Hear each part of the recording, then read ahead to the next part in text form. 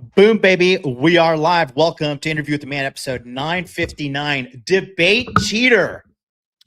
How to catch a liar and cheater in real time. Because one of my favorite people to watch destroy himself and his brand from afar is this guy known as Marquett Davon Burton, aka the Saint and the Sinner, who claims to be a multimillionaire while couch surfing on the good graces of some chubby white girl named Bridget. And he has been putting his foot in his mouth time and time again. And like Napoleon said, Napoleon Bonaparte, never interrupt your enemy when they're making a mistake. It is truly hilarious to watch this guy put his foot in his mouth. And he just recently did a debate with some guy named Jay Dyer, where he was caught cheating in the middle of the debate using ChatGPT or Google. And this guy comes off and he tries to act like he's this super intellectual guy when the reality was he was some DEI fucking privilege let into a couple of big name universities. But he talks like he's this super intellectual guy. I got my master's from Johns Hopkins University. Yeah, in early childhood education. So what does that mean? You're really good at shapes and numbers and your ABCs. So he's very smug and he pretends to be rich. He's not. He's broke. Okay. He blows all the money, the little money that he makes.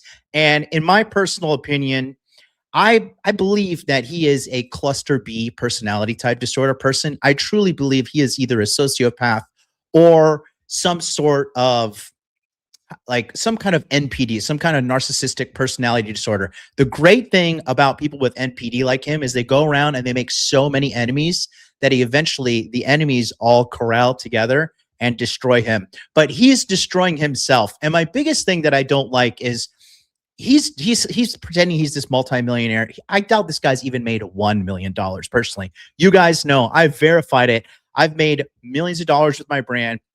I've made millions of dollars with my investments. As you can see, I'm in my new office in lovely Manila, where I'm out here on a deal that somebody who I'm under an NDA, I can't even talk about who wants me out here, but I was requested to come out here to do a big business deal, the biggest business deal of my life, okay? My colleagues are multimillionaires, and I know guys who have done exits from businesses who are actually in IT. I'm friends with a dear fucking friend of mine, great guy, who actually did an exit in the early 2000s with this company for over $1 billion. That's my colleagues. And these guys too, when they, because they all watch the Manosphere stuff too, and they see this fraud pretending that he's did an exit, pretending that he's rich, he's broke, he's low IQ, and he is just a blight on the Black community, because there are so many great, talented, amazing Black people in my life that I fucking love near and dear.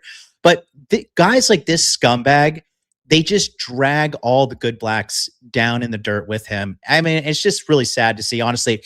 So what I'm going to do on today's episode is I'm going to show you guys how to catch a liar and a scammer in real time, and how they use verbal deflection to steer away your attention from the fact that you are actually pinpointing on their lies. And another thing that he does is he brings on people who aren't as intellectually manipulative as him, and he has debates with them and he beats them, right? But these people are not prepared, and they're not sinister individuals like him. So that being said, I just think it is so funny to watch this, and we're going to be breaking it down here. It is midday for me here in lovely Manila, and we're going to have a midday roast. So we're going to break down the entire podcast. He was on a podcast known as the No Fugazi podcast. I believe these guys kind of like copied the Fresh and Fit format, and I have seen this guy around. I believe his name is Cooley. Seems like a good guy. I just do feel like he too has been deceived by this Marquett guy. And as you guys know, I too was deceived by Marquett, and he deleted the interview. But in 2023, he invited me on the interview, pretended to be like he was my friend, pretended to act like he was a millionaire, multimillionaire, and I just believed him because I'd seen him on Fresh and Fit. And I was like, okay, well, if he's friends with Myron's, I'll give him the benefit of the doubt. I went on the interview, And it turned out to be a setup where he tried to make me look bad for saying some stuff that he was just alleging that I was saying. So very funny to see this guy destroy himself. And it just reminds me of a good quote from the Bible. And the Bible says, "The wicked flee, even though no one pursueth, but the righteous are as bold as a lion." And I know in my heart I'm righteous. I know in my heart I'm a good man. And I know in my heart I'm doing as best as I can to help as many people as possible. I've never scammed anybody. I've never done anybody wrong. I've never got on here and lied or embellished about my achievements. I am 100% transparent and as real as possible for everybody watching me. Because I know guys like you, you're not stupid. If I'm going to sit here and lie to you, if I'm going to lie to thousands and thousands, and my channel has been seen 180 million plus times, more than Marquett's 2 channels combined and his little ghetto Instagram with fake followers on there, right? So I know that if I'm going to lie to people, there's going to be way more eyes on me that can figure out my lies and expose me. And the only thing that keeps lies going is more lies. So you're going to see this guy's brand continue to circle the drain. And this guy, because he is truly like a cluster B, narcissistic personality disorder type of person, you're going to see this guy end up in jail or his brand crash out because all the attempts of him trying to act like a tough guy, he tried to act like a tough guy with Aaron the plumber. And Aaron the plumber said, "Where are you? I'll fight you right now." Marquett backed out. Right? He tried to act like he's rich and famous and all these things when he has cockroaches crawling on him in his studio in Las Vegas. And if you really want to see what's going on with him, type in 2 hilarious, amazing words on your YouTube search bar. Millionaire Bachelor. I have talked with Millionaire Bachelor off air. Millionaire Bachelor is a legit millionaire guy. And he's a very intelligent guy. And this guy, Millionaire Bachelor, totally exposed Marquett. So the reason I'm doing this is because I'm going to call him out and I'm going to show you guys how this guy is a liar and a scammer. And he pretends he's so smart. He says such stupid shit like, "I know how to make an NFT from the command line." You guys know I've been running a crypto show, Tokyo Crypto Show, since 2019. I've generated multiple millions of dollars in cryptocurrency. Okay, I know exactly what I'm talking about. And I helped Charlie build the Cultivate Crypto brand from the ground up, which is also was a multi-million-dollar brand until I stepped away and he ran it into the ground. And now his YouTube channel is destroyed. So I digress. This guy doesn't know what he's talking about. And what pisses me off is in an age right now where men have never been more attacked, men have never been more scammed, men have never been more persecuted. We have another sick, disgusting person who is also scamming men. And I just can't stand for that. And I wanted to show you guys how to be smart. So this is a very long episode. So sit back and relax. Join me as I am in my brand new office here in Manila. Isn't this beautiful? Look at this. Look at this skyline view. Got some cameras. This is actually not the final studio setup. I literally moved in here yesterday. If you guys like it, let me know. I'm here doing this stuff for you. I know a lot of guys liked the skyline setup before. The studio setup in America was fine, but it was in America, let's be honest. So we're going to get started right now, and I appreciate you guys for being here. Thank you all for joining me. I love you all. And listen, get yourself a nice little drink, okay? Get yourself a coffee. Get yourself a glass of water. If you're smoking some weed, load the bong up, all right? And let's just jump right into it. We're going to play the intro, and then we're going to get right into the debate. Debate is 2 hours long, so we're going to go and I'm going to break it down literally word for word. This is going to be a long episode because if you want to learn stuff like this, there is no short path. So sit tight and let's enjoy the show, okay? Let's go. Connection established.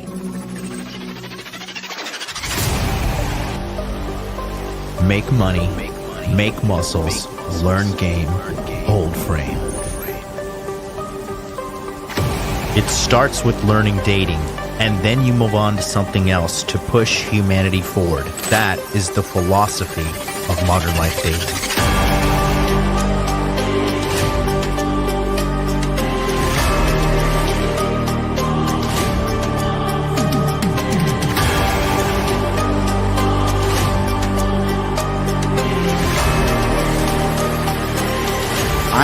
teaching you how to be strong.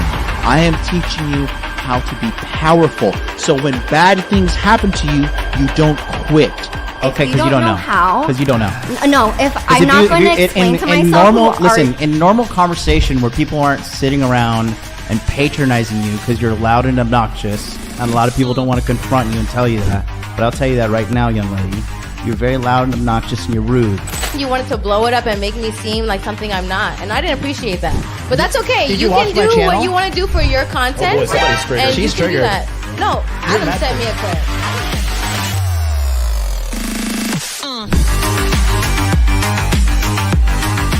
You should want a woman that you can build with. She could build me a sandwich. But my man, It's common sense in every other country in the god world, but here you got to get out of god Venn diagram and be like, hey, don't post half-naked photos of yourself because you're going to attract fucking predators.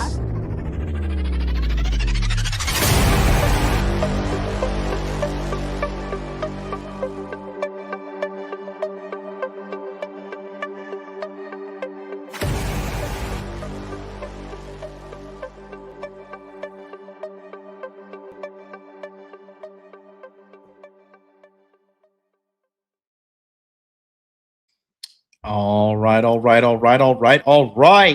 We are back and we are going to jump right into it. Dude, this stuff is going viral on X right now. And I just find it hilarious, dude. I literally, this guy is the gift that keeps on giving. Oh my God. The air conditioning in this unit is like all the way across the room and is like freezing my friggin' face off. It is hot today in Manila. It's hot every day in Manila. But welcome to the new studio. This is just like the beginning of it all. But as you can see, we got the HD camera popping. I am not on the fiber optic. We are plugged in to a 5G router.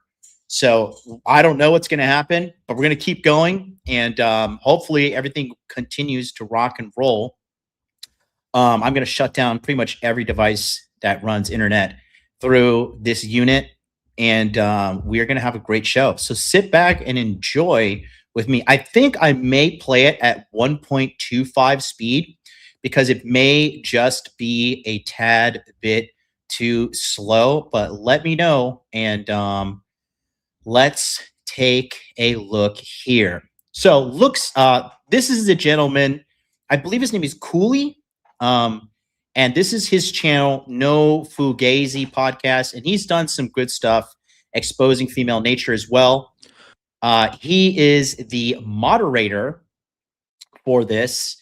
And what we're going to do, like I said, we're just going to jump right into it, and we will show you exactly what's going on. But really, it's so funny, too. If you just read the comments, everybody here is just making fun of him. Marquett drank at least 30 glasses of water. What's your source? That's an ad hominem. Marquett got grilled. You can see the truth is always in the comment section. And so you're just going to see a total fucking roast of this guy. And it's just hilarious because, he always tries to seem like he's really smart. And that's the number one sign of somebody that is stupid, because a truly intelligent person understands that communicating at a level that everybody can understand is the most effective way to communicate. Not using like an overly grandiose vocabulary to appear smart, right? An intelligent person doesn't need to go around proving that he's smart to everybody. Just like a rich person doesn't need to go around proving that they're rich to everybody. This is stuff Marquett does because, in my opinion, he is a low IQ, broke fucking scammer. Let's call a spade, right? And so Powder Dusty is in the house. Welcome back, buddy. Good to see you. You're up early. You're up early or you're up late? But it's 4:44 a.m. in Florida. I think you're in Florida, right? Welcome back, buddy. Good to see you. But yeah, he is truly insufferable. And, he pretends to be rich, and he's not. He's not rich.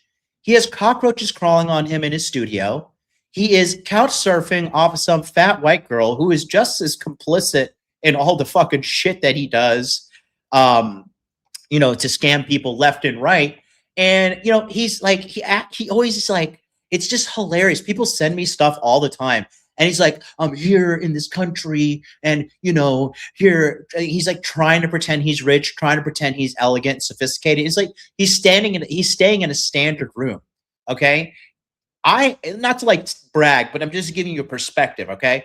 Like when you're truly rich, you don't stay in standard rooms. You stay in villas. You stay in presidential suites, and you're not doing it in third world shitholes. You're doing it in places like I've been doing it, like Tokyo, like America, like Korea, right? First world countries, top of the line. Okay. Is my background here photoshopped as well? Is this a Photoshop background? That light there is also Photoshopped. You see? That glass is also Photoshopped. We're all Photoshopped here. Yeah, this Versace hat is fake. The Rolex is fake. The Christian Dior is fake, right? I mean, it just cracks me up with these guys, how they're trying to, just to appear something that they're not.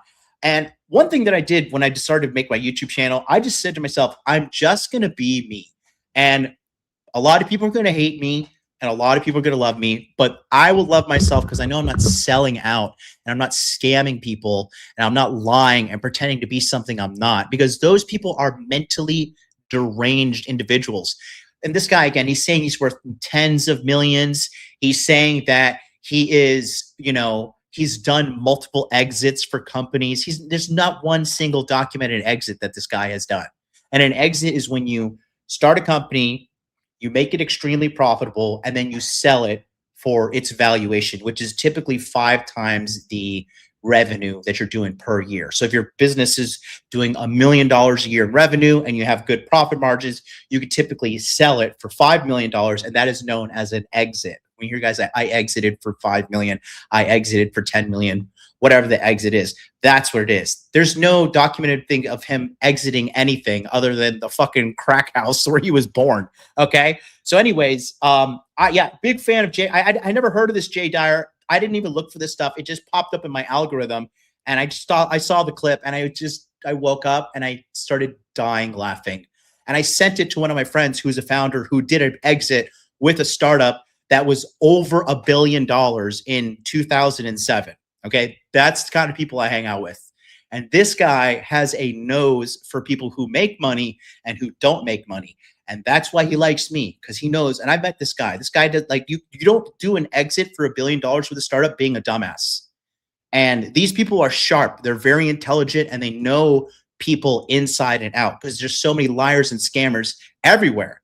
And you got to be smart. And when you make money as a business, you have a small group of good people and you keep everybody out. So I'm glad to be friends with that guy. He was laughing his ass off. And let's just jump right into it. Shout out to Mr. Wolf, WLD 445 gang. We up. View is sick. Thank you so much, brother. Meanwhile, Micron NVIDIA is sitting here at like 2,000x. Dude, talk about Moderna spiked the other day. SanDisk this year, if you put I think it was like 1,000. If you put $1,000 into SanDisk last year, you'd be up like $1 million right now.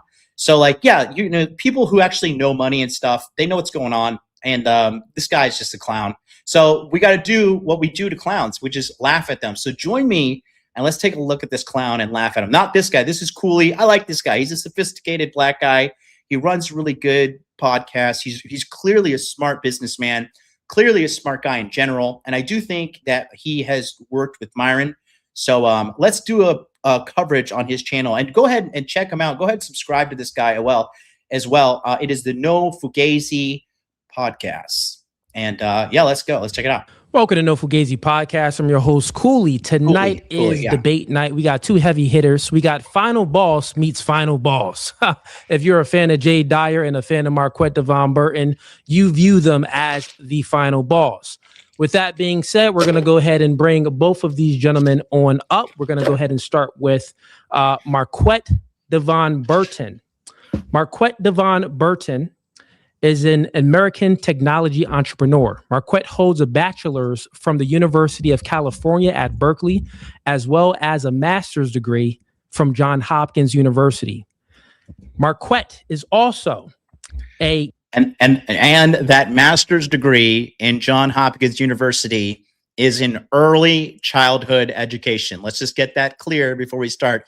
oohing and awing about a guy who got a fucking master's to teach kids in elementary school. Like, wow, what a genius this guy was. Communication expert. He's a best-selling author and communication expert as he gets completely manhandled via communication in this debate. Hilarious. And a businessman. Let's welcome Marquett Davon Burton to the stage. Thank you for having me. Hey, man. Thanks for coming, man. Thanks for coming. All right. Let's get his opponent up. Fighting out of the red corner, Jay Dyer. He's the blue corner. I'm the red corner. You the red corner. All right. Fair enough. Fair enough. Jay Dyer. We have him. He's a writer and a researcher from Southern United States with a BA in philosophy. Jay Dyer's graduate work focuses on interplay of literary theory, espionage, and philosophy. He's also a best-selling author, a comedian. Let's welcome Jay Dyer to No Fugazi Podcast. All right. Welcome to the channel, folks. So let's just go over the rules real quick for the audience so you know how this debate is going to be structured. It's going to be timed. We're going to have a 5-minute opening statement max. It's going to go into 15 minutes of cross-examination for both parties. And then it's going to go to 30 minutes open dialogue. Marquett is on a time limit, but he'll let me know how long he can go for. And then we'll finish it up with a 5-minute closing statement as well. Let me go ahead and get my timer up for this. Give me a second here. Wow, that's nice. Oh, yeah. This is official right here. Let me go ahead and. This is really professional. I like this. I haven't watched this debate. This is my first time watching the whole thing, but it already looks like Marquett is looking down and looking like he's preparing his Google or his ChatGPT. Because, like I said, he was exposed mid-debate. And then watching him squirm and try to talk his way out of it is fucking hilarious. Put you guys up. And he's already running my time down, just trying to cheat. Now we gonna start this off clean. I appreciate both of you brothers for coming up. Now tonight's topic is going to be: is Christianity true and good for all people? Jay is taking the affirmative position. We'll have him go first. Jay, whenever you start speaking, I'll start the timer. Yeah, thank you. Glad to be here. Appreciate my friend here for coming. I think Christianity is definitely true because, number one, we can argue and prove it logically. I focus on my channel quite a bit on philosophy and the logical argumentation for those types of religious positions. And one way to know that would be the transcendental argument. We're not doing that tonight, but since true is in the proposition, the debate problem, I'm going to say, yeah, that the transcendental argument, I think, points us in the direction first of a being that is immaterial, that is invariant, that is non-physical, that is the grounding both epistemically and ontologically for the possibility of the things that make knowledge possible. So in other words, things like the laws of logic, things like numbers, things like principles, philosophical principles like causation or teleology, all of those things require some kind of... Marquett is Googling all these words right now, I'm telling you. grounding beyond mere physicalism. And then to go beyond that, I think the Christian paradigm, the Orthodox Christian worldview, including its ethics, its metaphysics, and its epistemology, is unique and provides a cohesive, coherent, extensive justification and grounding for our ethical, metaphysical, and epistemic beliefs. So when we talk about the trueness of it, that's the direction that I would go. Obviously, I'm limited in terms of fleshing out all that argumentation, but also historically, we have a good grounding for the claims of Christianity in terms of the evidences for the validity and the accuracy of the New Testament. It's the most well attested to ancient documents. I'm not saying that Christianity is true because I'm saying these are just evidences for Christianity within that framework of the transcendental argument, which I would begin with. But the historicity of Christ, the historicity of the documents themselves, far more well attested to than Plato or Aristotle, even any of the other great epics of history. They're all pale in comparison to what we have with the documents of the New Testament, with 5,000 plus existing copies and manuscripts and textual traditions within the first few centuries of the church. We also have a long history of Christianity's effect on the world, and this gets into the idea of, is it good for all people? We note, for example, that the brutality of the Roman Empire was transformed into Byzantium. We saw a change in the sort of autocratic idea of paterfamilias of the Roman Empire, that members of the family could be tossed out if they were not wanted, for example, daughters. We saw infanticide, etc., being challenged, which were normative in the ancient pagan world. We see rights, for example, in the book of Deuteronomy, and of course, Deuteronomy and the ethics of Mosaic law are also part of the Christian heritage. We see for the first time in the book of Deuteronomy, as I argued in the recent Muslim debates and modern day debates, Debate Con 8, that this is the first time in the ancient world you begin to see rights, or I should say protections, so to speak, for people in other classes or in the slave class, and even banning things like grape for women that are taken in battle. Those were revolutionary for the time. We've not seen ethics like that in the ancient world, and even beyond that, into the idea that humans have dignity because they're made in the image of God. Those Mosaic principles are then spread to the rest of the world throughout the history of the Christian church. Certainly, the Christian church wasn't able in its first, second, and third centuries, because it was persecuted, it was in the catacombs, to change every aspect of society. Ultimately, we aren't able to perfect the world. We can't get rid of every injustice. But definitely, I think if you look at the course of the Christian church in the last 2,000 years, and specifically I'm arguing for the Orthodox Church, but even outside of Orthodoxy, even deviations like Rome or Protestantism have still benefited society in various ways. We think of, for example, modern inventions that come out of science. Science itself is birthed out of the medieval tradition of the university itself, a Christian invention. Hospitals come out of Christianity. We think of the longest existing and most successful empire, not just in terms of length of time, but also in terms of monetary policy. The Byzantine Empire lasted for over 1,000 years, and it's the longest, most successful in that regard, even in a worldly sense, empire. Of course, it did fall, and all empires are bound to fail. But Christianity at least provides not just a positive aspect, a positive appraisal from its history, but also its ethic itself, which I think is, in terms of compared to other world religions, the highest ethic that we could have with what we see in the Ten Commandments and the Beatitudes and what Christ offers. All right. Thank you for that, Jay. We're going to move on over to Marquett. Once you start speaking. I will just say that this Jay guy is, you could just tell right off the bat, okay, that this guy, the way he communicated, he was very clear. There was no uhs, no ums. He was bulleting through things. This guy internalized this knowledge, in my opinion. Okay. So when I hear a guy like that talk, I don't smell any bullshit. This guy truly believes in what he's saying. And it seems to me like he's thoroughly researched this and has debated this multiple times. This guy clearly is a very intellectual person, in my opinion, from that opening statement. And I'll start your time. Sure. Jay, I appreciate that. And thanks for being here. We haven't had a chance to meet, so it'll be good to get to know you. It already looks like he's reading off of something down to the lower left. Look. In this conversation, the title is Christianity True and Good for All People? I don't really want to get into the conversation of is Christianity true. I don't think it's very interesting. There are people who are far brighter than I am who have argued that back and forth for the centuries. I do want to speak on Christianity is not for Black people. So that addresses the second part. I trust. What? So we're changing the title of the debate already. Okay. Let's go down the race route. Let's do it. Let's race hustle. I mean, the race script has been strong. So let's see what he's got to go with this one. Touch on the first part during the conversation. Christianity is something that you just portrayed extraordinary. It was so positive. There was just no level of balance there. I think we'll have a really engaging conversation, creating some balance and pursuing truth together. But I would say that with regards to the Black peoples, Christianity has found ways to reconcile land and resource theft, enslavement, cultural erasure, genocide, apartheid. Christian merchants transported enslaved Africans. Christian theologians defended slavery and thought of racial hierarchies with Blacks at the bottom. Christian missionaries attacked indigenous African belief systems, family structures, and lifeways.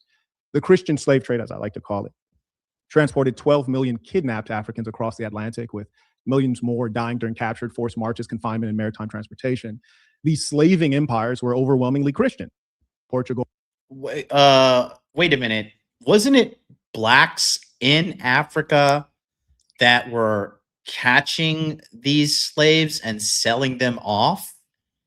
Because it's not like they had Christian headquarters in Africa where they're like, oh, hey, here, where slaves are us. And yeah, all these indigenous people aren't going to, massively outnumber us and kill us in this foreign land.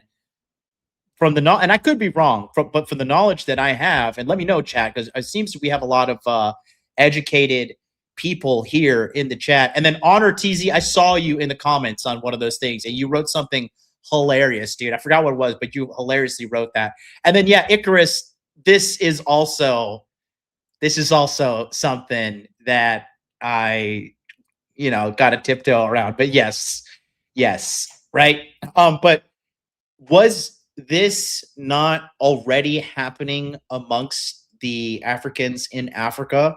So to just say that, oh, well, Christians are bad, like everybody was doing slavery back then. If you want to actually talk about slavery, I believe it was white populations were the first people to abolish slavery and make slavery illegal.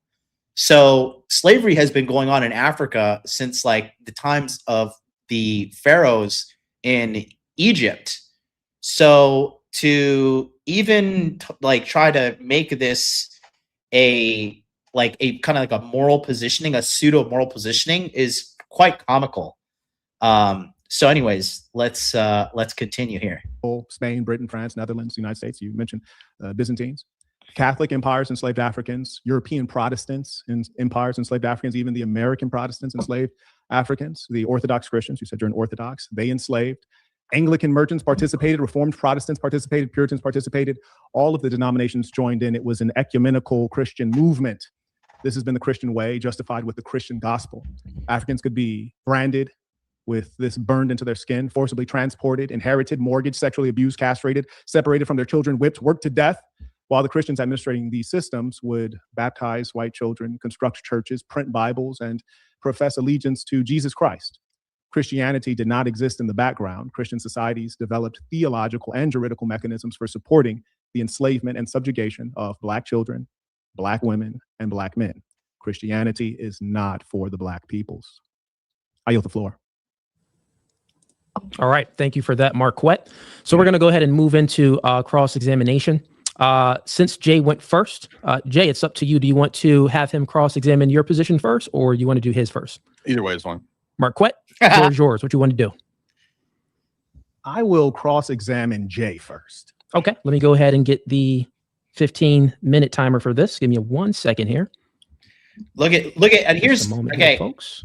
Here's another thing too. You could see Marquett on the back. Look how his eyes are looking up and down. You could tell that he is using a computer in the background. I don't know if you're allowed to use it, but it seems to me, because he did get called out later. But again, watch this. I'm in Jay first. Okay, let me go ahead and get the right here. He's looking up. Right, he's looking up there. 15-minute timer for this. Give me right there. Those little micro eye movements. Looking down. 1 second here. Looking up again.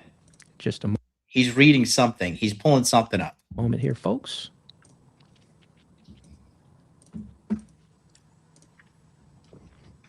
And let's get this one up here. Okay. Nice. That's pretty cool. All right, Marquett, whenever you start speaking, I'll start the timer. I appreciate that. Jay, would you tell me about a time in history or even the present where Christians did wrong? Sure. There could be many ways to cash that out. You could say that you could have a corrupt Christian king who, stole money. You could have a papacy that engaged in usury. You could have the Roman Catholics attacking other Christians, like in the Crusades, the Byzantines. So, I mean, there's a lot of different possible examples. Do you want like a specific historical example or like a potential thing that could happen between one person to another? I think historical is good. I kind of like where you took the conversation. So with those Christians doing wrong, you said corrupt king. Mm-hmm. Does that mean that he was corrupt in the sense that he wasn't a Christian, or he was a Christian, he was just a corrupt Christian? Well, given the limited historical accounts that I have, I would go by the public profession. So I would say that in the case of, say, a corrupt king in the Middle Ages who, I don't know, stole land from the serfs, he would be professing as a Christian, but then a corrupt Christian. So by your standards, are you defining him as a Christian, or is he not a Christian because he was corrupt? Well, in Christianity, what defines a Christian isn't did you commit a sin or this or that ethical infraction. It's your baptism and your public faith profession. Very good. I think that's completely reasonable. So basically, if they've been baptized and they self-identify as a Christian, then they are in fact a Christian. Loosely speaking, I mean, at least that's how most people would perceive it. I would take issue in terms of technicalities that as Orthodox, we don't recognize like Jehovah's Witnesses or even Protestants as, quote, Christian. But nominally speaking, they self-identify. And so you could say they were, quote, nominally Christian. You identify them as heretics. Mm-hmm. Roger that. Okay. So with that being the case, we're taking them.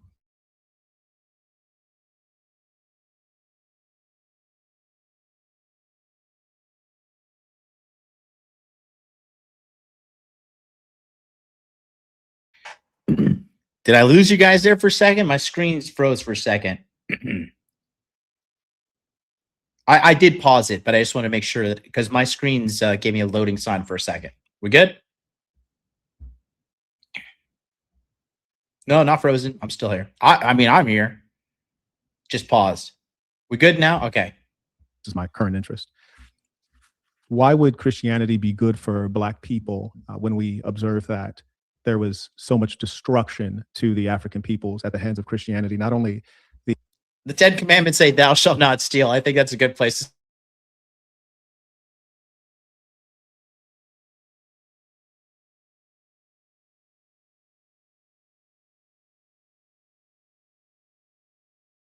African lifeways to be the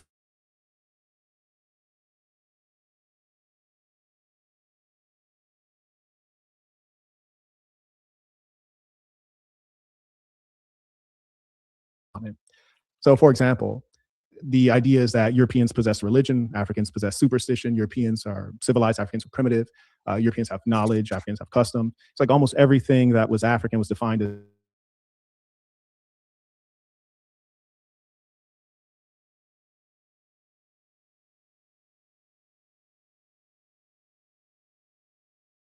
not Christian. These are heathens, and because they're heathens,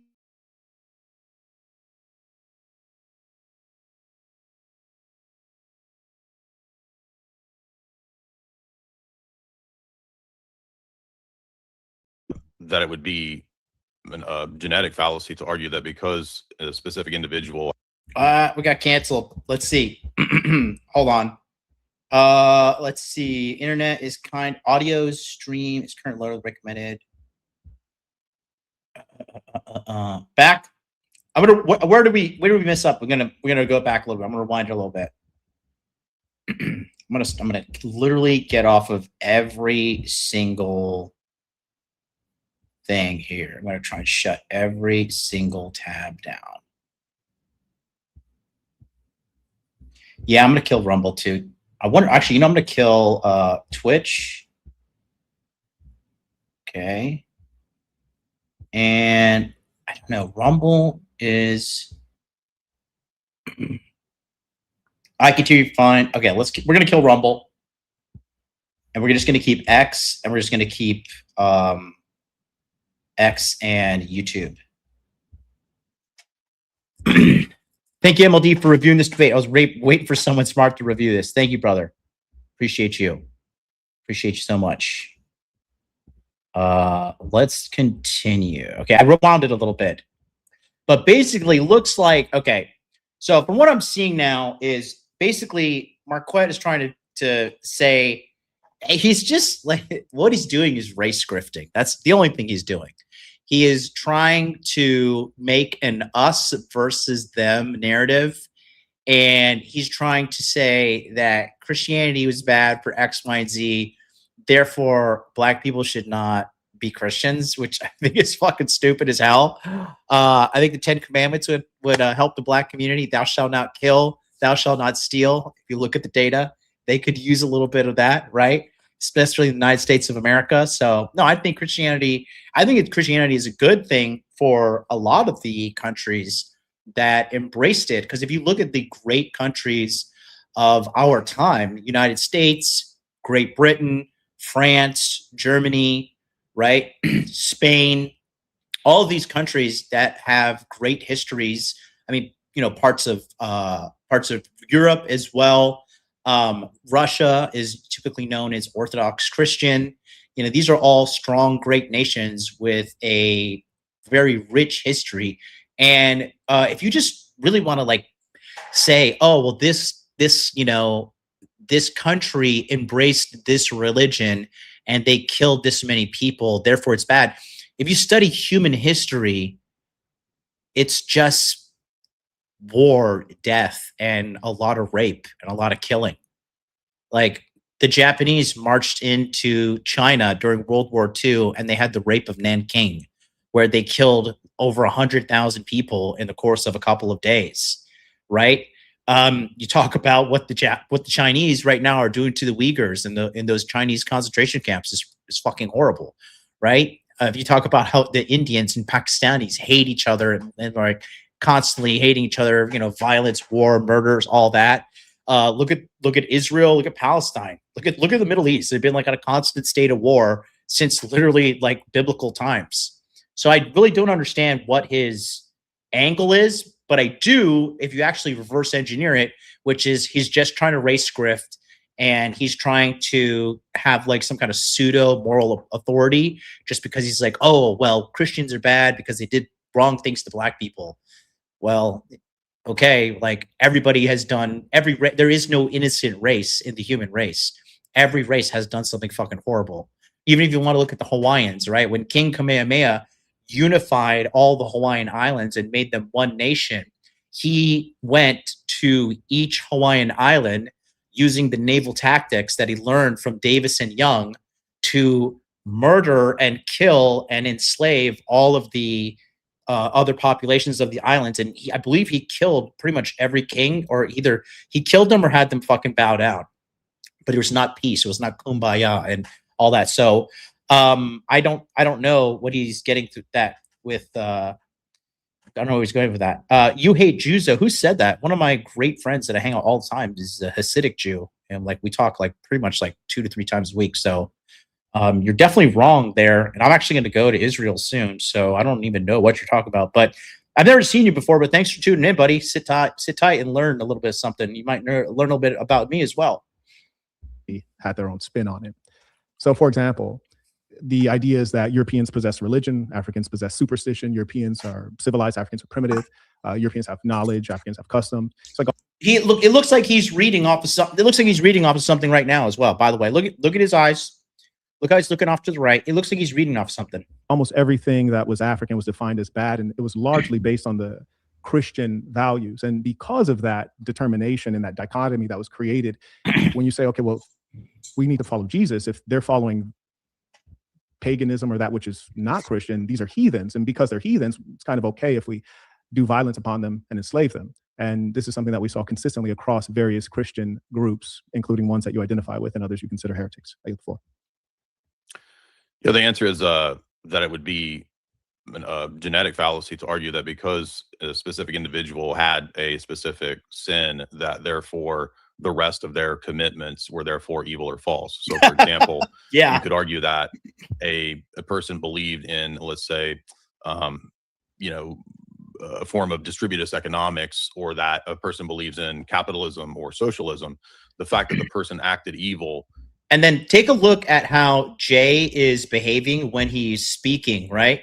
You could tell that he's not reading off of anything. He's just literally going off of what's going on in his mind. Or did this action that was evil, it wouldn't necessarily mean, it's just a logical fallacy to say that the system that they adhere to is therefore false. So how would... I did not suggest it was false.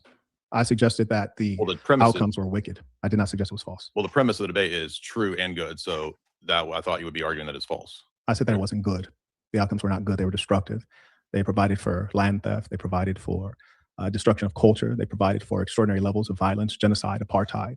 But how are you arguing that that's not, how do you demonstrate that it's not the vice of the individual versus the religion itself? Well, that's a good question. You mentioned he got him right there. And now you're going to see, like, I have a professional eye for looking at bullshitters. Jay got him right there. Marquett knows he has nowhere to go. So I expect him to filibuster. Filibuster means just ramble and really not make a point, because he immediately conceded right there. Individual. These were not individuals. We reference entire empires. We can reference the Byzantine Empire. These are not individuals. And what's more, Christianity was critical to the execution of a lot of these things. If you look in the American context or the Caribbean context, they gave the blacks a slave Bible with it was modified to maintain mental bondage. When you look at Christian enslavement and colonization throughout the African continent, you find that it was supported by missionaries. There he is. Is he Googling right now? Looks like he's Googling or pulling something up. But again, this would be a genetic fallacy because you can't demonstrate that. Look how is he look at that. Like you can tell by his body language. Watch. Colonization throughout the African continent, you find that it was supported by missionaries. Look, see? Hands down, looking off to the right, typing something or pulling something up. Missionaries. But again, this would be a genetic fallacy because you can't demonstrate that because these individuals, and by the way, empires are made up of individuals. So they are individuals. That would be a fallacy right there. No, how would a collective And not your be made up of genetic fallacy has not been clarified, mind you. What I'm just See, this is what Marquett always does. He just nitpicks little things in what people are saying that have no logical like consistency, and then he expands on that and tries to make the person look stupid. And then the person is typically not a skilled and veteran debater like this Jay guy, and so they typically fall apart. And they're like, and then as soon as they like start to fall apart, he just intensifies the verbal abuse and starts, oh, you're just a really stupid person. Oh, you're really not even educated. Oh, you know, that's the shit he does. And it's like the sign of, and he does it for his audience because his audience is just like him, low IQ and broke, right? That's all it is. He is a low IQ, broke person. And his audience slurps this shit up because they all just want to fucking chimp out and have a drama fest. Like when you just saw him recently trying to say that like, oh, I'm in Miami and I'm looking for Myron Gaines and I wanted to fight his manager. Like, can you be any more of a hood rat? Could you be any more of a fucking clearly uneducated, low IQ, broke person with no decency, no self-awareness? Like, what are you even doing? You're an embarrassment. And he would never do that face-to-face with anybody that would go toe-to-toe with him physically. He picks on weaker people because he's a bully. That's what he does. His strategy is a bullying strategy, right? He picks on Gary, the numbers guy. Gary is an older man in his late 40s, married with 2 children. He's not trying to have a street fight with some hood rat in the streets of Miami to prove what? Gary is exponentially richer than Marquett the scammer. Okay. Gary, I have seen how Gary makes money, and Gary is legit. Gary makes millions of dollars. Gary is not a fucking scammer. He makes a lot of money with a lot of different businesses. He's Jewish. He's got the fucking Jewish fucking connection, man. That Jewish connection is real and it is powerful, right? And, you know, he's in the street trying to like say, oh, you know, fucking he's fight. Let's fight, you know? And it's just like, it's just is wild. It's just wild. Like it is low IQ. It is not intelligent at all. And it's not what millionaires do. It is not what multimillionaires do. How do I know? Because I'm a guy who's made multiple millions in multiple avenues. And we don't do stuff like that. Because you know who has the risk when you're rich? You do. Because people can fucking take you to court. They can sue you. They can prosecute you criminally. They can prosecute you civilly. And it's this unnecessary problems because people who make money, people who are actually rich, they want to avoid as many problems as possible so they can streamline their success in whatever business vehicle they are in. And if you take a look at Marquett's brand, it's the complete opposite. He's always looking for problems. But when he gets called out by a real street dude, Aaron the plumber, when Aaron the plumber is like, you're a bitch ass nigga, and he said that to him multiple times, and Marquett just chimps out and fucking, you know, loses cool. And it just shows to me that he doesn't know what the fuck he's talking about because it's hilarious. It is comedy when you truly see, because Marquett is not a tough guy. He's a bully, and bullies are weak people. That's the bottom line. Okay. He would never say this face to face to somebody like me. He would never say this face to face to somebody who's big and strong. He psychologically profiles somebody to see if they're weak, physically weak, mentally weak, and then he attacks. And then he looks like he's some, you know, cool, big, tough guy. But the reality is he's a weak person himself. Because if he was truly strong, he wouldn't have to lie about his accomplishments. He wouldn't have to lie and say, oh, I've made tens of millions of dollars. Oh, and I've done this kind of business, and I've done exits of this. But there's no evidence for it whatsoever. That's the sign of a weak person. A strong person is a person who says, this is who I am, and I am okay with who I am, and I love who I am, and I accept who I am. but to play this character and to lie and lie and lie and finesse his own community. The majority of people that support him are black people, and he's fucking over his own people. That's fucked up. Okay, that is fucked up. Marquett also ducked a fight from J.W. Lucas, who is Gary's right-hand guy. Send me this guy's Instagram. I want to see who this guy is, right? That was shout out to Honor TZ, says that was really low IQ. You are right. Listen, you know, there's a black gentleman who supports this channel. His name is Dr. B. He is a real doctor. He's an African-American guy. He worked himself from the bottom to the top. He's doing multiple six figures now. He's a very sophisticated guy. And I truly like this guy. I like this guy a lot. I hung out with him in Miami, right? This guy is not in public looking for trouble. He's not out here fucking chimping out and being an embarrassment. He's a very sophisticated, very nice guy, dresses well, and this guy fucking loves to dance. It was hilarious. He like gets down. We were on the yacht party and he was breaking it down. It was fucking hilarious because he's so in it when he dances, you know? So yeah, MLD was in Miami recently. Marquette was nowhere to be seen. Of course, bro, this guy just blah, blah, blah, blah, blah, blah, blah, blah, blah, blah. Just talk. That's all he is, guys. And this is what I'm trying to show you guys. These psychological bullying tactics that he used, they're the same tactics that women use. Now we're getting deep in the game because women have to talk a big game. Women have to use manipulation and stuff because they're not big and strong as and assertive like men. That's the truth right there. So he's very feminine in his nature. It's just very funny to watch. Let's continue with the debate. He's already off to a terrible start, in my opinion. Describing are the mechanisms of Christianity being used on a consistent basis to justify enslavement. Whether we're talking about scripturally, you can look at, you know, it's been used Ephesians, Colossians 3:22, but even beyond the Bible. It's not Colossians, it's Colossians, you idiot.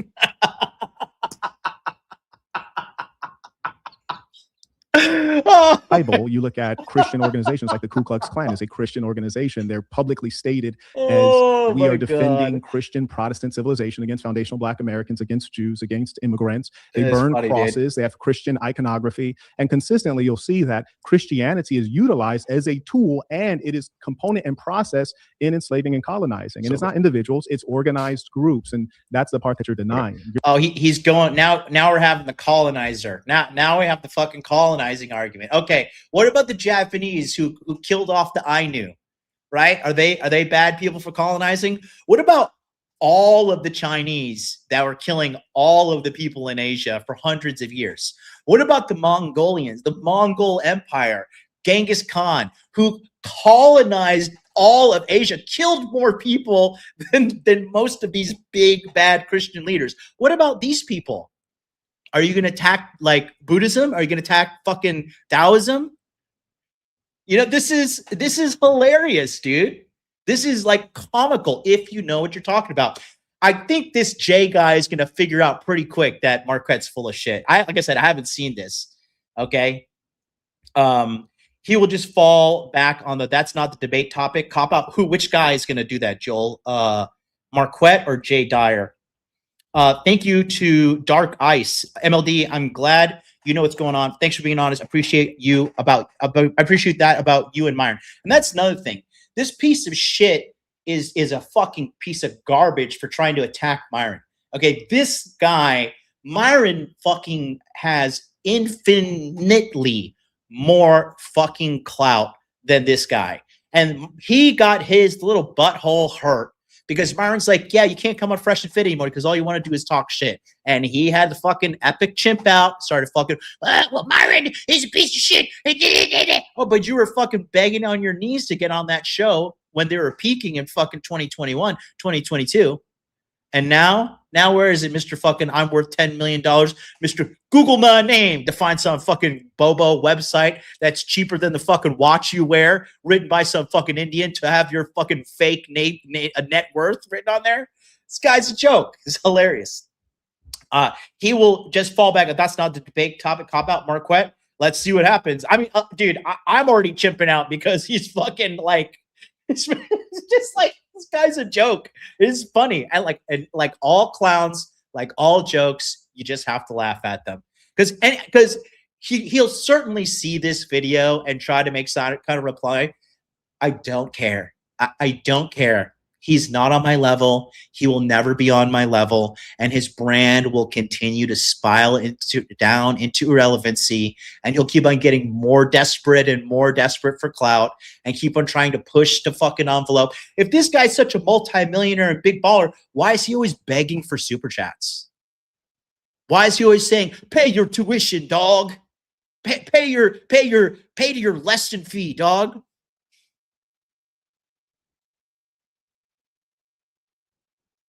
When do you ever see me like begging for money?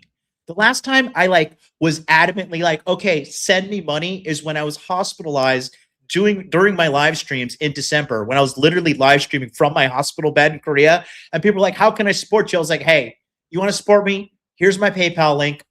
Send me fucking $100 so me and the girl that's taking care of me, we can get some steaks from the Outback Steakhouse because we are tired of eating kimchi every single day for every meal in that fucking Korean hospital. So if I'm a criminal, if I'm guilty for that, guilty, Your Honor. I didn't want to eat kimchi every day, and the audience members were asking how to support me, and I think like $100 or so, $150 was sent to me. So if I'm a criminal, then I'm guilty, Your Honor. Lock me up, take away the key.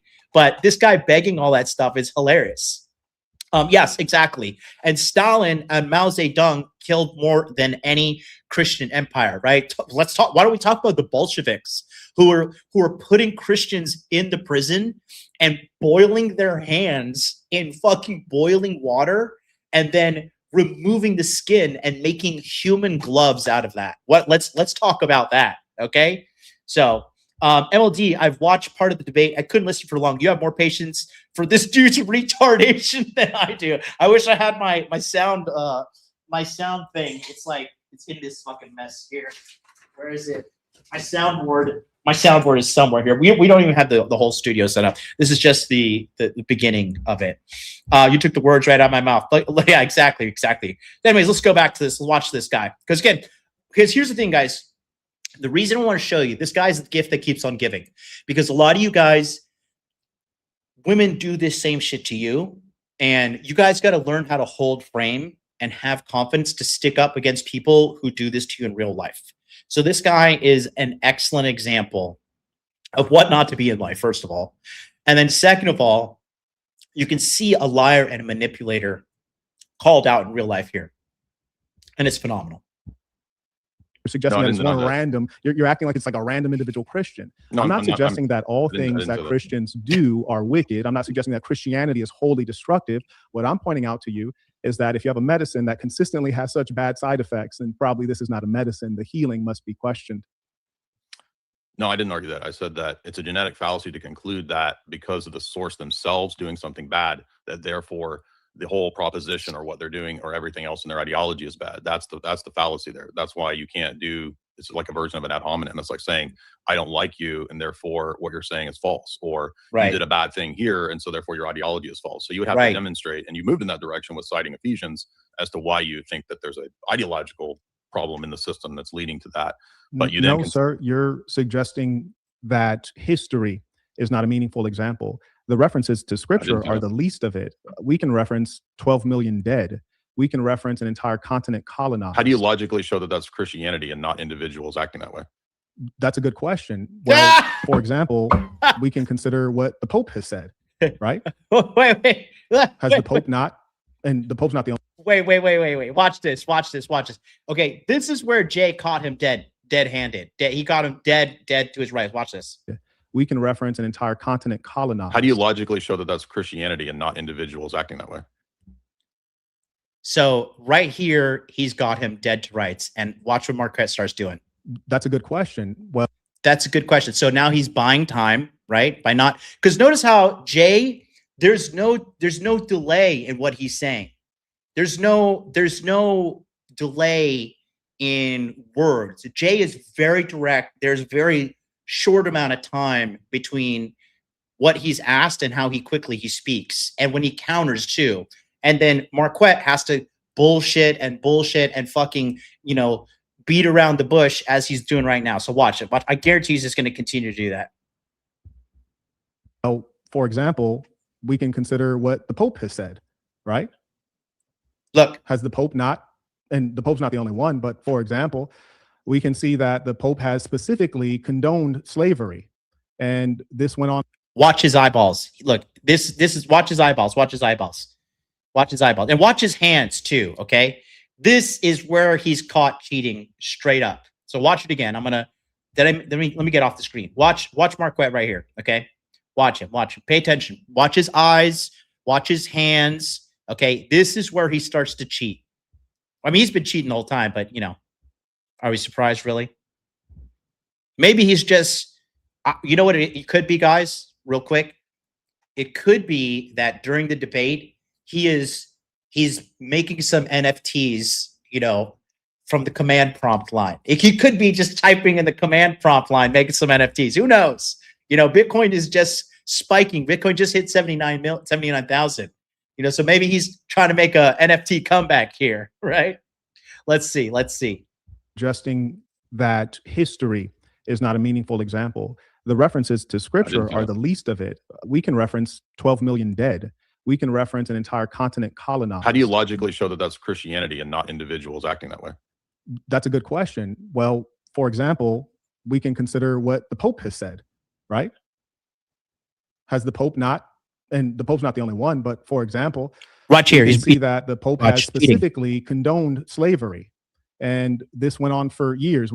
There's so many examples that we can go through it, and I'm happy to go through them. I don't know how the cross-examination works. I don't know if I'm supposed to be going through the examples or if you are, but Marquett, he is bullshitting now because he has a bunch of bullet points in front of him. He's like, I don't know, should we go through a bunch of examples? Because he's trying to, this is how hyper manipulative this guy is, right?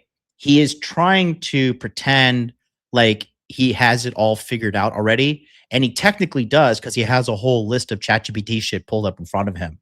But that's why he's saying, should we go through a bunch of examples? Because he probably typed that out in front of him. Give me a bunch of examples where the Pope did X, Y, and Z, and let's cross-examine those, right? That's what he's going to try and do.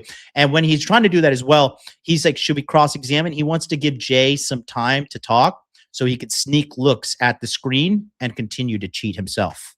You do not have to go through any examples. He's on the defense, so you can continue to ask questions. Okay, well, yeah. Jay, if you would be in good faith and be honest, that several and him trying to say, would you be in good faith and be honest? That's an attempt at character. He's attacking his character. He's trying to do a character smear right there. Popes have explicitly condoned enslavement. You know that when the Portuguese first started along the Atlantic coast of Africa and they started enslaving Africans, this is what the blessing of the Roman Catholic Church. You know that theology has been modified or interpreted however you like it to justify slavery. And I'll give you one thing that makes it really ridiculous. What you're saying is quite dishonest. Your Bible and he's trying to attack him morally, and he's trying to, again, character assassinate him to prop himself up as like some kind of moral authority. That's what's happening right now. But Jay's not going to buy it. I'll tell you right now, Jay, I've not watched this, but I'll tell you right now, Jay's not going to fucking buy into this shit. So I don't reference the scripture because it's so unreliable that you have both the abolitionist and the slaveholder using the Bible and Christianity to justify violently contradictory positions. For example, now here's the comedy. In the case of the slaveholder, they have specific scripture they can reference that justifies slavery, whereas the abolitionist actually has to use Christian principles as opposed to specific scripture. So what you're doing is quite disingenuous. And the reason I try not to debate religion is because it requires you to lie. It requires you to lie to justify your deeply held beliefs. I yield the floor. Yeah, it's a non sequitur, because even if you admit that the Bible is unclear, then and you would be admitting that by saying that neither group can demonstrate which one's right or wrong, you would then be admitting that the Bible doesn't clearly teach your position, and so you can't actually refer to Ephesians. So that's another fallacy. It's a non sequitur. That's incorrect. I'm not admitting that I never claimed that the Bible drives my position. I stated that the actions of Christians have led to. See, and now Jay is laughing at him because he's noticing that this guy's just full of shit and he knows what he's doing. Just like how I'm picking up on it right now. It's hilarious. And that's why he's like, oh, okay, I've got this in the bag. This guy doesn't know what the fuck he's talking about. Enslavement, genocide, apartheid, and much else. History is replete with examples. I don't think you understood. You're engaging you're being a metaphysician, and I'm more so on the side of the historian. I'm more so on the side of the historian. And so what I'm challenging to you is to acknowledge that systems of oppression have been justified directly with Christianity. I'm not suggesting that they were correct in their interpretations. Quite frankly, I don't care. I'm saying that it is so consistent that we see Christians behaving in this way that we have to ask, if it's a system for good, why is it not consistently producing enough good to contend with genocide, apartheid, colonization, land theft? Again, I keep highlighting specific lines of argumentation that I'm disagreeing with, that you're presenting a fallacious. And see, look, now here's the thing. Marquett gave his little speech, which didn't really prove anything about his points. And now, as soon as he says, because this is why he's saying, I yield the floor. He's saying, I yield the floor so he can control his time and immediately go to the screen and start cheating. Like, watch exactly. As soon as he says, I yield the floor, he's going to look towards his left, which is, well, towards our left. His eyeballs will look to the left of our screen, but it's actually to his right. But watch him. Clear as day. Genocide, apartheid, colonization, land theft. Again, I keep highlighting specific lines of argumentation that. See, look at his hands. He's typing and then he's fucking doing something. Watch. Again, I keep highlighting moving, typing. Specific lines of argumentation that. Looking at the screen immediately. I'm disagreeing with, that you're presenting a fallacious line of argumentation. And the reason that I have to call that out is that if I'm going to answer it, you can't trap me with a fallacious line of argument that's attempting to then make me look like I'm affirming something absurd. So, dude, I literally just called that out earlier. I literally just said earlier, that's what he does. If you're paying attention to what I was saying Marquett takes a part of somebody's logical argument and then he attempts to say that is false. And then he tries to say, because you said this false thing, here's why you're wrong. But a lower IQ, a lower socially intelligent person wouldn't catch on to that. And they would typically react emotionally to be like, whoa, what are you doing? I didn't say that, but Jay is clearly grounded and he literally just called him out and says, you're putting out something that is fallacious and you're trying to say that I said something that I didn't say in order to make me look stupid. I literally just fucking said that. And I'm so glad that this guy called it out as well. Perfect.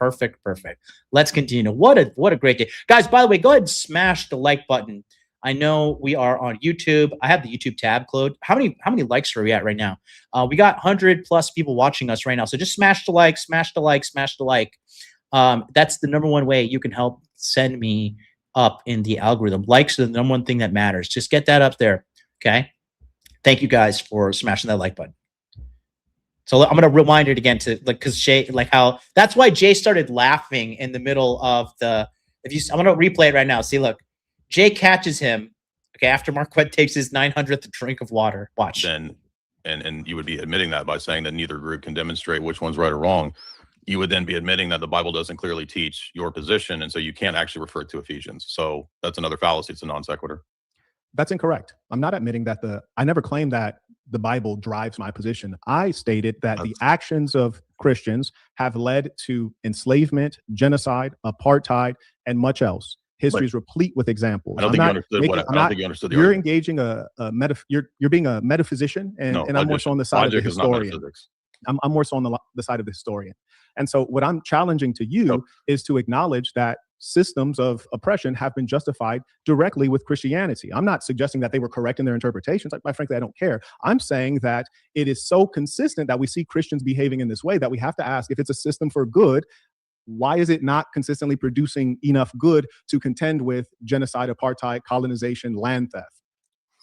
Again, I keep highlighting specific lines of argumentation that I'm disagreeing with, that you're presenting a fallacious line of argumentation. And the reason that I have to call that out is that if I'm going to answer it, you can't trap me with a fallacious line of argument that's attempting to then make me look like I'm affirming something absurd. So that's why we have to do logic, and logic isn't metaphysics, by the way. They're two different things. So when I say that that's a fallacy, which was a genetic fallacy earlier, and I'm saying now, you're saying that the Bible was unclear, but then you cited the Bible for why you were arguing for that it promotes slavery. So no, is I it was unclear not arguing that the Bible promoted slavery. I was pointing out the historical fact that both sides utilize the Bible, and that is clarification that it is a tool that can be utilized both for good and evil. Your suggestion that Christianity is a tool of good, I'm saying If it's unclear, if you'd be honest about history, even if you look at apartheid in South Africa and you look at the Dutch, they specifically used theology of their church to justify the control of Black Africans and the subjugation. Yeah, I get where you're going, but you're not understanding the line of argument. That's my response, which is if you're admitting that the Bible is unclear, then how can you say that the foundational documents and teaching of the religion promote slavery? Maybe it does. Again, you keep saying that. That's a straw man. I never made that argument. What I'm talking to you about is not, one second, is not the thinking or the claims or even the scripture. What I'm talking to you about are the outcomes, the behaviors, and what has been demonstrated by Christians and their church. But you argued that the scriptures are unclear on this. Focus on what I just said. Don't run. Like, see, that's where he's trying to do the character assassination, and now he's trying to do the bullying and the tactics that are all deception, because that's what this guy is. He's all deception. There's really no substance to this guy other than the fact that he has his master's degree in early childhood education. That's real, but he probably cheated his way through college too. Let's be honest. How am I running?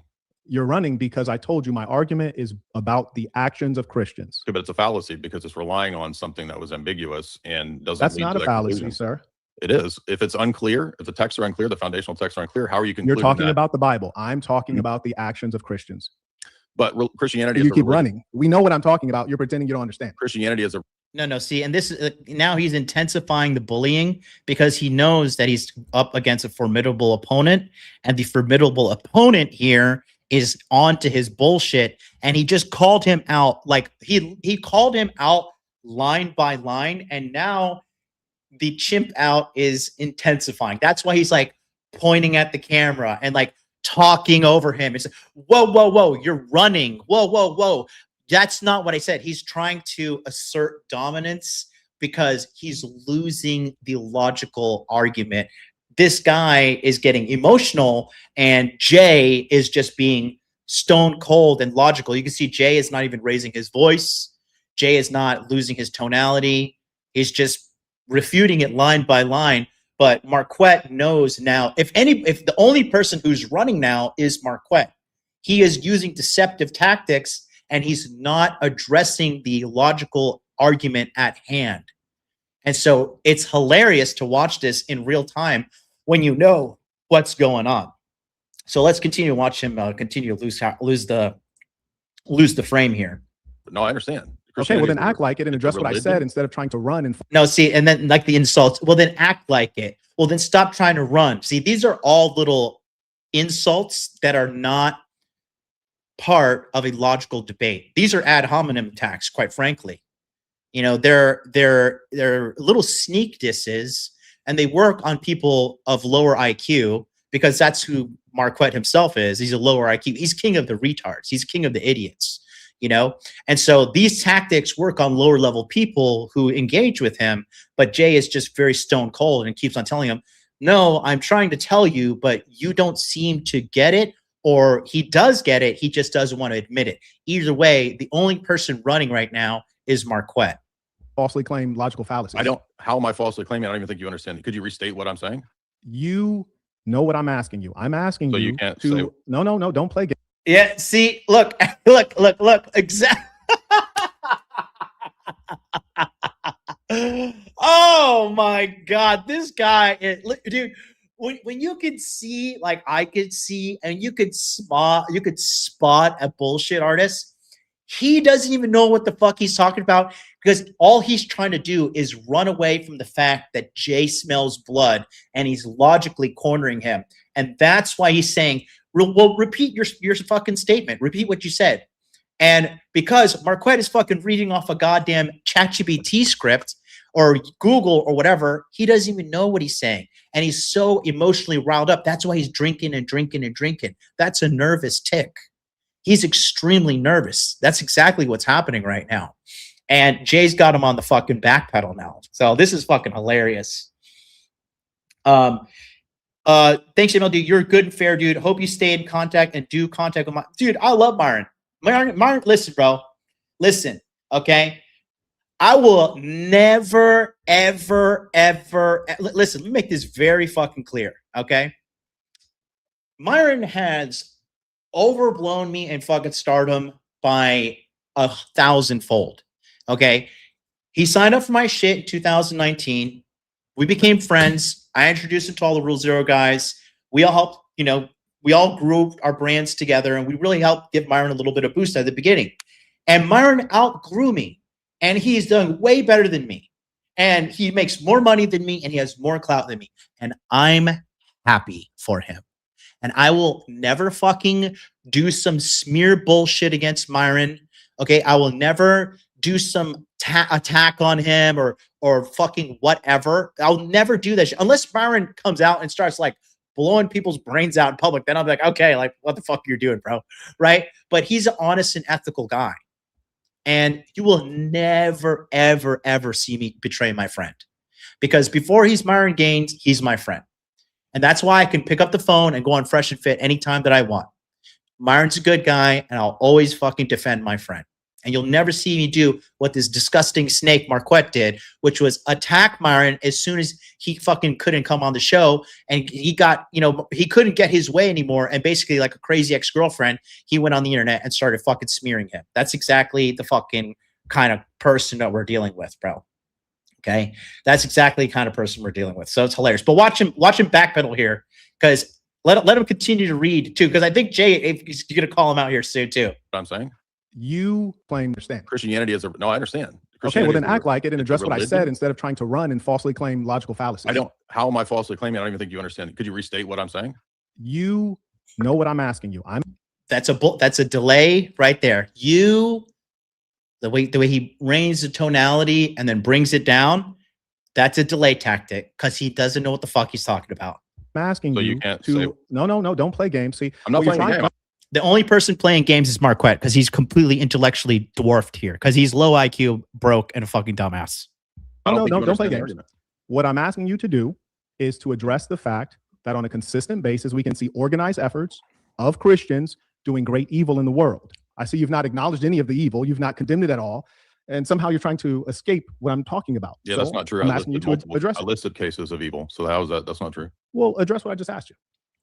Again, like if the argument is based on a fallacy, I can't address something that is a fallacious line of argument. It's a fallacious question. So it's assuming that that Christianity is ambiguous, but you're also saying that it teaches slavery. No, I did not say Christianity is ambiguous. I just said you said that multiple times. The Bible. Well, the sir, Bible. you keep going back to the Bible again. Everyone's listening to you. Did you say it's you're running to Scripture when I'm talking about the behaviors of Christians.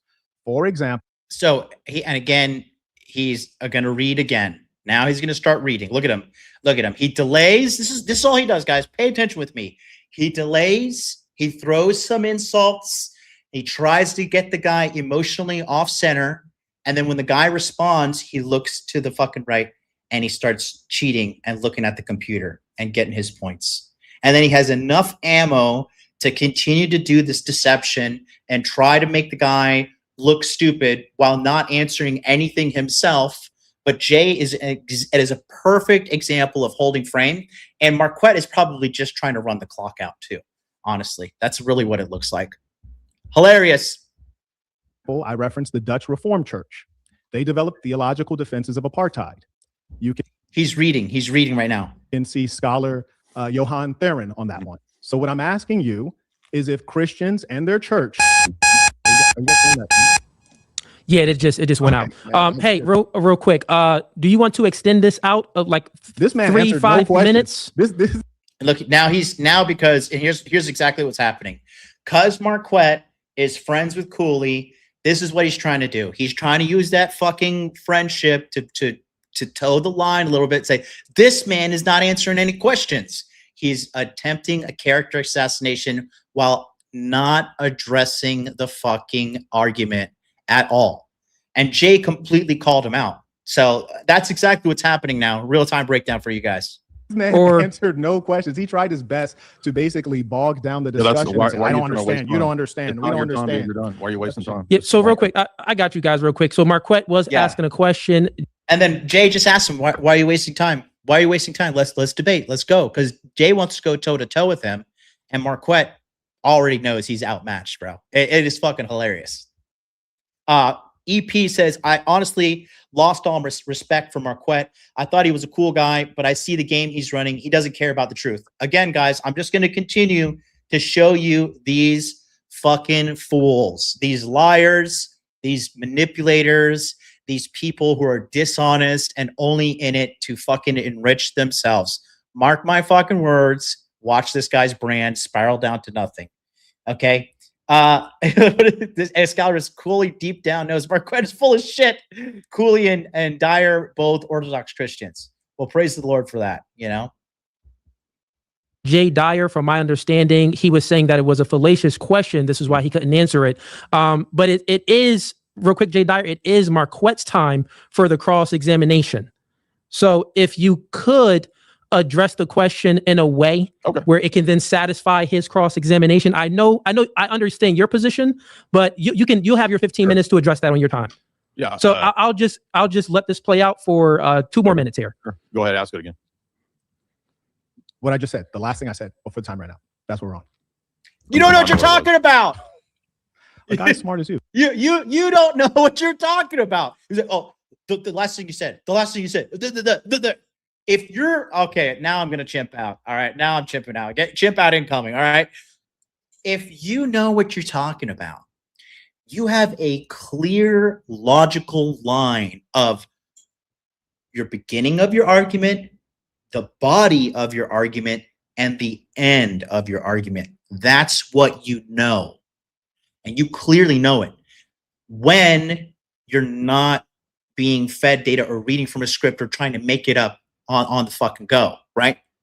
Like if somebody told me, hey, how does the price of Bitcoin go up? I could easily say, okay, the price of Bitcoin goes up when more people buy into Bitcoin, the market cap goes up, and therefore the price goes up. And the same way, the price of Bitcoin goes down when a lot of people are selling your Bitcoin and taking out cash, the market cap of Bitcoin goes down, and therefore the price of Bitcoin goes down. Very simple, logical explanation there, right? And so he doesn't know what he's talking about because he's reading from a fucking computer screen. He's bullshitting it along the way. And, it's like typical black overconfidence. Just going to say it. You see it sometimes. Listen, my black brothers, sometimes black people get a little overconfident. They think they can do it. They think they can do it. Like remember when Anderson Silva? He's a Brazilian black, you know what I'm saying? When he was, fighting Chris Weidman the first time, and he was like, overconfident. Oh, you're not gonna hit me. You're not gonna hit me. Then boom, knocked out. That's exactly what this guy, because Marquett has developed a pseudo confidence from deceiving his audience and getting financially rewarded for it, getting views for it, and by debating people at a lower level intellectually and putting them in these, situations that are just not really fair, quite frankly. And then he clips it and he puts it on his social media to appear as some kind of superior intellectual individual, right? And so he has built up this pseudo confidence within himself. But again, Jay has sniffed this out, and it's hilarious to watch Marquett try to talk his fucking way out of this. Hilarious, bro. Hilarious. Okay, let's watch it. Let's continue, guys. Hey, guys, don't forget, smash that like button because I want to get as many likes on this as possible. You're a really deep thinker. So I'll just look now. Marquett's using ChatGPT again. I'll just let this play out for 2 more minutes here. Sure. Go ahead, ask it again. Look at his eyes. Look at his eyes. You see? Look at Marquett's eyes. They're moving left to right. He's reading something. Look at this. Look at it. Looking down at the keyboard. I understand. Looking up your position. And then now he starts to read. Watch. But you'll have your 15 minutes to address that on your time. Reading. So I'll just let this play out for 2 more minutes here. Sure. Go ahead, ask it again. What I just said, the last thing I said before. What I just said, the last thing I said. You don't even know what you're talking about, boy. You don't even know what you're talking about, boy. Time right now. That's what we're on. Remind me what it was. A guy as smart as you. You're a really deep thinker. Why are you bringing insults up? I just said a guy as smart as you. You're a really deep thinker. What I'm saying. Now, you see, and exactly, dude, this guy Jay is on point. I'm not gonna lie. Jay immediately called out the insult, and he's like, "Oh, I didn't say, you just said you're a deep thinker, bro." Like, this is like what woke liberals do. Like, and this guy has been a documented, registered Democrat his whole life. So, Let's be honest. We know what we're dealing with here. Okay. Is that you're highly intelligent. You know what I said. A guy as smart as you. You're right now. That's what we're on. Remind me what it was. Because watch the context of how Marquett says it. It's in the context of an insult. Jay calls him out, and then he immediately backpedals because he's a coward and he got called out on his insult. A guy as smart as you. You're a really deep thinker. I mean, why are you running insults? I just said a guy as smart as you. You're a really deep thinker. What I'm saying is that you're highly intelligent. You know what I said. You understand perfectly well. You can't restate it. People do this in debates all the time. Yeah. You can't restate the question? For the 5th time, huh? Yeah, fine. For the 10th time. It doesn't matter. Restate, please. Yeah, see, he's looking down. Type in. You want me to say that Christians have done wrong actions? I already admitted that in the opening statement. Yes, they have. You ready for a question? Are you going to ask it, or I'm waiting? If the church consistently, the history is replete with examples, creates, interprets, modifies theology to justify wrongdoing, please explain how the church and Christianity is a source of good when we can see that it consistently is doing this. Again, Christianity condemns wrong actions anywhere that it occurs, and you just assumed that in all of these instances, everything is a blanket wrong action, and I'm not going to admit that because these are specific cases, and also I'm not bound by the Dutch church, so why would I care what the Dutch church is? Well, we can switch in various examples. I just want to make sure that, are you engaging the no true Scotsman fallacy, basically saying that those are not real Christians? No, you're arguing against the idea that all Christianity is Christianity. That's why I specified that I'm Orthodox. So yes, but we started off in the beginning, and you stated that you view certain groups as heretics, and I said okay. But we then settled on the idea that if they've been baptized and they self-identify as Christians, then we'll take them as Christians for the purpose of this debate. We specifically did that. And now I'm addressing this group of Christians particularly. And now you're running away and saying, oh, well, they don't count, which again is the no true Scotsman fallacy. That's the no true Scotsman fallacy. You're saying that, well, these aren't Christians. And I look at it kind of like this. Like, for example, as a black person, there's some black people 30 seconds here, folks. Weren't black, like Talmud Tatum. He's just not a black person I'm proud of, but I can't say he's not black. Just like you're saying that these aren't Christians. Well, these are just not Christians you're proud of, kind of like the Ku Klux Klan. So let's take the Ku Klux Klan as an example, which is a Christian organization. Can you explain I their don't actions? affirm that heterodox organizations are Christians. I said that nominally people optically perceive them to be so, but I did not affirm that they all are in fact so for the sake of debate. No.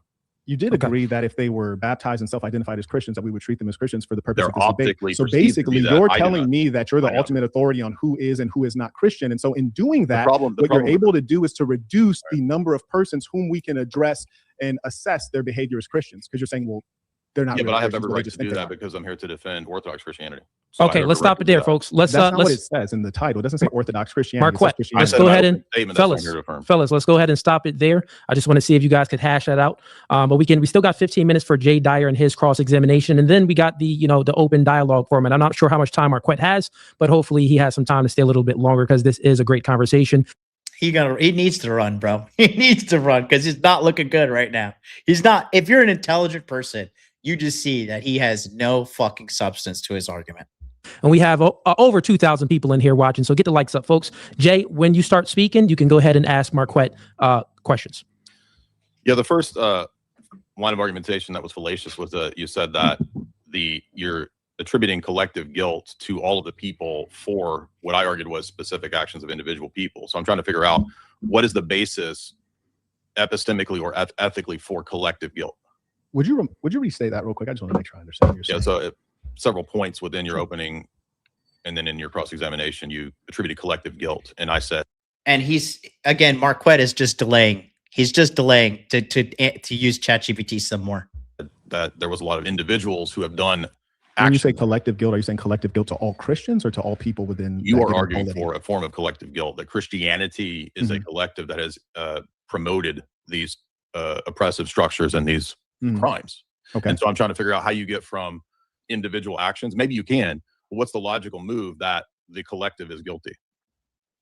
I never said that the collective is guilty. I said that Christianity supports... Is that not a collective? You're arguing all Christians? Is that not a collective? Let me know when you want me to answer. You understand how a cross-examination works? I can interrupt. Sure. Yeah, no, that's what I'm saying. I said, let me know when you want me to answer. I'll stop talking. So Christianity isn't a collective group? Gotcha, bitch. Gotcha, bitch. Gotcha, bitch. Can I do that? I want to see. This is fucking hilarious, dude. It is hilarious. Shut down. Shut down. Sorry, Marquett, but you just got killed, bro. Snake, are you okay? Snake?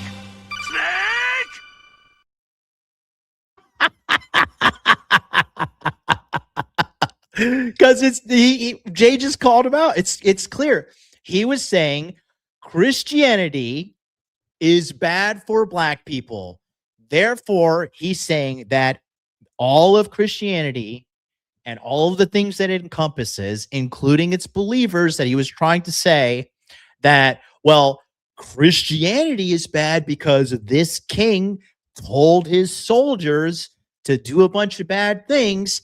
And because that guy was a Christian, therefore, all Christians are bad.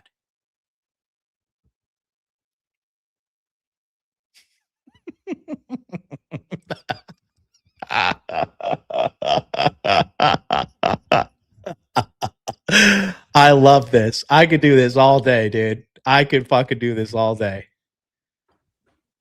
Yes, Christianity is a religion that has adherents that have different sects. And are you arguing it's a collective and group? If Christians do, he's reading off of fucking ChatGPT again. He like, the thing is, Jay is asking very simple questions, and Marquett is not fucking answering them. This is like when you catch a girl cheating on you or doing something like, where were you last night? What do you mean, where was I last night?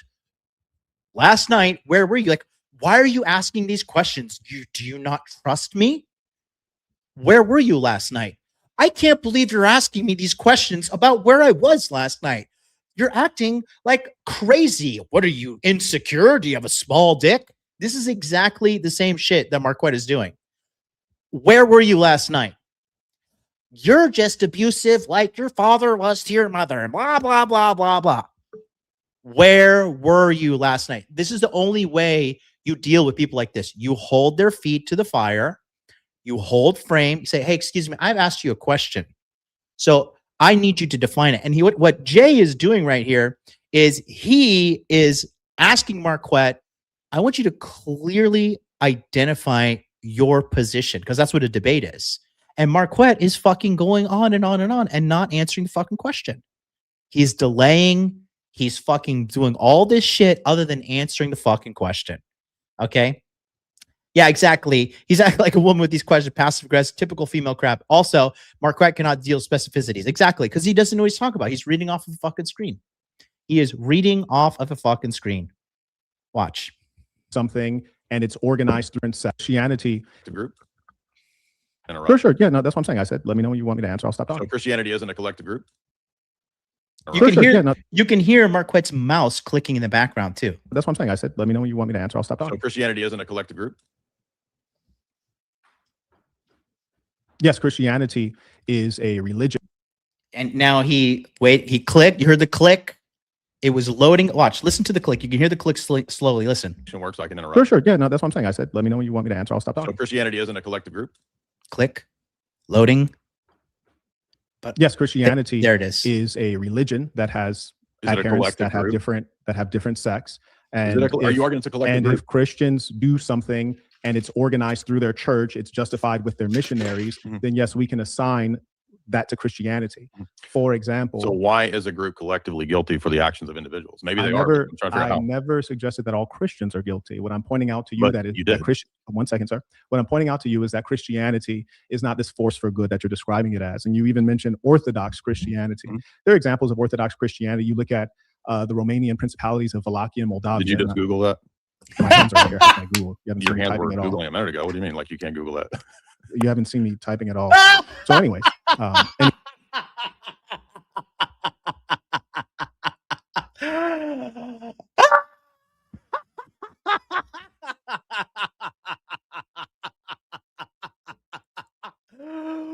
Busted! Busted! You fucking liar, cheater, scammer. Caught in 4K. Busted! You are so cooked. You know what time it is, big guy. Snake, are you okay? Snake? Snake?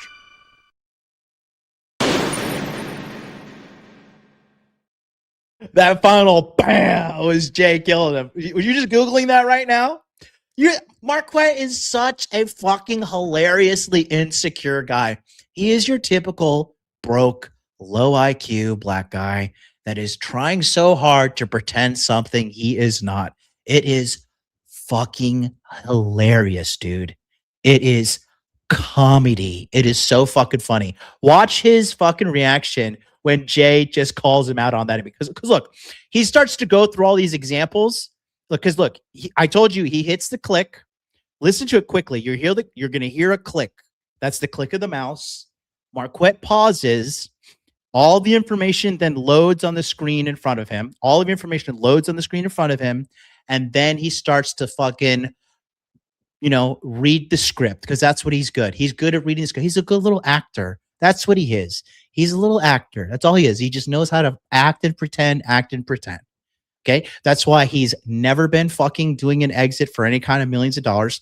He's never held $1 million in his hand. He's never made $1 million in a day like I have. He's never helped other people start multi-million-dollar businesses. He's a fraud. He's a broke, low IQ, insecure black guy. And honestly, it's hilarious to watch this. So I rewound it again so we could just take a look right here. Okay. But my AirPods are good. What is there? Because I can hear it. Yeah, just pay attention. No, listen, you got to pay attention. You're going to see it right here. I'm going to rewind it a little bit because you're going to see he's delaying. He is delaying with insults. And when Jay responds, he types a little bit. And then he's delaying with the response and he types a little bit. And that's how Jay's been picking up on this shit too. If you take a look at this, Jay has definitely been picking up on this. And that's why he called him out. Watch again. I'm gonna rewind it and play it in its entire thing. So this is what's going to happen. Chain of events. Marquett delays, doesn't answer about the collectivism. Jay responses, and then Marquett delays some more. And then you hear a click, and then Marquett pauses. And then ChatGPT or Google or whatever loads in front of him, probably ChatGPT or some kind of AI for sure. And then he starts to read the script and he starts talking like he knows some shit. I'm going to give you some examples about this type of Christianity, or let's talk about Romanian Orthodox and this. And he starts naming specific people in the Romanian Orthodox. How you beat people like this is when they say these little, like, it's like people who name drop, like, oh, I hung out with this celebrity the other day. When they name drop, you're like, oh, really? Where did you hang out? What did you guys do? Tell me more about this person. And when you ask these liars and scammers to give you a little bit of detail about what they're saying, they can't. Right? If we were to stop and say, oh, tell me more about that Romanian example. What exactly did you mean about that? Go ahead and keep your hands up and look in the camera too while you do that there, big guy. So Jay's on to him right here. It's hilarious. Collective. Let me know when you want me to answer. Humanity is guilty. Maybe you can. But what's the logical move that the collective is guilty? I never said that the collective is guilty. I said that Christianity supports. Is that not a collective? You're arguing all Christians? Is that not a collective? Let me know when you want me to answer. You understand how a cross-examination works? I can interrupt. Sure. Yeah, no, that's what I'm saying. I said, let me know when you want. See, and Jay calls him out in the technicality. He's like, do you even know how this works? Right? Jay's being a very civil, calm debater. And then Marquett's like, oh, yeah. No. I knew the rules. Just like he's saying, oh, you're a smart guy. I thought you were a smart guy. This is like, remember, there's patterns that you could pick up on here. He's like, oh, I thought you were a smart guy because you're a smart guy. He's like, oh, so now we're insulting me? No, I was just saying you're a smart guy. Well, why are you getting so insecure, bro? And then again, he does that shit again. And he calls him and he says, can you specify? Delay, ChatGPT, pause, read the script. Okay, I'm not going to interrupt anymore. Watch it. Watch it in its entirety. Watch. Okay, see how he's looking right there? This is where he's also using ChatGPT. Hold on, let me make this big. There you go. Take a look here, boys. Crimes. Okay. And so I'm trying to figure out how you get from individual actions. Maybe you can, but what's the logical move that the collective is guilty? I never said that the collective is guilty. I said that Christianity supports. Is that not a collective? You're arguing all Christians? Is that not a collective? Let me know when you want me to answer. You understand how a cross-examination works? I can interrupt. Sure. Yeah, no, that's what I'm saying. I said, let me know when you want me to answer. I'll stop talking. Better backtrack. Collective group? Yes, Christianity is a religion that has adherents that have different sects. And are you arguing it's a collective group? If Christians do something and it's organized through their church, it's justified with their missionaries, then yes, we can assign that to Christianity. For example. So why is a group collectively guilty for the actions of individuals? Maybe they are. I never suggested that all Christians are guilty. What I'm pointing out to you one second, sir. What I'm pointing out to you is that Christianity is not this force for good that you're describing it as. And you even mentioned Orthodox Christianity. There are examples of Orthodox Christianity. You look at the Romanian principalities of Wallachia and Moldavia. Did you just Google that? My hands are right here. How can I Google? You haven't Your seen me hands were typing at all. Googling a minute ago. What do you mean? Like you can't Google that? You haven't seen me typing at all. So anyways, and again, what's that, an ad hominem attack you're referencing? No, it's a question about the sources and your veracity. What's your source for this Romanian history? That's an ad hominem. That's not an ad hominem. It's a question. So again, and I want look now exactly what I was just saying too. Look, this guy Jay, dude. This guy Jay is legit. He was now he's calling us. Okay, what's your source of the Romanian history? So he's calling him out. I guarantee you, Marquett is going to filibuster. Delay, and not get to it. Again, it's like the girl. If she's cheating on you last night, where were you last night? Well, what do you mean? What are you asking me all these questions for? Where were you last night? I thought you said you love me. You don't trust me? What's going on here? Where were you last night? Oh my God, this is what Karen said about you. You're so insecure. Blah, blah, blah, blah, blah. Where were you last night? Where were you last night? Why are you asking me all these questions? Maybe you're the guilty person. So let's see. Right? Yeah, exactly. EP says, so asking someone if they're using Google is an ad hominem now? Right. Look, it's hilarious, bro. It's so funny, bro. It's so funny. Okay. And then this is very true. Jay Dyer and Andrew Wilson are so good at pinning people's worldview down and humiliating them slowly. This is fucking hilarious. Yeah, exactly. Yes, Icarus is correct. Classic deflection tactics from a pseudo-intellectual. Okay, maybe this would work on the elementary school students that you got your master's degree in early childhood education from Johns Hopkins University. Maybe you can razzle dazzle fucking 7 years old. Wow, Mr. Burton's so smart. Maybe.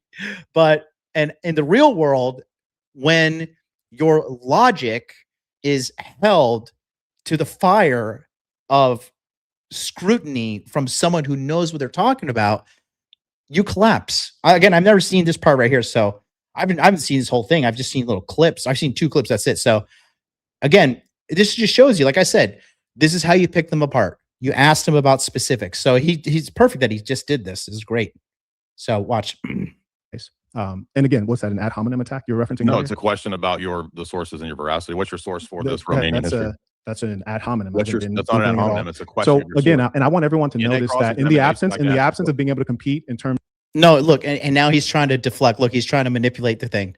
Of the ethics and morality and the actual debate, now you've reduced to ad hominem attacks. I was about to give you. No, that's what you do, buddy. They're very accusations are confessions, bro. That's like the number one thing about dirtbag people. They just can't keep their fucking scumbaggery inside because they know in their hearts they're wrong. They're corrupt little black hearts. It's so sad. You don't even know what ad hominem and now I was about to give you an answer, and now you start attacking. What's the source? What did you Google? What did you Google? Okay, so let's continue with the cross-examination. Go ahead. Restate your question there, Jay Dyer. Obviously, multiple times over, he attempted to argue for collective guilt. That Christianity is a collective. In fact, he even denied that empires weren't made up of individuals. Obviously, a collective is made up of individuals. This is not even the actual. Why are you interrupting? This is my time, dude. Shut up. Why are you interrupting my cross-examination, dude? So again, now see what he's doing. He's saying you're very angry. He is look. What is happening right now is Marquett is trying to control the narrative while he's losing the war. That is all that's happening. And I'm a little disappointed that Jay didn't continue to hold him to the fire. Like, what's your source of that Romanian thing? And Jay is saying, like, dude, shut up, because it's true. Like, he needs to shut the fuck up because he knows he's losing. That's why he's chimping out. Again, you didn't even know how cross-examinations work. You try to concede your time in your cross-examination. You don't concede time in a cross-examination. You're very angry. You don't even know what you're talking about.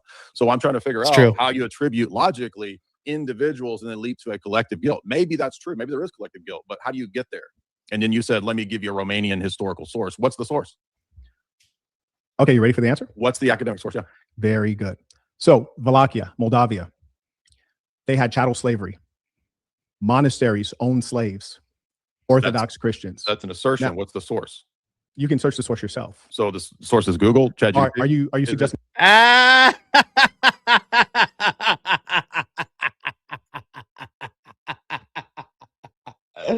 Where's the source, buddy?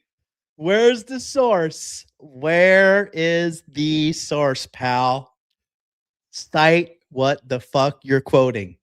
He called him out. Look, running scared. Running fucking scared. Hilarious, dude. That it didn't happen? I'm asking you for your source. You're making assertions. You can't just assert. No, sir. No, sir. So you can play the game of what's your source, but that's one second. You can play the game of what's your source, and then it'll slow down the debate. It's not a game. Because the fact of the matter is this. The fact of the matter is this. The fact of the matter is this. If we've both been to university, we've taken courses in history, and if I reference something, well, who's the author? Who's the author? Who said that? Do you know why you You're not engaging the actual argument. You're actually trying to attack the source of the information. I don't think that you actually. You're saying that I'm making up something. That's a different thing. He doesn't have a source. I want everybody to see that he's a You understand? One second. Are you suggesting that? All right, fellas. Let's create some decorum here, fellas. Let's just create a little bit decorum. Since it's real quick, Marquette.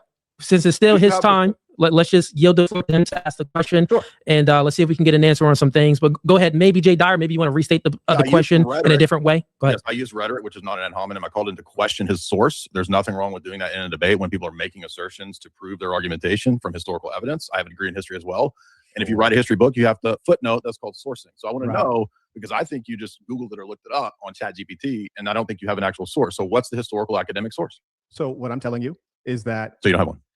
Sure, Jay. So now that we said that, are you saying that it's false? Look, oh man, this is beautiful. This, oh man, guys, Christmas came early.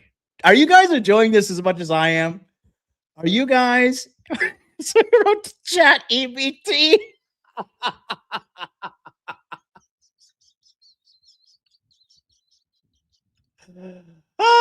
Where do you fucking guys come up with this shit, dude? Oh my God. This is so hilarious. He's busted, bro. You're a fucking cheater. Hey, listen, the next time Marquette fucking decides to do a debate, we got to tie his hands in front of him and have like a 360 camera situation to guarantee that he's not fucking cheating, because he's clearly fucking cheating right now. All right, let's continue here. One, are you saying that it's false? Are you saying that it's false? I'm asking. It's a two-quote fallacy. So are there? No, that's not. No, that's not. You keep throwing out the logical fallacies. You're not making. You're not making sense. One second. So what you're doing right now? No, see, and again, he's trying to fucking.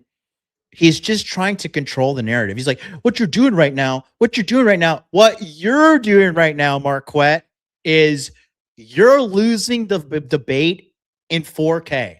Okay? You're losing the debate so badly 30 seconds in, or 36 minutes in. That's exactly what's happening right here. You're losing the debate because you're full of shit. You don't know what the fucking you got fucking caught, bro. Because if you look at this guy's history, it's filled with lies, it's filled with deception, it's filled with fucking scamming, and it's filled with cockroaches crawling all over him. Okay? Literally. You know, this guy is, it's hilarious to watch this. You see, it's funny, and you guys could see that I know the fuck I'm talking about too, because I've been telling you how to fucking catch these people. I have not watched this in its entirety at all. I saw 2 clips on X. I laughed my fucking ass off. I said, I'm going to go grab a slice of pizza and eat some baked ziti because I'm fucking bulking right now to grip my legs big again after these surgeries. And then I'm going to come here and fucking show people my new studio, and I'm going to dismantle this fucking idiot, and it's going to be hilarious. And it is a beautiful day. It is a beautiful day. Okay. So let's continue to watch this dismantling, because I wonder, he's not going to be able to sort his fucking, his source, his sites. He's not going to be able to sort. He's not going to be able to cite his sources. Okay, let's continue. Instead of actually arguing the points, you're arguing narrative and storytelling. Instead of arguing the points, yeah, exactly. I don't need narrative. It's dude. God, this is my first time ever watching this Jay Dyer guy. I like this guy. Like I literally have just been saying he's trying to control the narrative. He's trying to control the narrative. He's like, I don't need narrative and control and storytelling. I need you to answer the fucking question. And Marquette is just chimping out. That's his only response. That's all he can do. arguing the source because Hey, you're fellas, having let's trouble bring it back. concluding. Fellas, let's go ahead and bring it He back doesn't want to to. deal with the actual. Hey, Jay. Hey, Jay. You don't know He that. doesn't want to deal with the actual You don't idea. Hey, Jay, I believe Marquette granted it and said that he Right. doesn't have a source. So then what's your granted there's no rebuttal source? to that? So that's what I'm asking you. Does that make it false then? Are you saying that it's false? Are you saying makes that it an Orthodox assertion monasteries without did not own any evidence. slaves? Real quick, Marquette, let him just go ahead and address. Since you granted it, let him just go ahead and address what you So said. it makes an assertion. Maybe it's true, maybe it's not. But in a debate, if you can just assert stuff and they don't have to source it, then I can just assert all kinds of stuff. I can say, you understand? Do you not know how the debate works, man? Oh goodness, Jay. I mean, you can laugh about it, but do you understand that in a debate, I think we both know that you're using a strategy. Hey, Marquette, just let him to land his question plane. everything so that you don't have to deal. See, Marquette is such, dude, this guy's such a fucking insecure. This guy is so insecure. This guy is so ragingly insecure. It is hilarious. Hilarious to fucking watch this, dude. Fucking hilarious. With the arguments and the ideas. Jay. Marquette, I'm just let him happy land to his get plane into because he's argument. just addressing I'm you a granting it. Sure. So go ahead. I'm going to argue philosophically. So I want to know why I ought to think that what you're saying is true and that you actually have a source. And I called your bluff, and I don't think you have a source, and you don't. So You didn't call my bluff. I said I don't have the source. It is a real fact in history. If I tell you I that called your bluff there were about 12 this. million, I no, think one you second. got I told you there were GPT. 12 million enslaved persons in the transatlantic slave trade. You didn't say what's your source. If you said what's your source on that, I'd have to admit, you know what? I don't have a source ready to go on 12 million people being Well, on I the think transatlantic nothing matters slave trade. when you So make what's millions going of- on right so now? millions of people being You don't want oppressed, to. You don't that want to makes them- engage the source actual doesn't matter. ideas. So source You don't doesn't want to matter. engage the actual ideas, and that's because No. you know that you can't win based on the history. No, it means that you're The history of astute and you're Christians is just very spouting out clear. stuff that you The read history off of Christians is very ChatGPT. clear that they've done great evil, and they've All leveraged right. the church and they've leveraged theology to do Can you it. name- Okay, can real you quick. name- It's cross-examination time and it's Jay time. Jay, you can go ahead and let me know whenever you want to go ahead and ask a question and you want Marquette to Move on. answer it. Hey, The let's floor is move on. yours. Go ahead. So the next line of reasoning that I thought was fallacious was that you said the Bible is unclear. So listen to my argument. I know you don't want to go to the Bible. That's fine. We don't have to go to the Bible, even though Christianity is a religion based on the teaching of the Bible. But you made a fallacious argument that Look at how Marquette is just chat GPTing his fucking brains out, dude. Because he knows right now. Listen, I am busted, and I'm just gonna deny using chat GPT. And he is trying so hard not to look like a fucking dumbass, but mission failed, buddy. Mission failed. the Bible is unclear, therefore it can justify either position from all these people back and forth. Now, if I said there are people out there that disagree that 2 + 2 is 4, would you agree that there are people that could conceivably disagree with 2 + 2 is 4? There are people that think it's 2 + 2 is 5, right? Carry on. So you're not He wasn't even paying attention because he was too busy chat GPTing. Look, he wasn't even paying attention. Look at him. Looking so hard for a source about that Romanian. I bet you that's what he's doing. He's probably looking for a source of that Romanian shit he's made up. But again, he's not paying attention. He is not paying attention. And he's trying to fucking scramble to save face. And fucking he's not even listening to what fucking Jay's saying. And Jay's like, can you do that? He's like, carry on. Hilarious, dude. back and forth. Now, if I said there are people out there that disagree that 2 + 2 is 4, would you agree that there are people that could conceivably disagree with 2 + 2 is 4? There are people that think it's 2 + 2 is 5, right? Carry on. So you're not going to answer the questions is in a so cross-examination? 2 + 2 is 4.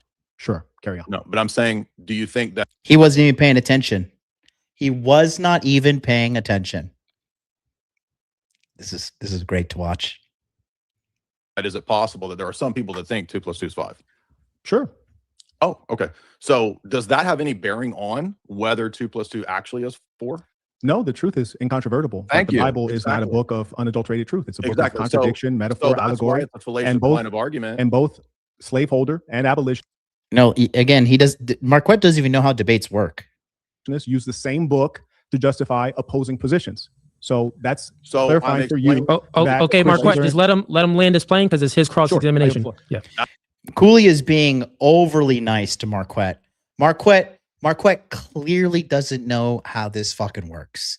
And he is getting intellectually dwarfed and exposed for the low IQ criminal, the violent criminal that he is. Okay, let's go. That's why you admitted my point that it's a fallacious line of reasoning. The fact that people disagree about it has nothing to do with objectively whether or not it teaches or condones or does not teach or condone slavery. That's why it's a fallacy. Checkmate. So how does the Bible then lead you to the conclusion that it is a promoter of slavery if it's unclear? Did I say that? Yeah, you said you keep by saying citing things that I did not Ephesians say. initially. I said that slaveholder and abolitionists both used it to justify slavery. So Christianity. I don't have to say that the Christianity's Bible. fundamental teachings don't teach moral evil. What's that question? Christianity's fundamental teachings, the Bible, we'll say for the sake, don't believe the Bible only, but the Bible is a fundamental document that teaches Christianity. And you're saying it's ambiguous on this point. That's a huge defeater for your line of argument because, well, then how are you going to say that? No, that's not the line of argument I made. I made the line of said it was argument unclear, that right? abolitionists and enslavers That means it's unclear. both use the Christian Bible. So it's unclear. So is it unclear? So what you should be asking is, how is it that Christianity, your Bible, I'm asking you is not producing Christians? You're saying that your book is one that is Notice a he's goodness. evading the question. Real quick. Producing goodness. Are you arguing that it's unclear? Yeah. I already answered your question. No, you didn't. Is it unclear? Is the Bible unclear? Yeah. Yes.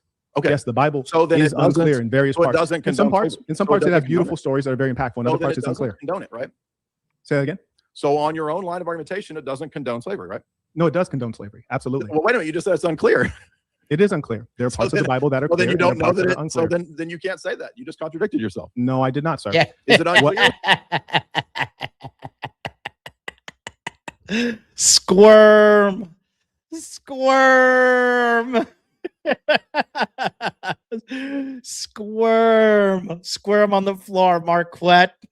No, does no, it sir. clearly One condone second. What I told you is that the Bible has parts that are clear and has parts that are unclear. Oh, so And we now both it's know a- that. We now both you know that moved to be the true. goalpost. So We you both just know that committed to a be true. fallacy. You just committed you moved the No, goalpost. no, sir. That's explaining to you that a Bible may have one book that's very clear and another book that's unclear. And you and I both know that there are different That's books of the a Bible. moving of the goalpost because the No, it's not. original claim was No, it's changed. not. You to asked make me it to a- elaborate, and I that's the elaborate. Mott and Real Bailey quick. and You're moving the engaging a goalpost. Fella, just a little bit of decorum. Jay Dyer, you still have time to cross-examine him, so please ask a question or make your rebuttal. If the Bible is unclear, and then you moved it to say that, well, parts of it are unclear, how is that not moving the goalpost? Right. Because he's saying, and let me break it down for you guys. Okay. First, Marquette is saying the Bible is basically the reason why bad things and slavery happened to black people. That's a back. Like he's saying Christianity is bad for black people because Christians enslaved black people. Therefore, all of Christianity should be unilaterally rejected by the black community. That's his argument. So then Jay is like, so are you agreeing that like because he says, so you think the Bible is clear on certain things or unclear? Then he says, well, it's unclear. This is okay. So you're saying the Bible's unclear, but then you're saying Christianity is the direct like cause of why black people were enslaved and Christians follow the Bible. Therefore, it is absolute that Christianity, because they follow the Bible, is bad for black people because Christians enslaved black people. That's what he's trying to say. But then he says, well, the Bible's not clear. And he's like, so Jay's like, so what is it? Because you said the Bible's clear or the Bible's unclear. So which one is it? And Marquette fell right into Jay's trap. And Jay is fucking playing this like a fiddle. He literally was setting a trap for Marquette, and Marquette is too stupid to even see what was happening right before his eyes. Hilarious. Hilarious. Parts of the Bible are unclear. That wasn't the question. How is And that more not importantly, moving the we goalpost? already talked about, I'm arguing about the deeds of Christians. You're trying to argue about the Bible because the actions of You don't Christians have think been that- horrendous. You don't think So that I say that from the beginning. you My don't argument think is that about the behavior of Christians. Christianity is based on the Bible in part. So Right. that's In why part. this is relevant. But you're an Orthodox Christian, don't you? You're into liturgy and you're into all of these different I didn't things. say that- Marquette, only real based on quick. the Bible. Again, Marquette keeps breaking the rules because this is what Marquette tries to do. He just tries to control the narrative. He just tries to control the narrative. That's all he tries to do. He just tries to control the narrative, control the emotions, control the feelings of the fucking. Like I said, this is very feminine. This is a very feminine thing that he's doing because he's logically weak, because he's not intelligent. People who are fucking intelligent don't go around saying, I have a degree from da university. Intelligent people don't need to prove themselves. They know they're intelligent. Right? That's what Marquette's been saying his whole fucking career. I went to Berkeley. I went to Johns Hopkins. You were a DEI hire and you know it. Like that was around when Obama got in and they were doing all that fucking acceptance, all that fucking DEI shit. Come on, bro. And you telling me this guy didn't cheat his way through college? I think he did. I personally, it's my opinion that I think he did. Real quick, a little bit decorum here. It's his time for cross-examination. So I know that you have a position, but you have to continue. And Cooley is having to Cooley's his friends with Marquette. And that's why he's trying to hey, Cooley has interrupted Marquette 3 times for breaking the rules, which is, breaking the rules, not follow the rules, like textbook fucking this guy, right? And he can't fucking keep composure because he's totally fucking losing the game. Yeah, Marquette has no argument. Yeah, that's why he's dating a fat white girl, 100%. Who's living off of her dime. And with his argument, so go ahead and just restate what you wanted to contend with. The same question. I'll summarize my answer again. Man, you don't keep repeating. Why are you asking me questions? He's asking me, is the Bible unclear? I say, yes, it is unclear. And then he says, are there parts of the Bible that I asked you, and I say, yes, there are parts of the Bible that condone slavery. It's very well known. Okay, real quick, Marquette, let him go ahead and restate the position because he's stating that you're doing a straw man. Go ahead, Jay Dyer. The question Dyer. is that he's moving the goalpost, and I'm saying, how are you not committing moving the goalpost fallacy? What was the goalpost being moved? Initially, the claim was the Bible is unclear. I said, then how can you say that it condones slavery? And then you retreated to moving the goalpost to say, well, parts of it condone it. Well, if that it's was unclear, not the initial claim. The initial statement was that the Bible is used both to justify slavery and both for abolitionists. That's number one. So that was the claim. Right. That was so the claim. Unclear. And then you asked me if the Bible is unclear. Right. I said, yes, it is unclear. Then you also asked me if the Bible justifies slavery. I said, yes, it does also justify slavery. If it's unclear, then it doesn't. And to help you with a dynamic understanding of this book, which is complex. The Bible has. Okay, real quick, Marquette. I think that Jay Dyer he got time, so I think that he's asking another question for clarity. Go ahead.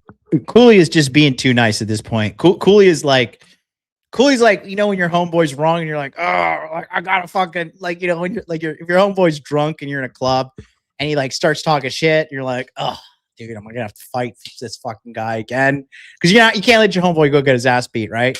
You're like, oh, dude, can you just not? Can you and he's like, that's what exactly is Cooley trying. He's trying to dude, can you please shut the fuck up? Can you please follow the rules, dog? I am trying to help you out, but you're making yourself look so bad here. Horatius, he says, I watched a review of this debate yesterday. Who did the review? I want to know about that. I watched a review of this debate yesterday, and I had no idea what the heck Marquette was even claiming at all over the place like a schizo. Yeah, anybody with a brain can see it. Yeah, that IQ prod, exactly. Feminine as fuck. Marquette's not arguing the point. He's arguing the narrative. Exactly. This is exactly what he's doing. You guys are smart, man. Good for you. 2 plus 2 equals 4. And you admitted that there's some people that think 2 plus 2 equals 5. The fact that people disagree, you admitted, has nothing to do with whether 2 plus 2 equals 4. It's irrelevant. So the fact that multiple people disagree and your admission that it's unclear doesn't grant you the ability to say, but it condones slavery, because you would have to cancel out the claim that it's unclear. You have to argue that's a non sequitur. No, it's not. That's a non sequitur. You're fallacious. You're arguing. You did multiple fallacies. You argued that it's unclear and then said, well, but it teaches slavery. How does it teach slavery if it's unclear? You keep moving the ask a new question. You've asked me that many times. I answered. You can accept the answer. So next question is, you said. And again, Marquette's trying to control the frame. Let's move on for that because he knows that too would corner him. So now Marquette got cornered on what's the source you have. Cite your source. Marquette didn't cite the source. He said, I don't have a source. Okay, he got caught. Okay, I cheated. And then he moved on to it. And then again, he got held to the fucking logical flame, burned up, turned into ash, is breaking apart. And then now he just conceded another point and he lost. Okay, he's like, okay, let's move on to the next one. It's fucking really funny to watch. That a collective. And real quick, Jay, I'll give you an extended 2 minutes as well, just because Marquette had the extended time. Actually, it was about 3 minutes, actually, to be honest, because I was timing it. So you said that an empire is not made up of individuals and that a collective isn't made up of individuals. You don't think that's ridiculous? I did not say that. You keep lying about that. You absolutely said that.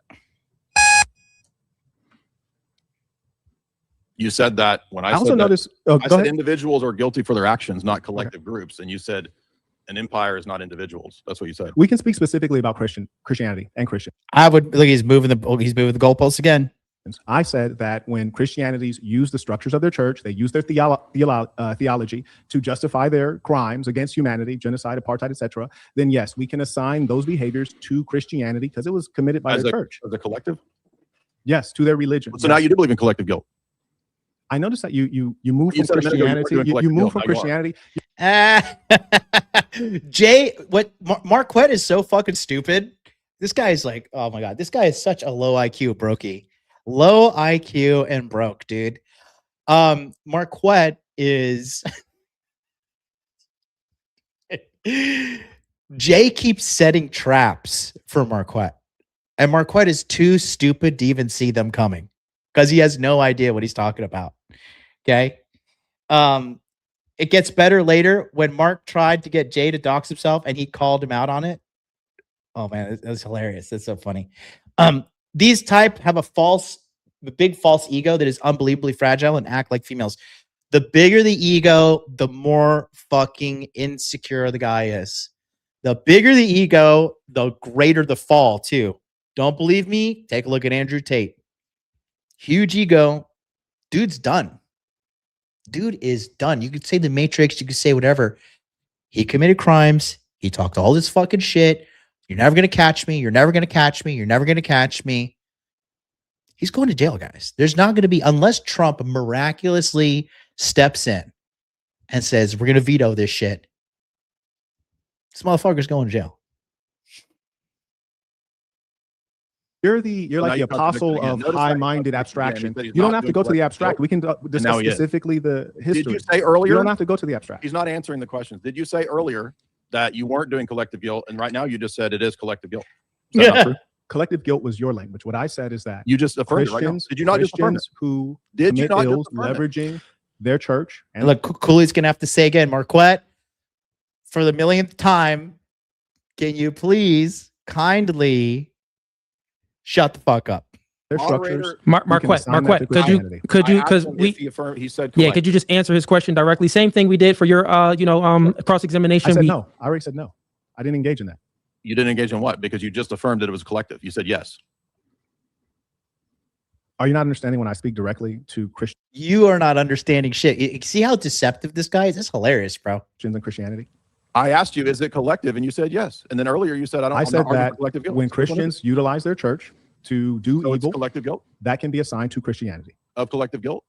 That can be assigned to Christianity. And they leverage the church. Is it collective guilt or not? You've contradicted.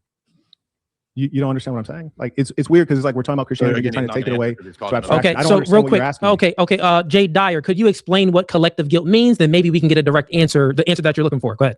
Yeah, throughout the discussion, he's multiple times appealed to Christianity as a whole. In fact, he wanted to go with that by bringing in the Dutch and all the different groups. Christianity as a whole shares guilt, blame. It's a structure. Here comes the chat GPT. Here comes the chat GPT from Marquett. Here he comes. Sure. And he even argued that a collective is. Look at his eyes. Look at his little beady eyes. Look at that little fucking cheater. Little beady eyes. Look at him. He's reading left to right. Look. See, he looks at the camera, right? And you get to see life is beating this guy down. Look at him. I honestly, I feel sorry for this pathetic worm, dude. Look at how fucking life is just beating this guy down. Take a look at him. Fucking dark circles under his face, sunken in, looking like life is just kicking his ass. And that's what happens when you're a piece of shit. When you're a piece of shit, you're going to have a piece of shit life, and life is going to fucking suck. Okay? What is up? Hey, Dr. B, I was talking about you earlier in the stream, buddy. I was talking great things about you. I'm glad you're here. This is the guy I was talking about, guys. This is the gentleman who I believe is a very good representation for African-American guys, okay? And I said African-Americans, my bad. African-American guys. This is the doctor I was telling you about, who is a very esteemed individual, who is a very high earner, and he's a good man, and he acts in a very classy manner. This is the gentleman I was talking about. So take a look where this is exactly a good example versus Marquett here, who is a terrible example. So let's continue. Watch how he continues to cheat. Means that maybe we can get a direct answer, the answer that you're. So Marquett's looking at the camera, and then he starts doing the chat GPT. Watch. You're looking for. Go ahead. Yeah, throughout the discussion, he's multiple times appealed to Christianity as a whole. In fact, he wanted to go with that by bringing in the Dutch and all the different groups. Christianity as a whole shares guilt. Right hand goes down, looking off to the side now. Blame. It's a structure. Watch the micro movements in his eyes. He's reading something. And he even argued that a collective isn't a bunch of individuals, which it is. And I'm asking, so are you attributing collective guilt, which sin can only be individuals acting in my argumentation, and I think what the Bible teaches. So he's going to have to show how he gets from individuals to collective guilt, and he's denied it and then just recently affirmed it. So I want to know which one is there collective guilt, and how do you get to that, on what basis? Right. So what's happening is you're attempting to put me within a frame that I'm not operating within. This has nothing to do with collective on guilt. your frame, is there You mentioned sin. I'm not talking about sin. I'm talking about the crimes of Christians who operate in an organized fashion, leveraging the church, leveraging missionaries, for collective crime? leveraging theology of Christianity, and those crimes can be assigned to the church and assigned to Christianity. Go ahead. Let it go ahead. Jay Dyer, just last minute here. The biggest problem with Jay Dyer's situation right now is, hey, K Swerve, what's up, dude? Nice to see you back. Okay, check this out, guys. So here's the biggest problem. See, Jay Dyer has one of these USB mics, and Marquett and Cooley here, they have the XLR mics. I'll show you what the difference is, right? So, see, and this is an example. So an XLR mic, right? It has this kind of cords here, and the USB mic is this. So the reason why Marquett is coming in longer and strouder, and he's using that as an advantage because he's able to talk over, because the quality and strength of these, when ran through the proper device, like a soundboard, it is a way higher quality. And also, Jay, I don't think Jay's realized he has noise cancellation on his microphone. So in order for this not to happen again, he needs to get an XLR setup and make sure somebody can test the noise cancellation, because that's a big reason as to why Marquett is able to talk over him. And I mean, Cooley is doing a good job. Excuse me. Cooley is doing a good job moderating, but the thing is, Marquett is getting too out of pocket, and Marquett doesn't know how to debate. Marquett clearly has no idea how to debate at all, because he keeps interrupting. He keeps on making all these illogical statements, and then he keeps falling into the traps that Jay sets for him, and then he keeps on trying to character assassinate him while not fucking debating. And anybody with a brain, anybody with an IQ over 105 can clearly see that Marquett is losing, and losing fucking bad. He's completely outclassed here. And this is funny because, again, like I said, guys, the only thing that keeps a scam and a lie going is more scams and more lies. Marquett's brand is falling apart. Marquett himself is fucking falling apart. He just recently got remonetized. And, I will have to say, like, this guy really is fascinating to watch, because to see it from abroad and to see how somebody is such like a just terrible individual, terrible human being, yet he's able to still make money finessing and tricking people. Truly, truly fascinating to witness. Sad for the people, but truly fascinating. And then thank you, Mr. K Swerve, 10 gifted Modern Life Dating memberships. That is super cool of you. Appreciate the support, my brother. That is very nice of you. And again, Dr. B says appreciate it. Thank you. Dr. B has been a supporter of this channel for like 64 months in a row or something like that. Appreciate it, guys. It's not about like I need the money and it's all about money over here. But I know how hard you gentlemen work for your money, and I just want to say thank you guys for the support. Thank you for the vote of confidence. It means a lot. Dr. B, you missed the baller background. It's sundown now here, but if you just click back at the beginning, take a quick look. We are in the new studio. The baller background is baller. It is nighttime now. The sun has kind of actually gone down early. It is only 6:42, and it is pretty fucking dark outside. I guess that's a Manila thing. I don't know. I'm still getting used to it. But yeah, I'm going to read some of your comments. Well, DJM 1200S says, want to see some humor?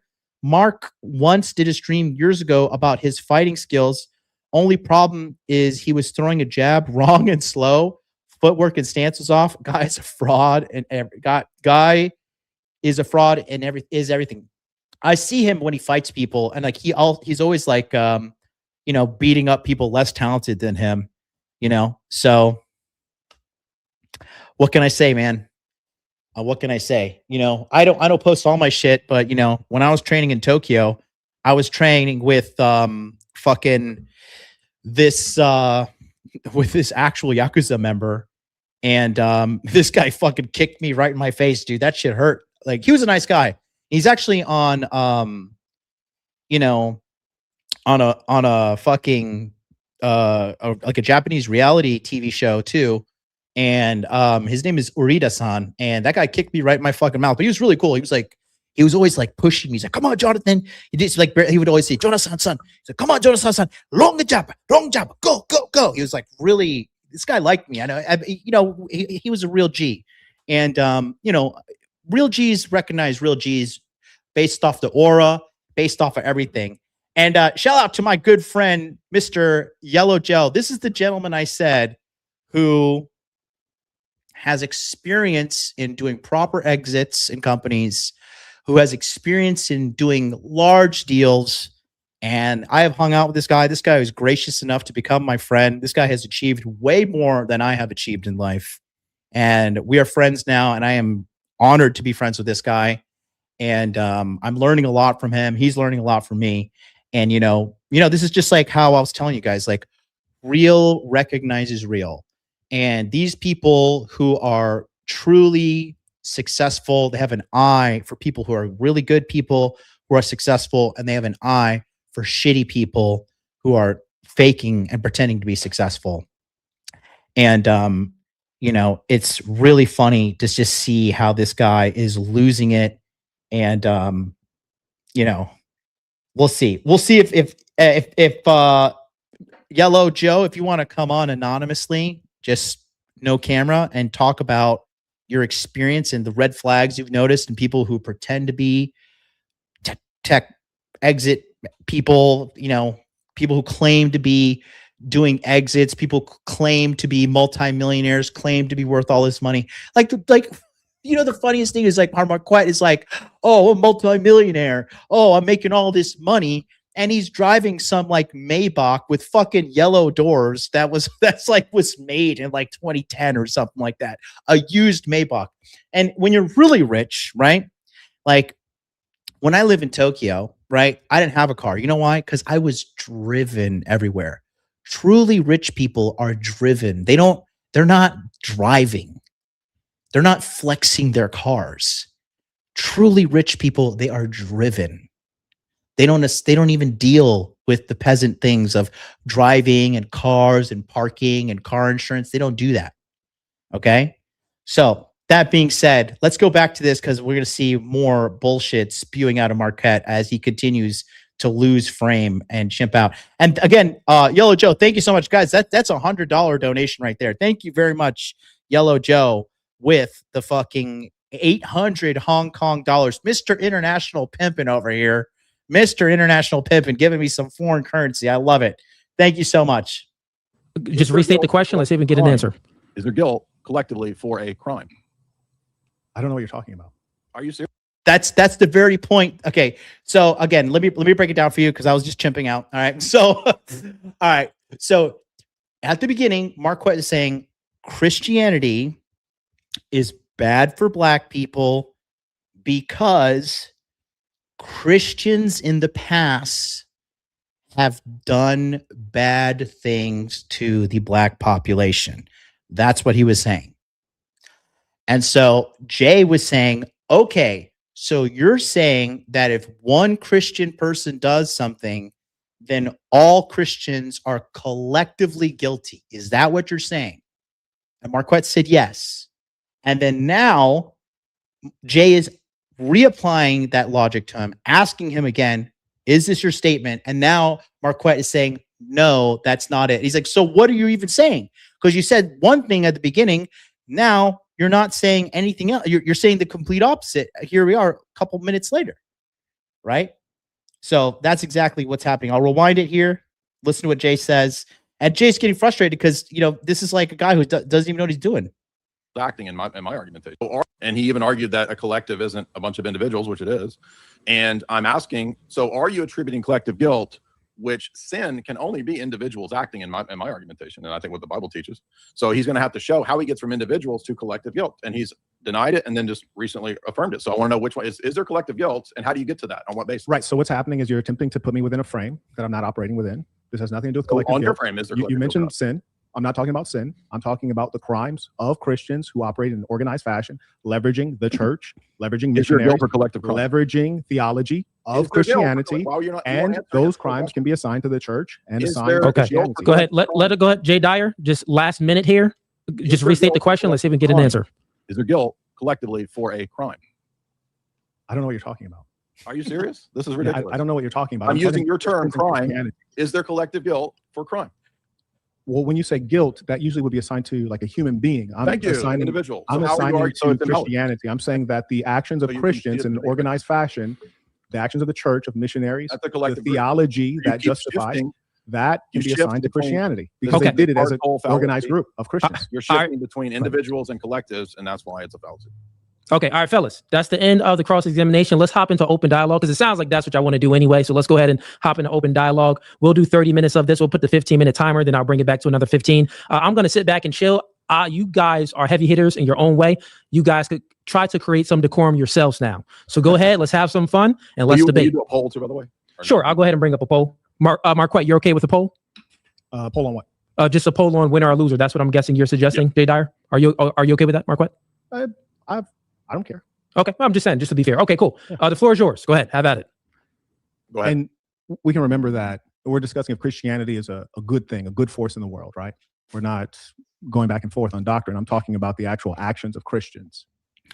And he is seems as though look at him. He looks in the camera, reads the script, looks in the camera, reads the script. Look at him again. It's textbook cheater.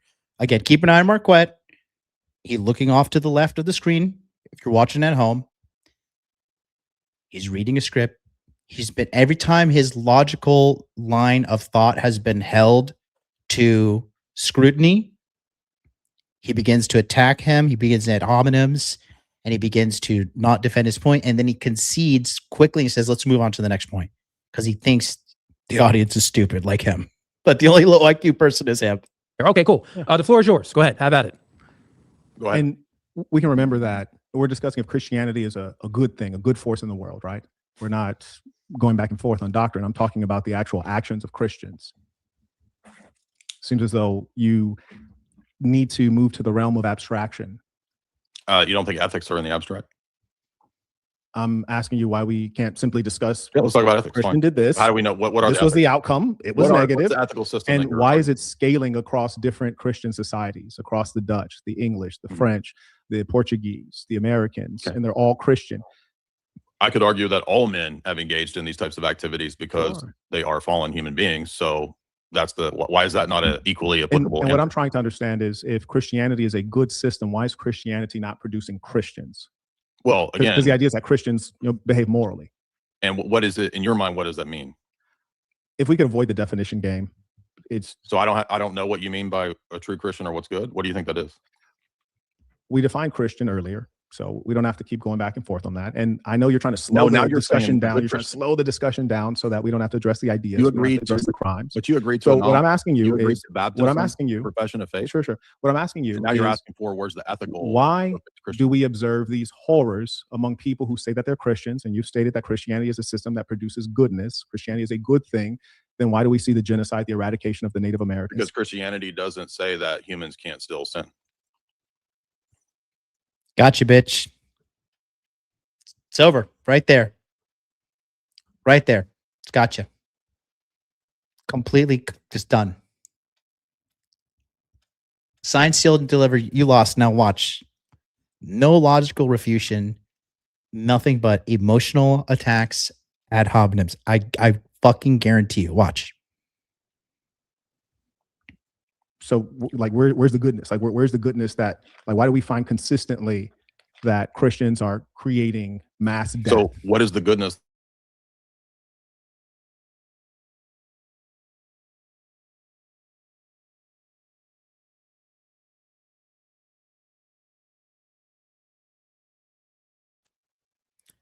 The simplicity here, I think we checked out for a second there, guys.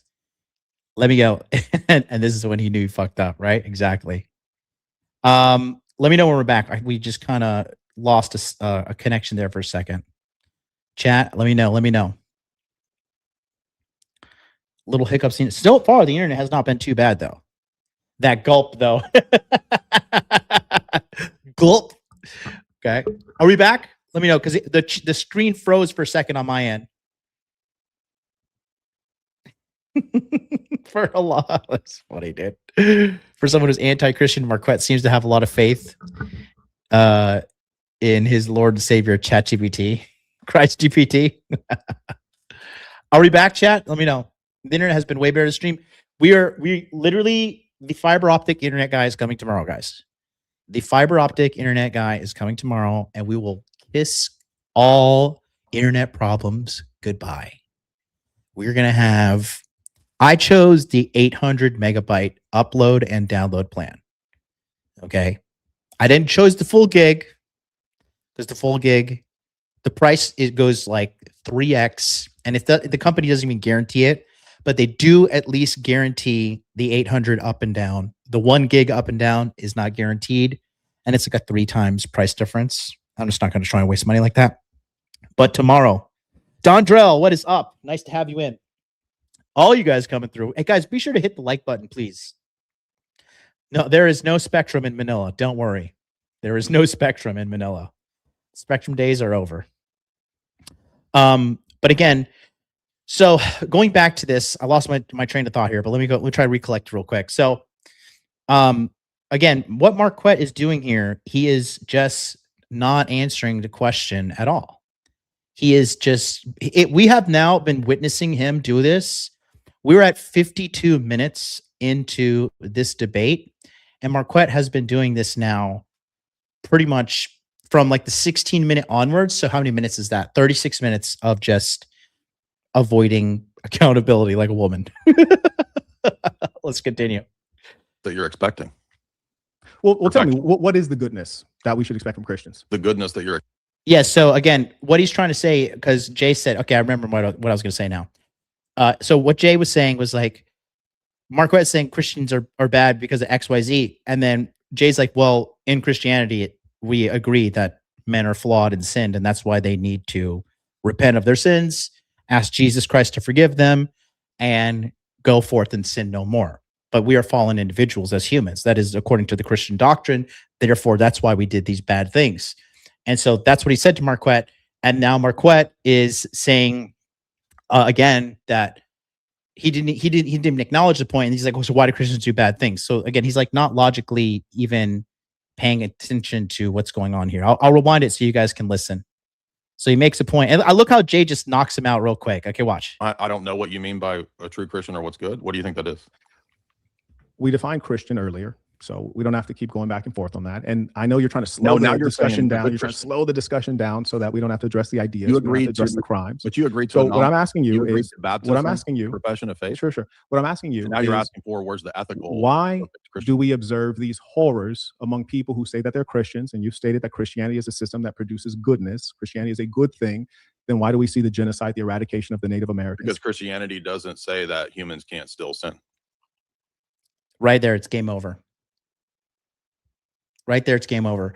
And then, look, fuck this whole Native American fucking cope that everybody likes to fucking say. All right, the Native Americans in America, if we're going to be real and we're going to be actually dealing in logical facts based upon historical data, the Native Americans were fucking literally killing and raping each other across the land. They were not all sitting around smoking the peace pipe and kumbaya, and then the white man came and fucking annihilated them from their like peaceful lives. The Native Americans were at constant war with each other. The tribes hated each other. And when you cry about colonizing and you cry about that, it's everywhere. And you know what it is? It's the story of humanity, where monkey 1 beats monkey 2 because monkey 1 has more advanced tools than monkey 2. That's it. That's why in Japan, the fucking Imperial Army started using guns and they killed all the fucking samurai because guns defeat fucking swords. And then you got the fucking Native Americans who have bow and arrows and fucking, bludgeoning devices, and you have the fucking Europeans with a Gatling gun. Who's gonna win? Who's gonna fucking win here? All right. So it's called evolution. It's called common sense. It's called survival of the fittest, survival of the strongest. And we're witnessing it right now, guys.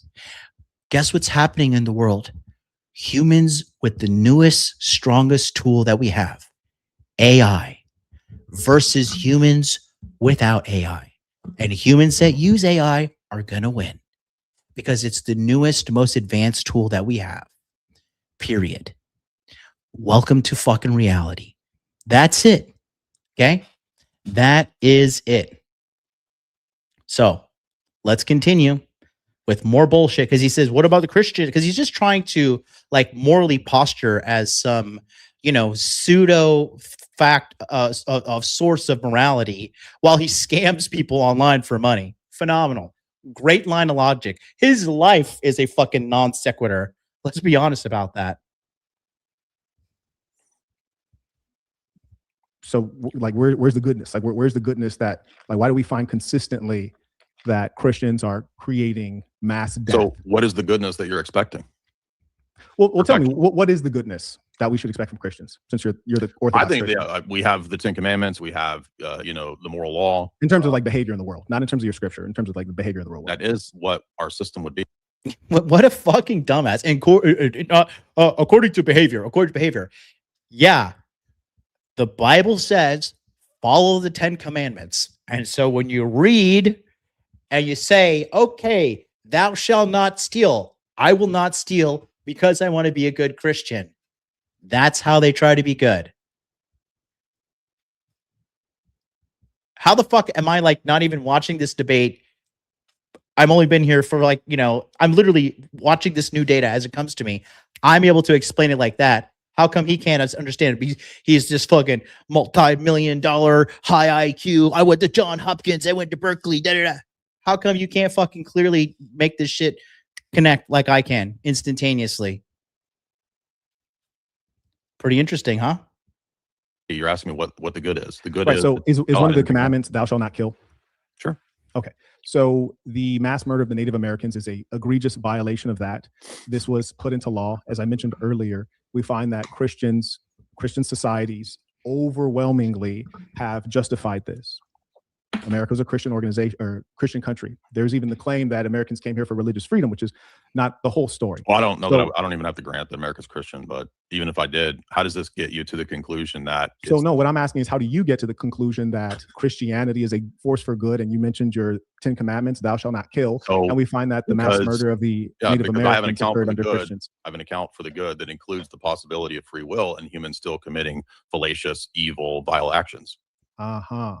So at what point based on what criteria, at what point do we say Christianity is a system for good that's any better than, say, communism or Islam or Satanism? Yeah, it's my paradigm. It's the 10 Commandments and all the things I listed. Obviously, I'm going to argue for my paradigm's conception of good. Absolutely. Yeah. And so what I'm asking you is at what point, like where's the breaking point where we say this stuff doesn't work, we should throw it away because it's allowing genocide, allowing enslavement, allowing all of these horrible things.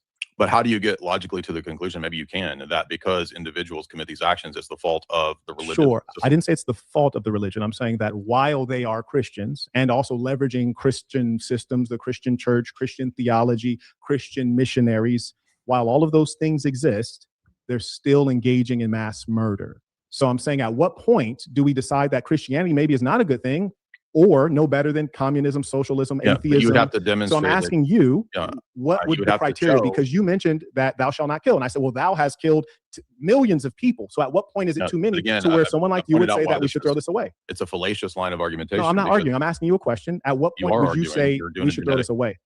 You know what a genetic fallacy is? I do. But I'm asking you, at what point do we say we should throw this away? What is there he is again. You notice you keep on bogging down and like, what's the definition of this? What's your source on this? I'm asking you at what. See, look, again, this is how you beat somebody who's full of shit. You just ask them to define what they're talking about. Jay's saying, okay, do you know what a genetic fallacy is? And he's like, I know what it is. Well, just believe me. Why are you asking me this stuff? Why are you bringing this stuff up? Are you insecure? Why do you keep doing this? Why? Because if you know the answer, You know the answer. You just give them the answer. But he's chimping out. You know, he's still using his genetic fallacy. I will go on record, tell you right now, I don't know what the fuck a genetic fallacy is. Okay. But I can tell when somebody's avoiding accountability and trying to pretend like they know some shit when they don't. Okay. I don't have a big ego. I'll tell you right now, I don't know what the fuck a genetic fallacy is. I don't think it has anything to do with DNA, but I could be wrong because I don't know what the fuck I'm talking about in this particular definition. So if you want to help me out, Balkan Christian, let me know. What is a genetic fallacy? I would like to know because I don't have a fucking big ego. I'm ready to learn here. At what point do we throw Christianity away?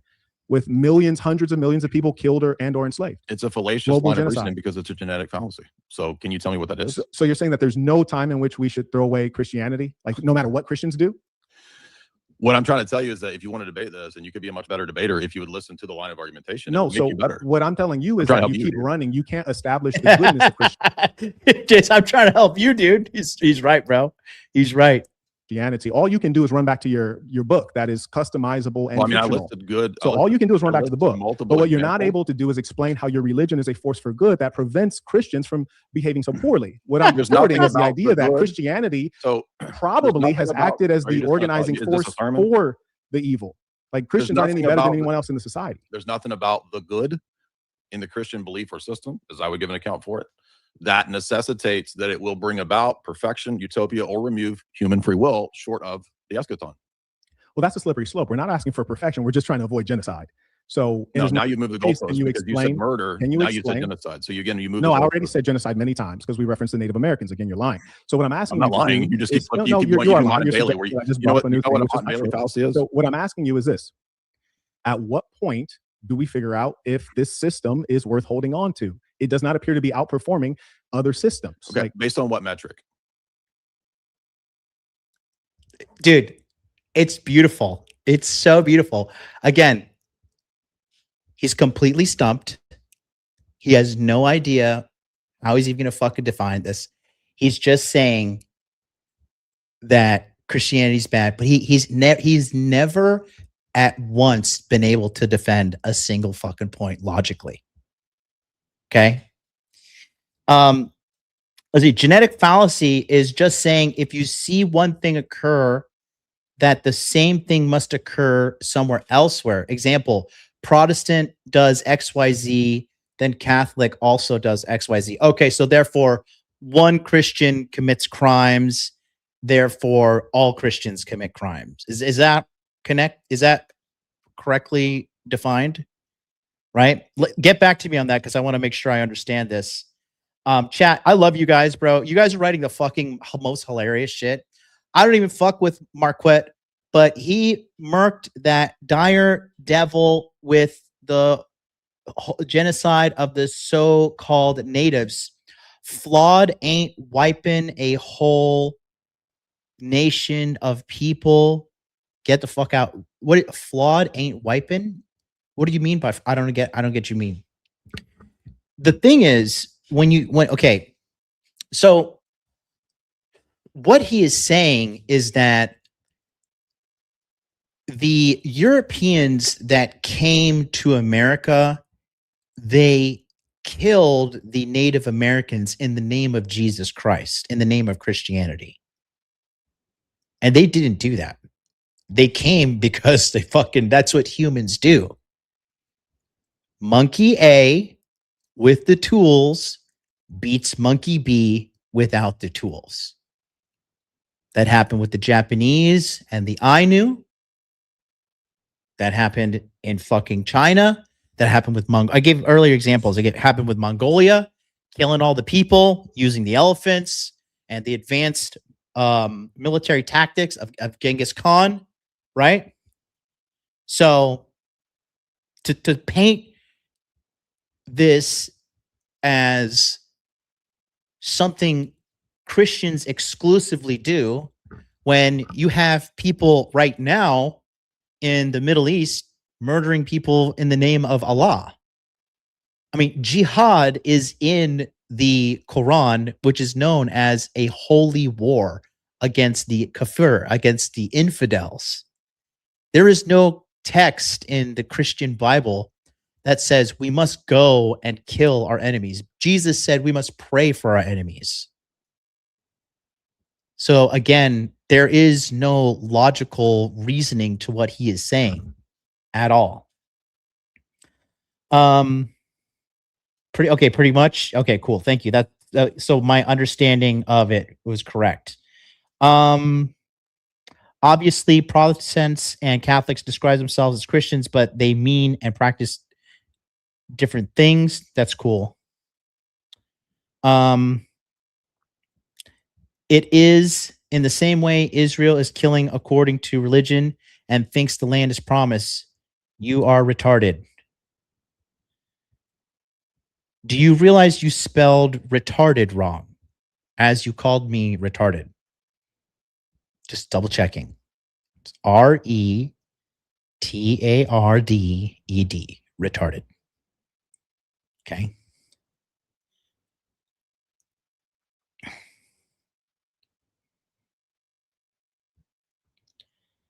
So I don't even know what this is in context to. Address the point. Are you talking to me? Who are you talking to? Is he watching on delay? I don't know what's going on here. We're all jumping out on the stream. The performance is going to be based on some I'm metric. literally asking you that. I'm literally I've been asking answering your questions, you that. and I gave you a list of goods that Christianity gave in my opening So statement. what you disagree with them. did when I said, well, at what point you said, well, it's not supposed to create a utopia. Well, yeah, no one said that. No one suggested that. That's quite extreme. But Okay, what so I then am you admit that saying, people one can moment, still commit what I sin. am saying is that we would expect that if a Christian nation is in fact Christian, then we would not observe slavery. We would not observe genocide. We would not that's a observe fallacy. colonization. It's a fallacy. And It doesn't so- follow from that. Okay. It doesn't logically follow that because One people moment, you don't have to believed interrupt me. that they will necessarily You follow. don't the have belief. to. You don't have to interrupt me. So what I'm asking That's all Marquette's been doing the whole time is interrupting him. It doesn't follow. You keep asking one questions moment, that are calm fallacious. down. What I'm asking you, and you don't have to say it's a fallacy because I'm not arguing. I'm asking you a question. You can have a fallacious So question. what I'm asking you is, at what point do we say that this system is not producing overall good because we find that Yeah, a fine. It's a fair significant number of Christians organize Okay, fine. around But I doing need these to know evil the things? metric because you're saying that it's not producing this overall good. What's the metric that we would determine when it does and Well, doesn't? that's what I'm asking you, sir. That's what I'm Well, I asking come you. from a Christian paradigm, so I think Christianity has helped many nations. So what's the metric? So Horatius says over 90% of the natives died from smallpox and other diseases that their immune system had zero defense for. They act like it wasn't a war with both sides committing genocides against each other. Yeah, like what about, you know, I'm just gonna ban you guys chimping out in the chat. Go watch something else. So the thing is, there again, when he's saying like it's just like it's the most victim ideology ever, right? They're saying that the Native Americans are like these people that were just kumbaya. Everything was fine and dandy until the big bad white man came and fucking killed them all. And the reality is they were killing each other. Okay. You want to talk about barbaric? The fucking Native Americans would scalp their enemies. They would take a knife and cut the fucking skin around the head and then rip it off. And they collect this as trophies. And then they burned American men, or not American, European settlers, men, women, and children. They burned them alive. So again, what we're going to talk about is it doesn't fucking add up at all. It doesn't add up at all. Savages, God, those godless savages, you know. But again, like to exclusively label that as a deed of Christians only is just intellectually dishonest because that's been happening since the dawn of civilization. I mean, if you want to talk about people killing people than the most, like just look at Africa right now. What, like, which dictator is in control of places like Liberia and all that shit right now? You know, that's happening right now. Okay. Yeah, exactly. Thank you, Yellow Joe. I just literally said this. Muslims slaughtering Christians in Africa, like they just had a big genocide in Nigeria. Israel genocide Gaza Muslims and killing Lebanese Christians. I know some Lebanese that are actually under attack right now. Ottoman Empire, Turks, genocide, Armenian Christians. So many examples, right? So yeah, W native genocide. Oh my God, I fucking love you guys. Hilarious. That's hilarious. You're saying it's failed. What's the metric? I'm asking you. So you're what's not the gonna metric answer any of- questions. I'm You asking literally you. You're trying to flip the answered question. 0 questions. I've been asking you for 5 minutes. You're trying to flip the question onto me, but I've been asking you, when do we figure out if we throw this away? And my answer is How that many, you like don't at what throw it level away do the because commandments have to be violated? it's a fallacious line of questioning based on a metric that I don't know what it is. So you want me to answer based on this metric that you have that it's failed to meet what metric? For me, definitely genocide is a failure. Okay, For Christianity, definitely mass enslavement is a failure. Colonization of other countries and peoples is a failure. Could any If you look at the Catholics, the amount of sexual abuse of system- minors, that's a huge failure. And these are often systemic. All right, so this guy doesn't want to have a discussion. Okay, good. No, go ahead. Could any ethical discussion, or excuse me, any ethical system, whether it's communism or whether it's a cult or whatever, is it not possible for the people in those groups to violate the principles of that group? That's actually not what we're talking about. I'm asking you a question. What is that? Okay, no, real quick. Let me see if I can create some decorum, because now I'm having a little bit a hard time to understand exactly what's going on. So, and look, Cooley now. Okay, I'm gonna say this about this guy Cooley. If he doesn't understand what's going on, that's kind of fucked up. But Marquett doesn't know how to debate. Bottom line, he's not following the decorum and rules of the debate. He doesn't even understand them. And if he does understand them, then he's intentionally not following them. But I'm going to go and err on the side of him being fucking low IQ dumbass, because there are rules and order in a debate. There's ways to get things done. There's rules to apply to, and he's not adhering to the rules. You know? Is anybody surprised? Is anybody really surprised this guy's not following the rules? You know? So I think that it's not looking good. Not looking good.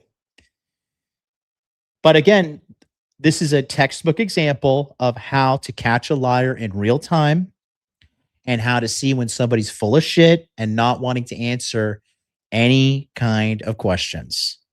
Because if they understood the truth of what they were saying, if it was based in truth, there's a very simple answer. Okay, truth is binary. Just it's yes or no. Period.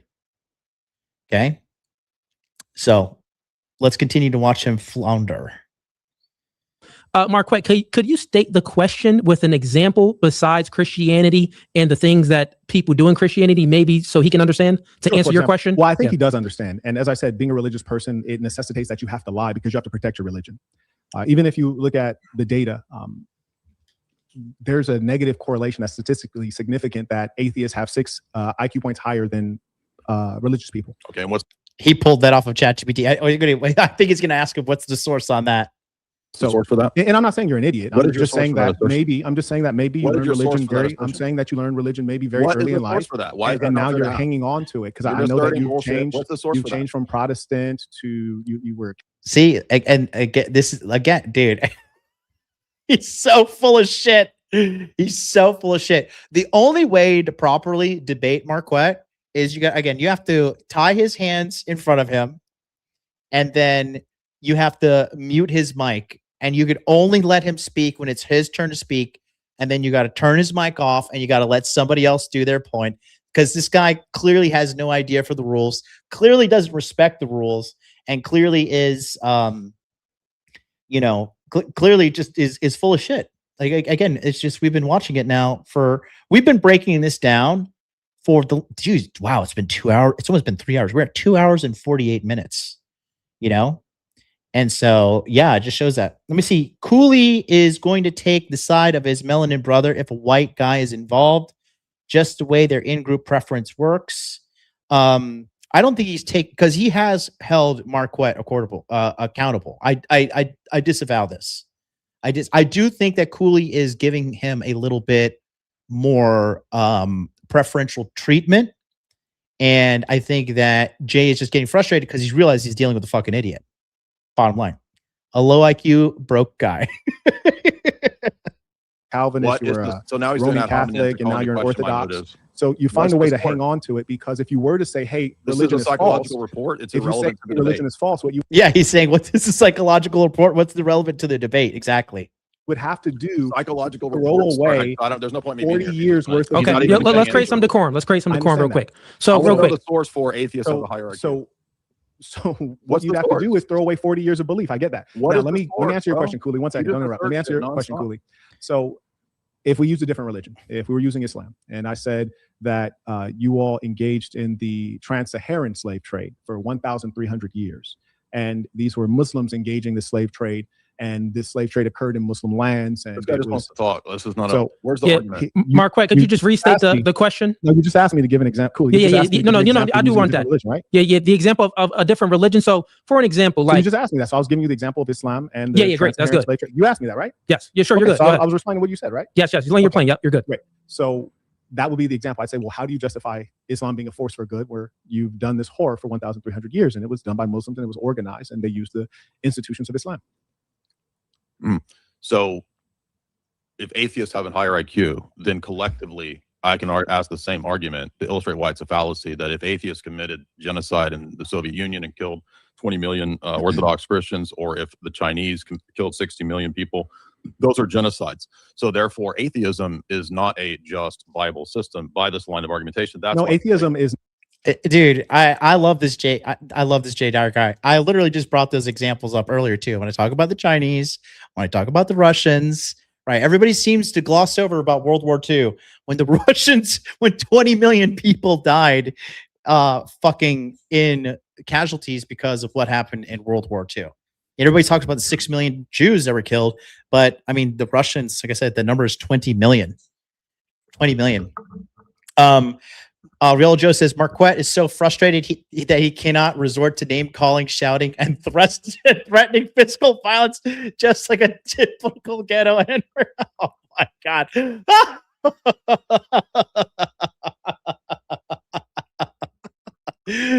Oh my god! WMLD for breakdown. Learners, dude. Like I said, this guy is endless content. This guy is endless fucking content because.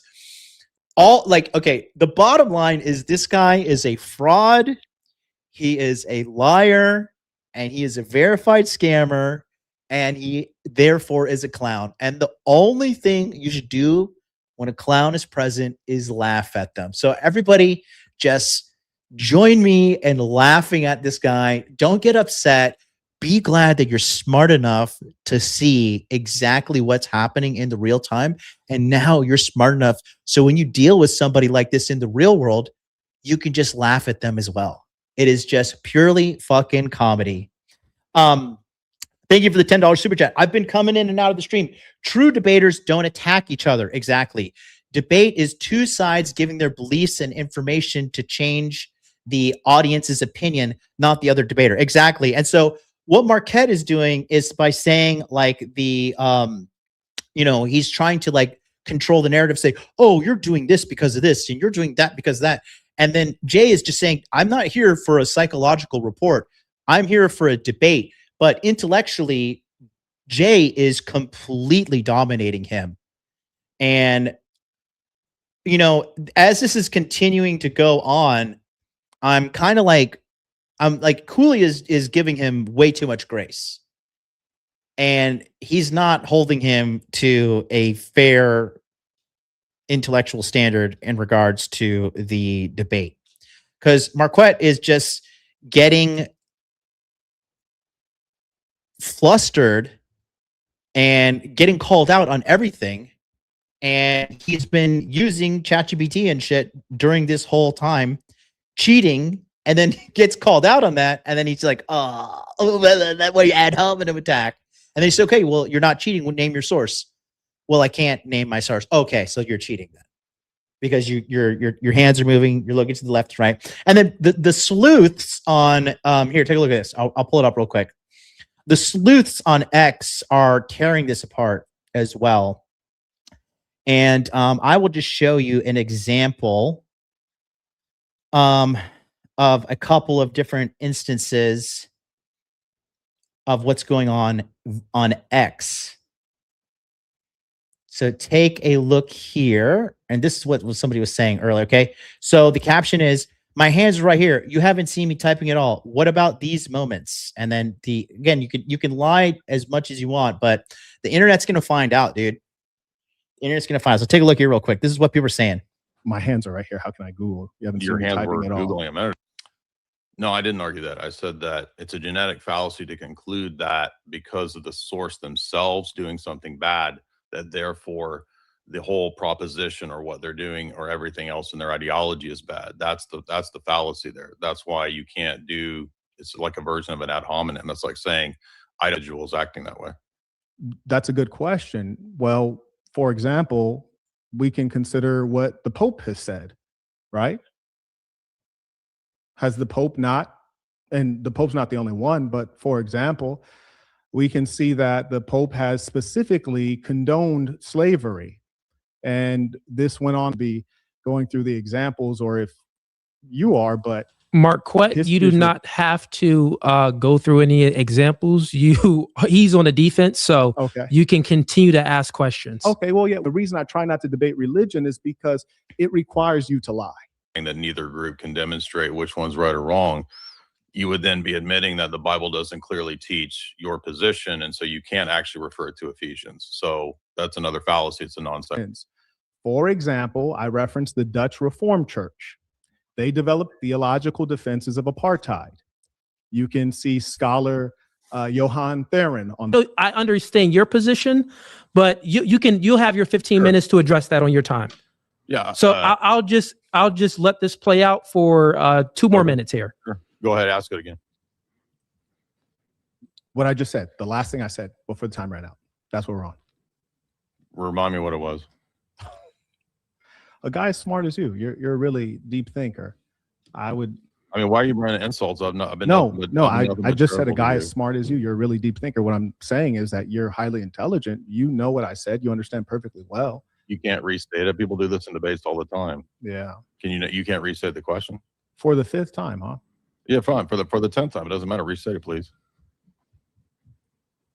You want me to say that Christians have done wrong actions? I already admitted that in the opening statement. Yes, they have. You ready for a question?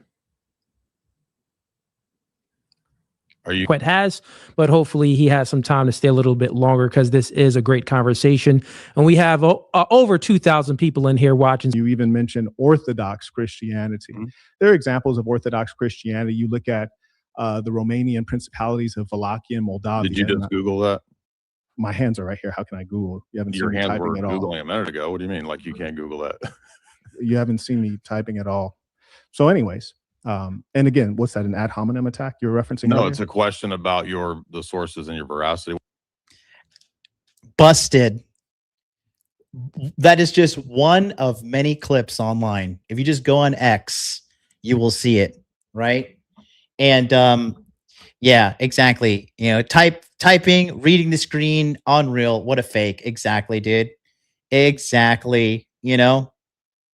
Yeah, bro, this is literal definition of bad faith. Exactly, dude. Let me see. You say UC Berkeley has 100% acceptance rate for black students with B+ average. Really? John Hopkins Masters of Education has a 60% acceptance rate. No way. There is nothing special.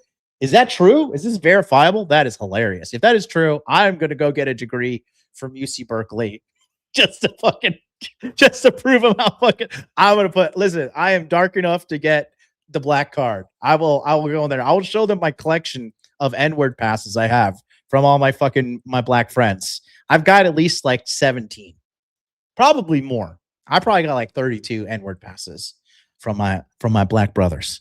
So I'm going to apply as well.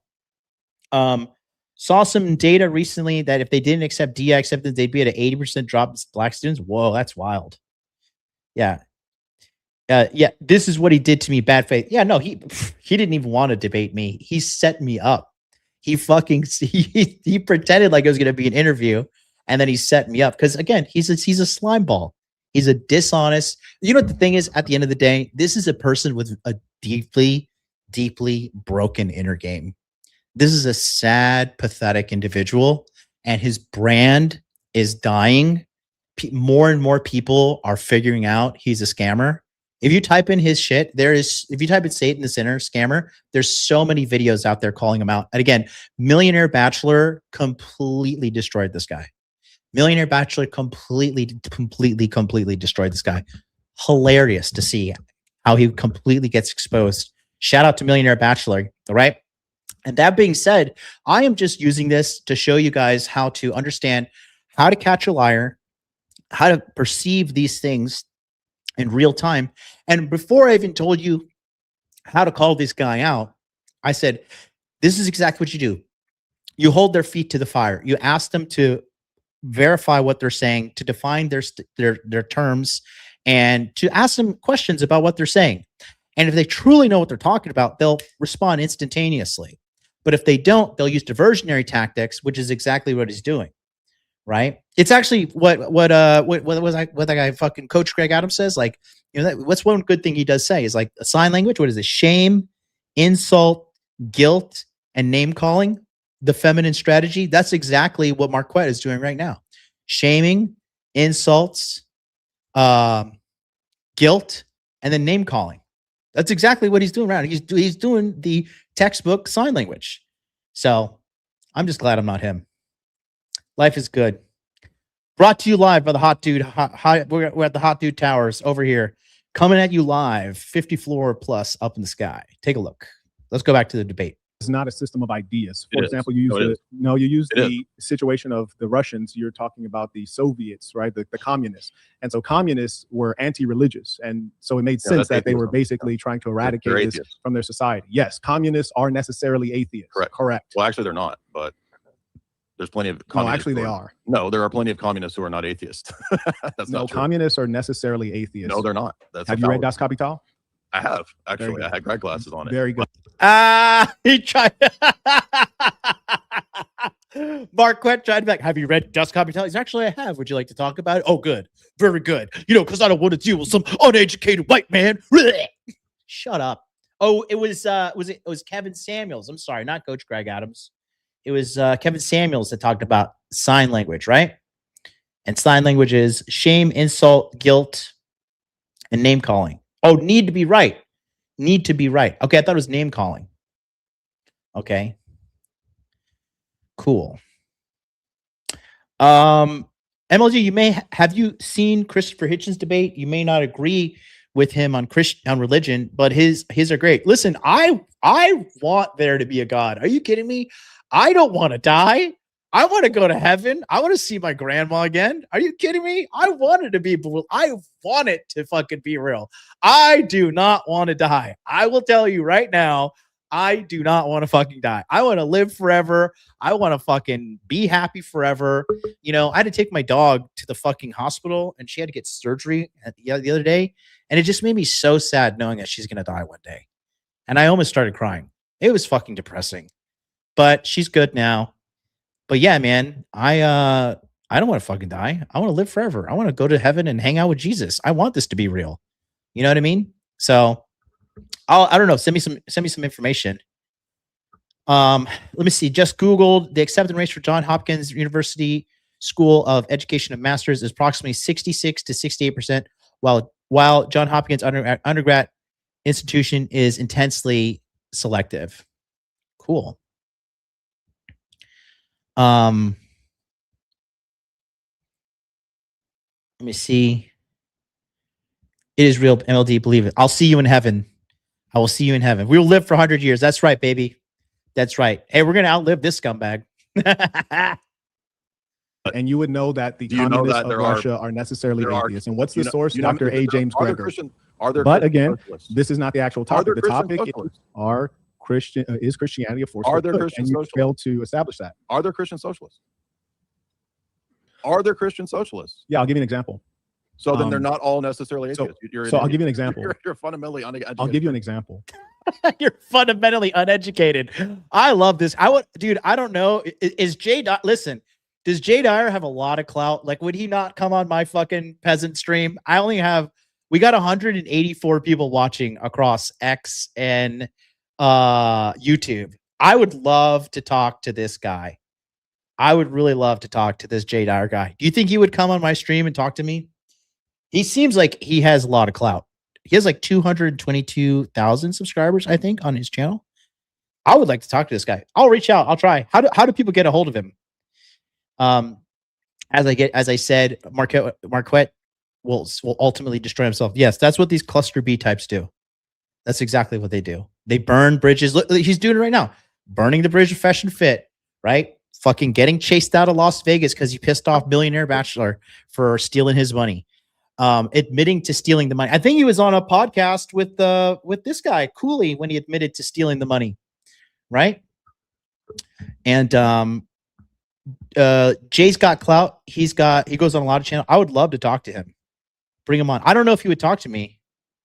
Jay Dyer would go on your stream. He has interviewed. I would love to talk to this guy. He is a very smart guy. You could just tell that this guy is a very intelligent guy. Yeah, exactly. I hate the talking over each other. As a moderator, you have to debate. Yeah, you have to have the debate stop. Exactly. Yeah, he'll destroy himself like a certain guy from Brazil. Dude, you want to hear something crazy? God told me that this guy from Brazil is going to get brain cancer and die. This is the only time I'll say it online.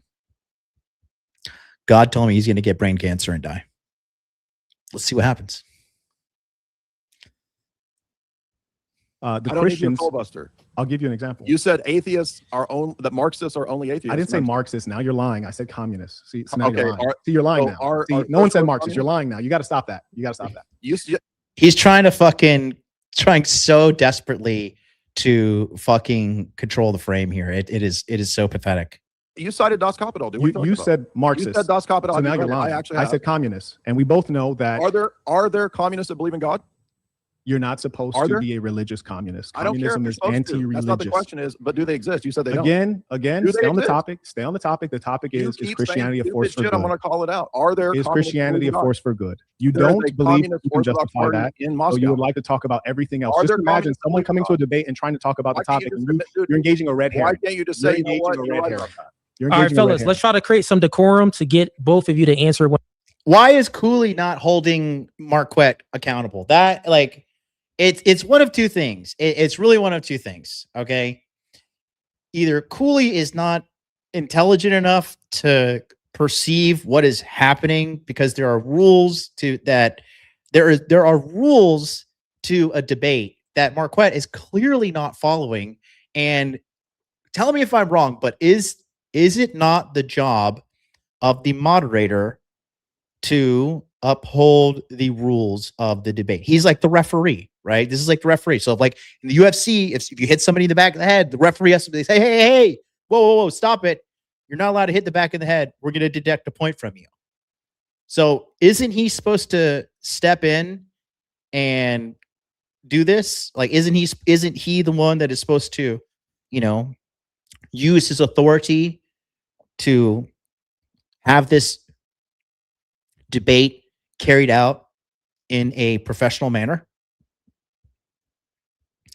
So that being said, it's either he doesn't understand what's going on or he's intentionally siding with Marquett. Dude, I am. Listen, you're leaving behind a trail of guys destroying themselves. Yep. Certain day gamer, certain guys from crypto, certain bald Canadian, Time reveals everything. And scammers on a long enough timeline get exposed. Period. How long have I been doing this? YouTube channel now has been operational for what? 11 years. I started this channel January 2015. Go look at the start date on my fucking channel. Right? So you'll see. On another questions. So if you're going to say something ridiculous, I have to call it out because it's a fallacious line of argumentation. No, you're just trying to avoid the fact that Christians have done horrors on the planet Earth, and you cannot justify it as a force for good. It is no better than any other system of ideas. There's no evidence. Let me ask you what the good is in your system. I haven't defined any system. I asked you what the good should be in Christianity. I defended Christianity. What's the criteria according to you? What's your account of the good? Real quick for No, he's you, not Jay. gonna No, it's okay. He probably didn't hear you. So when you guys both speak at the same time, Marquette, the way his audio is set up, it kind of pushes your audio down a little bit. So if you can just restate that question. So I've argued for Christianity for the whole time. I've given a bunch of, in my opening statement, for example, transcendental argument. He can disagree with all that, fine. Sure. I want to know now what his account of the good is in his worldview. So you're a very metaphysical guy. That's fantastic. What I'm telling you is that the actions of Christians as an organization have been consistently What is your wicked. account of the good? And we're not here to Or discuss none. my account of the good. No, we are, because it's in the We're Bible. not. It's We're in the here to Bible. establish that Christianity is a force for good. And So I you wanna being know the your Christian, account. I asked you to So define on what, at what point have they failed to meet the minimum requirements of good as a collective. Commandments. You can disagree Like, with that. Now, I want to as ask, what Christians. is your account of the good? So again, you're trying to get into abstraction and definition. No, it's We're arguing about Christianity being you a don't force have to for define good. the good. I'm not the Christian. I'm not the I Christian. know. So I You wanna tried to know what define your on an account individual basis your 10 You're holding commandments, me and to then an I said, account. You're holding does me that to an apply to the measure of whole? good. You're saying it's wrong to commit genocide. On what basis? Yeah, it is On wrong. what basis? I agree it's wrong, but I have a basis. What's your basis? I think it's a silly conversation. I don't care what He has nothing to defend. He doesn't even know what the fuck he's doing. He is only here. Here's the bottom line. He is only there.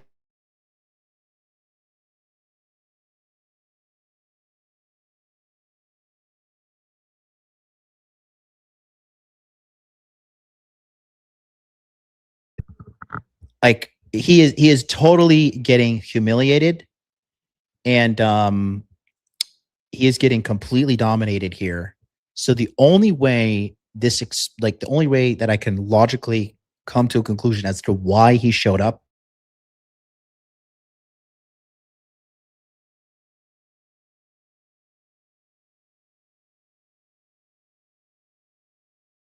that makes any sense. I cannot even, I'm trying to understand what else is the basis for him showing up so unprepared and being so intellectually dishonest, right? Oh, let me know when we're back. Looks like let me know when we are back. I got a lot of F's in the chat. Sorry guys, I'm on this internet that's a little bit spotty. All good, we're back. All right. But again, I thank you, Balkan Christian. The reason I am looking at this and trying to break it down, because the only reason that makes sense to me is the only reason that Marquette does anything online for eyes and for money. Because he's getting humiliated right now. And okay, let's just honestly speaking, I'm just gonna put this in the chat. Let's put out a poll right now. Okay. Let's be very, very, very honest. Okay. I'm going to put a poll in the chat and you guys let me know. Okay. Take a look at the chat. It's coming in right now.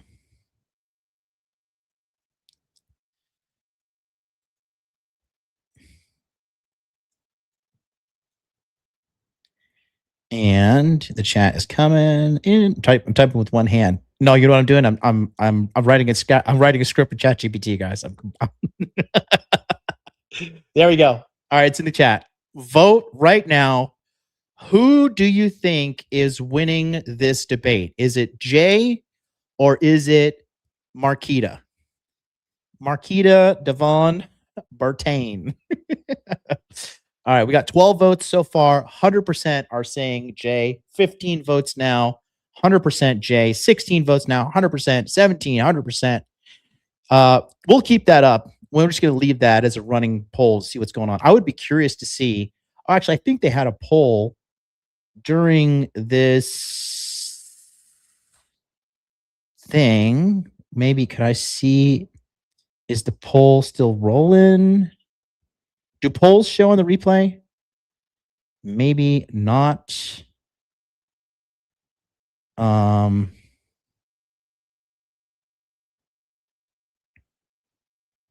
guess not. Oh well. Oh well. The internet line overheat from all the cooking. Thank you.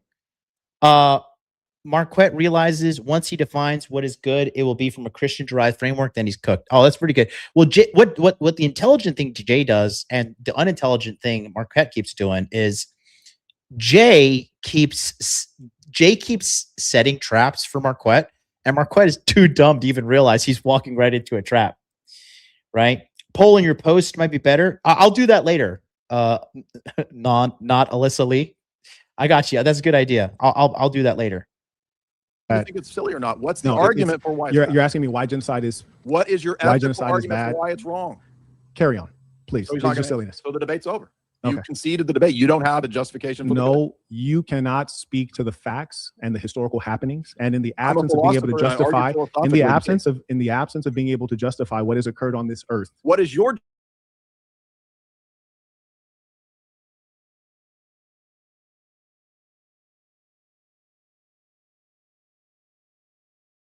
one another to like land their plane so the audience can hear. So again, Marquett, to be honest, your microphone does supersede his a little bit. So when you're speaking and he's speaking, trust me, his microphone is going down and they can hear you, but they can't really hear him that good. So we kind of need the back and forth to go properly. Jay Dyer, just restate the. Look at Marquett. He's ChatGPTing his fucking brains out right now. Look at him. Position again. Yeah. Or we kind of need. You're speaking and again, Marquett. Watch. He drinks the water.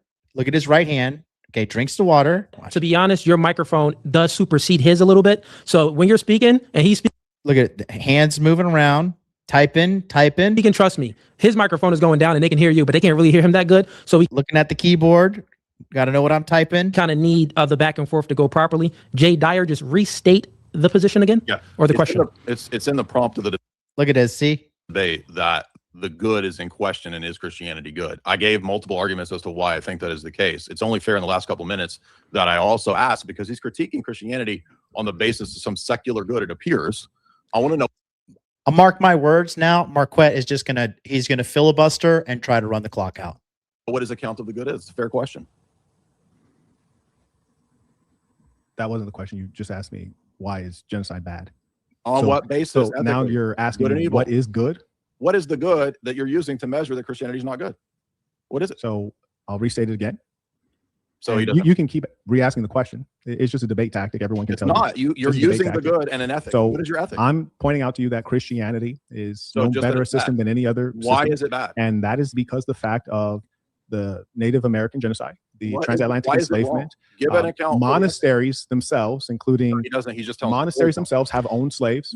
Storytelling isn't an account. That's not storytelling. Those are historical facts. And it's not telling you why your ethic is right. What is, so maybe I can bridge this gap. I think I am asking you doesn't produce good. You don't want to talk about it. Yeah, fellas, maybe I can bridge this gap. So, Marquett, when you were stating your question, you didn't feel that his answer satisfied your question, because you were asking a question in regards to, if Christianity does all of these things historically. Did you notice my question? When should we throw?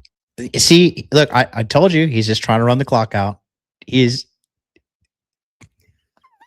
just trying to roll the clock out. He's just trying to run the clock out because he's got nothing. The only thing he can fucking run is his mouth. That's all he could do. That's all he does. Anytime his feet are held to the fire, he chimps out. He denies. Again, the funniest thing is when Aaron the plumber was like, tell me where you are. I will show up and I'll beat your fucking ass. And dude, Aaron the plumber, if you haven't seen that guy is a fucking unit. That guy is a jacked motherfucker. And he called out, and that's a real street guy. Marquett is a soft fuck. This guy's not a street guy. He pretends to be a fucking street guy. He's not a street guy because he only picks on fucking nerds. He's not a fucking street guy. He got called out. Aaron the plumber called him a bitch ass nigga, and he fucking did nothing. He started screaming and losing his fucking cool because that dude pulled his card. Let's see. I'm not religious. Thank you for the $10. I'm not religious. Any idea, religious text, science, it's neutral, and the people behind it who use it can either do good acts or terrible acts with the knowledge. Comes down to human free will to use it. Yeah, well, why can't fucking Marquett say that? Why can't Marquett do that? Yeah, exactly. Dr. B is in the house. He says, Saint and Sinner is going nowhere with this argument. He's been doing that since the beginning. Draws also sees this is his stalling. This is bad. He is stalling. This is bad. Okay.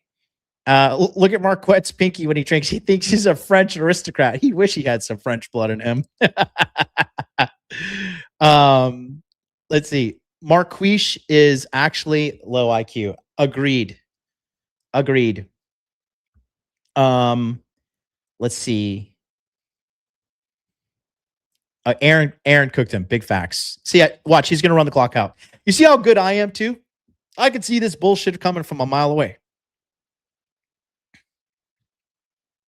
You notice my question was about Christianity, which is on something. Yeah. He's just trying to debate abstraction, because when you test Christianity in reality, outside of the mind, you test it in reality, it fails. So okay, I got you, Marquette. I just want to create some decorum for you guys. So, Marquette, your position was again, hey, Christianity does all of these evils in history. When should we throw away Christianity? When should we throw it out the door because it does all of these evils? He was giving you an answer like he tried to explain it before, like like math. As far as math, no, not math. We don't need to talk about he math. Didn't, what was actually, the specific he answer actually as never. To when Christianity fails, and we should throw it away. Yeah, so he actually never answered. He actually didn't answer that particular question because he said it was fallacious on the grounds of like if we think about math. I know. Yep, I know you rejected it. So if we think about math, I just want to try to create. Marquette can't shut his fucking mouth. And honestly, this is just showing you how much trauma he has inside him, right? Because this is like he's reenacting his mom being verbally abusive to him, and he's having to like use these deflection tactics because he knows if he answers her directly, she's gonna beat his fucking ass. That's exactly what's happening right here. So Cooley's trying to step in and hold some decorum, but again, I mean, I feel like a broken clock. I'm like a cuckoo bird, just saying the same shit over and over again. We got 36 more minutes of this trash, but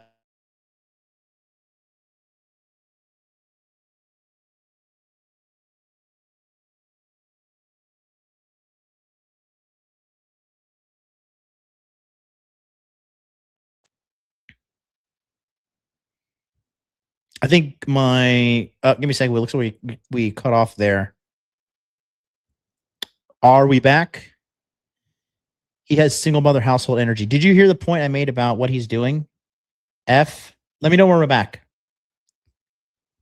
Are we back? I think we're back. And we are live. Boom, baby. We're live. Hold on. Let me pull up the chat kind of shut down on me. I want to see. So we have so far we have 97% say Jay is winning and 3% say Saint and Sinner is winning. So not even close here whatsoever. But yeah, basically what he is doing is he's just like reenacting what happened to him as a kid when mommy would yell at him and he had to do like all this defensive shit to like, because if he answered mommy directly, she was a crackhead, so she would beat the hell out of him. That's exactly what we're witnessing right now. We're witnessing unresolved trauma coming out in a toxic manner.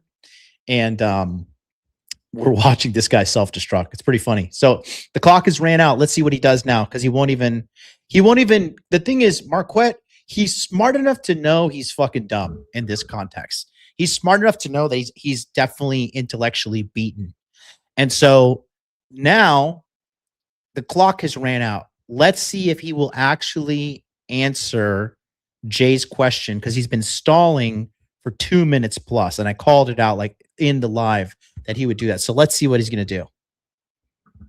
Some decorum. If we think about math, like 1 + 1 = 2, that's a system of math. Sure. Got it. So if other people think that 1 + 1 = 17, those people will be wrong, but the system of math would not be wrong. This is why he said that he couldn't really answer the question, because the system of Christianity wouldn't be wrong. So that was like, sequitur. Okay, so there we go. No, there we go. If that doesn't follow, then Marquette, please argue that then. Yeah.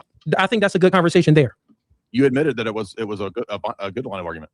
So, okay, first of all, now the way that Cooley just perfectly broke down both arguments as well as what Jay was saying. So Cooley is no longer, in my opinion, like, he's not dumb. He concretely broke that down surgically. He surgically broke that down. That was a 10 out of 10 breakdown, and with speed. So now that makes me lean to Cooley is being a little bit nicer to Marquette and giving him some grace because they're buddies and they do podcasts together. And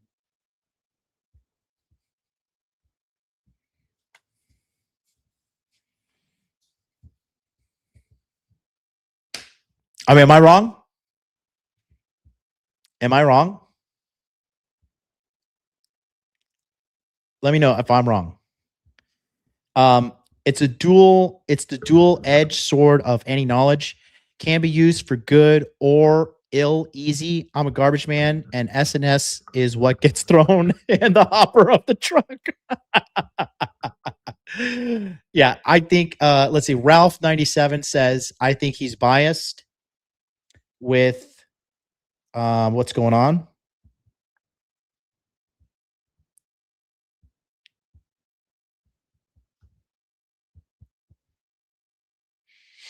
Okay. Ralph says, I think he's biased. And sorry, we cut off there again.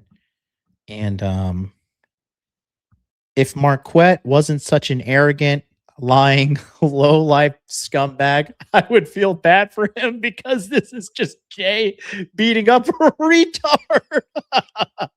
Hey, that's an ad hominem attack, Damien, because Alyssa is actually a dude using his ex-girlfriend's YouTube account. How dare you? No ad hominems. I know because I asked this Alyssa guy the other day.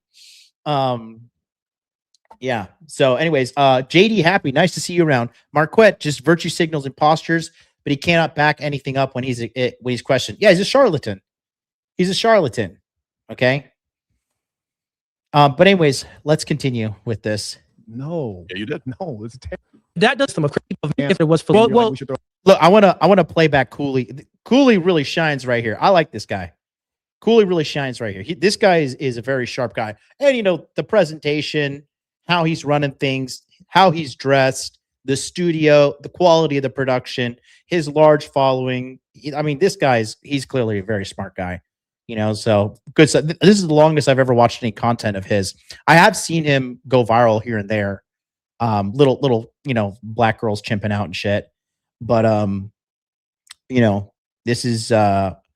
this is very interesting, but he's clearly an educated man. I like it. I like it a lot. He was giving you an answer like he tried to explain it before, like math. As far as math, no, not math. We don't need to talk about he math. Didn't, what was actually, the specific he answer actually as never to when Christianity fails. And we should throw it away. Yeah, so he actually never answered. He actually didn't answer that particular question because he said it was fallacious on the grounds of like if we think about math. I know. Yep, I know you rejected it. So if we think about math, real quick, I just want to try to create some decorum. If we think about math, like 1 + 1 = 2, that's the system of math. Sure. Got it. So if other people think that 1 + 1 = 17, those people will be wrong, but the system of math would not be wrong. This is why he said that he couldn't really answer the question because the system of Christianity wouldn't be wrong. So that was like sequitur. Okay, so there we go. There we go. If that doesn't follow, then Marquette, please argue that. Then I think that's a good conversation there. You admitted that it was a good line of argument. No. Yeah, you did. No, it's terrible. You've not made any legitimate arguments. You've only tried to escape to metaphysical ideas. How is that terrible? Your religion completely reveals a history of bloodshed and horror. Even those who say that they're Christian, for example. Listen, 15 more minutes, guys. For example, why is it that the Christians gave a doctored Bible to the blacks in the Caribbean whom they were enslaving? Well, what's that about? How about I just concede they were evil? Those Christians were evil. Sure. Oh, okay. Very good. How does that disprove Christianity? I never tried to disprove Christianity. That's the prompt of the debate. Is it true?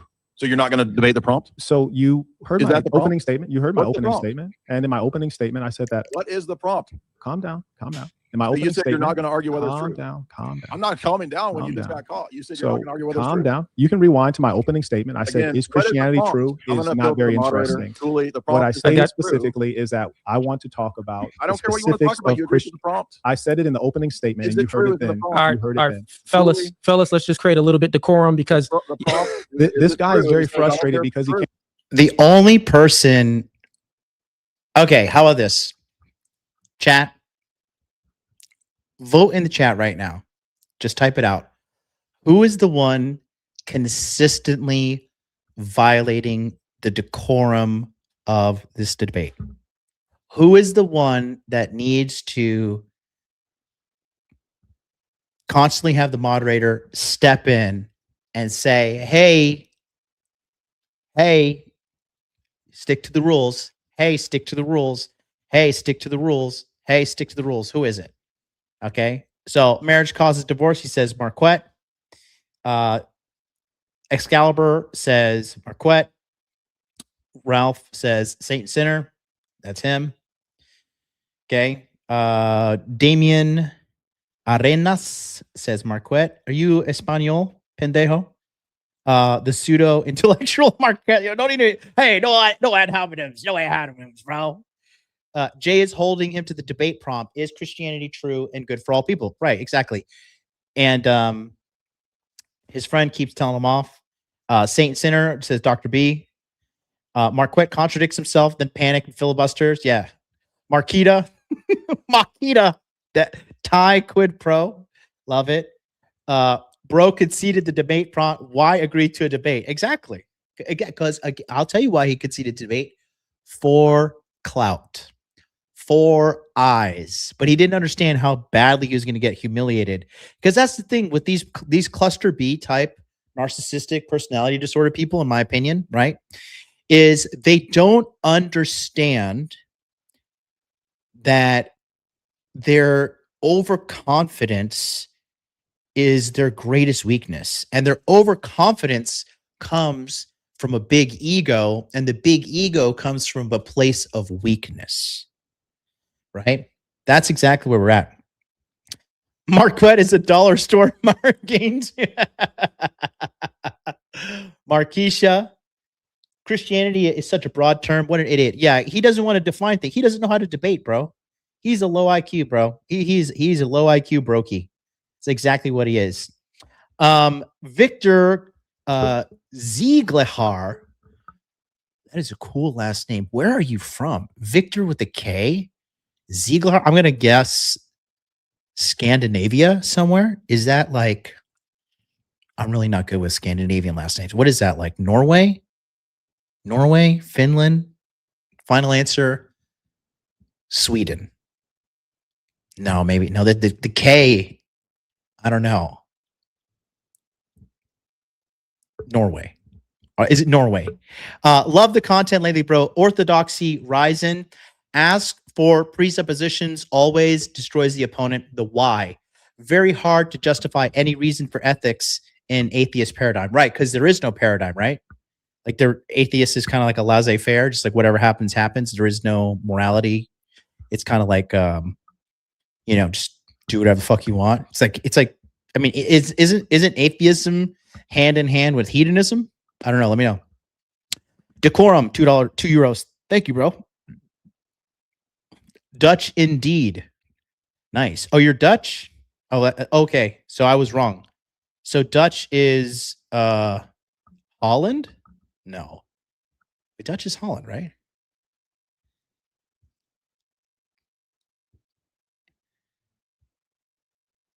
Is it Holland, right? Dutch is Holland? Close. Holland, yes. Okay. And yeah, Holland is near Norway, right? Let me pull up a map. Let me see real quick. Yeah.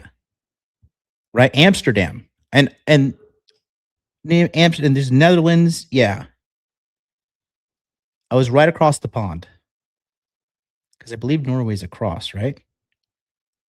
It's north of you. Yeah. Cool. Do you do Dutch kickboxing? Dutch kickboxing is fucking brutal, dude. Yeah, Netherlands. That's cool. Atheism always boils down to personal preference. I would argue that's what do you call it? Holland, right? Cool, man. Very cool. Yeah, atheism is just like a race to the bottom with hedonism, right? Dutch kickboxing, dude, steroid Alistair Overeem. Yeah, exactly. Yes, exactly. Alistair Overeem, bro. Ubereem in Pride and not Pride in Ryzen. Holy shit, bro. Okay, let's go back to this debate. We're winding down here. Thank you guys who've been here. We've been going 3.5 hours. Let's continue. So you can just guys, because again, here's the thing. Here's a good reason why you guys watch today's episode, right? Watching today's episode is going to truly, because we've been doing this for 3.5 hours now, right?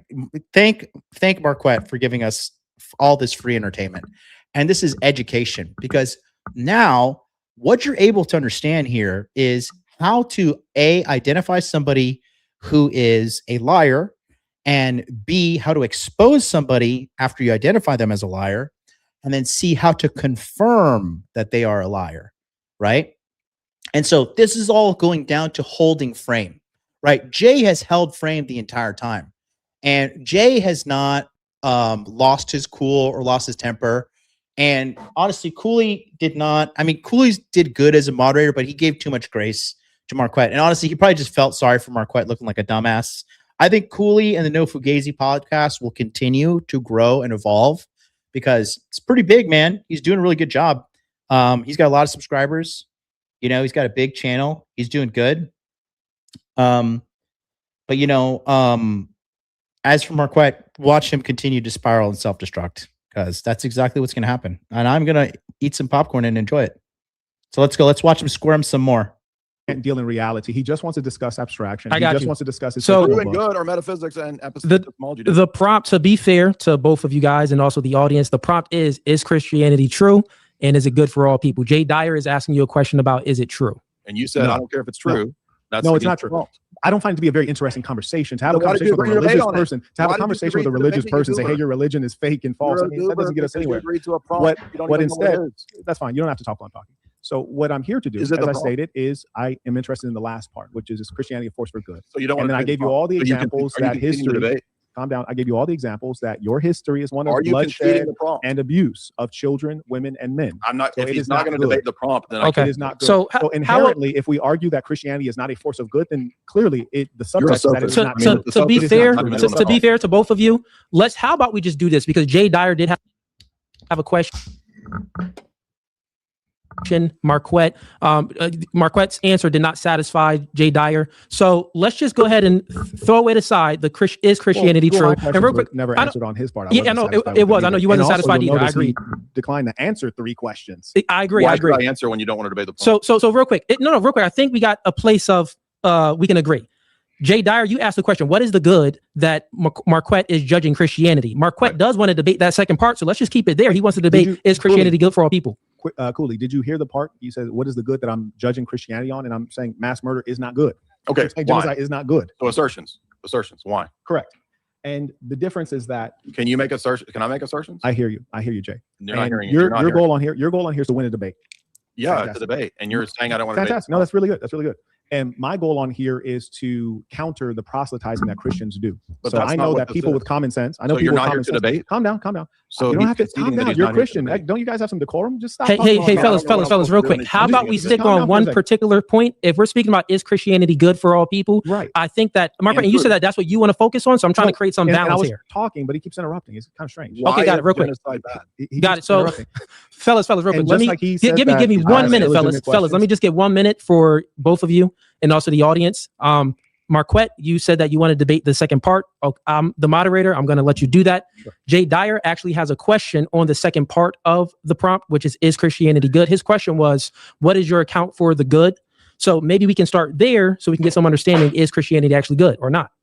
That's the same thing he's been asking Marquett to define now for the last 30 minutes, and Marquett is just not doing it. Because Marquett knows he is intellectually dwarfed.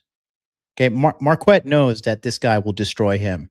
So he's just filibustering the entire time and trying to appear intelligent so he does not lose any more credibility from his rapidly failing brand. That's the truth right there. Since you guys want to debate that second part, so. Floor is yours. Jay Dyer, if you want to go ahead and ask a question. What is your account of the good? It's in the prompt. You're asking me to define good. Why is it bad to genocide? On your ethic. I think this is a stupid question. Like, are you going? The debate itself is stupid. Why did you take it?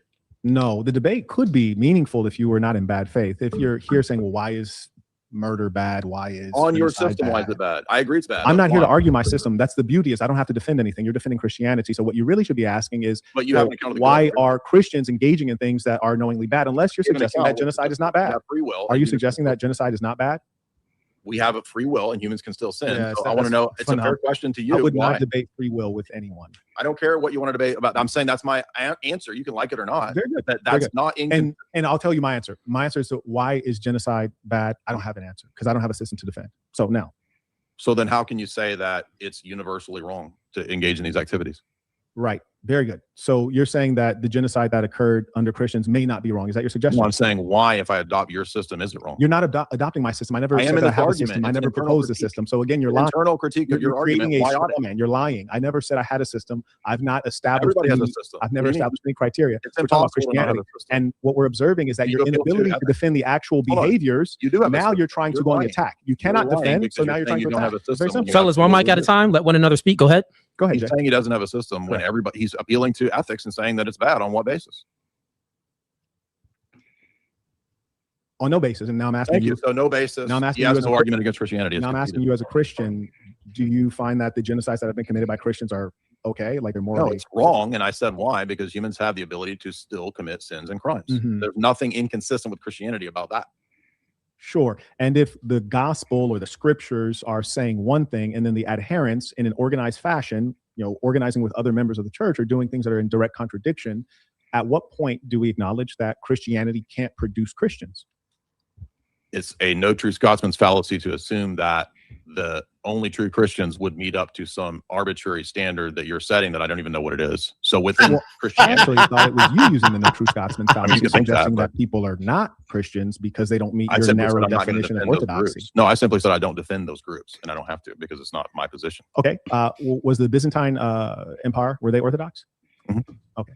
Did they have slaves? Mhm. Yes. Were they only black? I didn't suggest that they were. We're not. Hold Just- on. So if didn't they're suggest that they not, were, and if yeah. other groups engage, I think that's peripheral, actually. So That's what we're not, talking, we're because- not talking about black and white. We're not talking about race right now, Jay. We're talking Well, about. you came to good- the. one You second. argued No, that. what- No, and Jay just cornered him again. Jay just cornered him at the end and said that because Marquett was saying Christianity is bad for black people. And then he's like, okay, are these guys, this group of people, Christians? Did they engage in slavery? Weren't they majority black?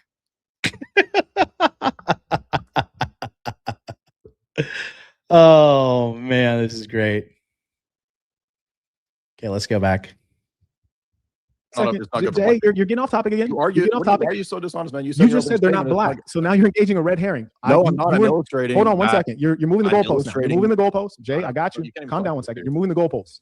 I'm I'm not. You I'm saying said, that hey, these other people are other not groups- Christians. I said, cool. Are you an Orthodox Christian? You said yes. I said, we're the Byzantines, Orthodox Christians. You said yes. I said, fantastic. Did they own slaves? Then you said yes. We don't Then have I a reversed it. reversal. They weren't black.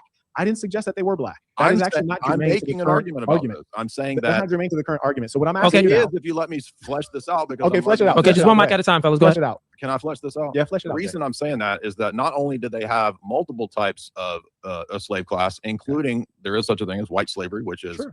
yeah, and also there is the African slave trade. So by this line of argumentation, the African indigenous religions that enslaved other trades would also be necessarily false. But you were trying to argue that the African indigenous religions were violated by Christianity. So all of this is based on arbitrary assertions, and it's all ad hoc. Got him. Finish fleshing. I just want to make sure. Yep. Okay. Got him. Again, every time Marquette gets got, he just shuts up and takes it because he knows he's got nothing. And he's like, he acts like he's stressed out. He's like, oh my God, this guy doesn't get me. They just don't get me. I'm just such a misunderstood scam artist. Oh my God, they don't get me. It's fucking hilarious, dude. Okay. Slavery is not a race thing. Slavery is a satanic thing. Well, according to this logic, if you're using Satan, then you're defending that in a Christian context.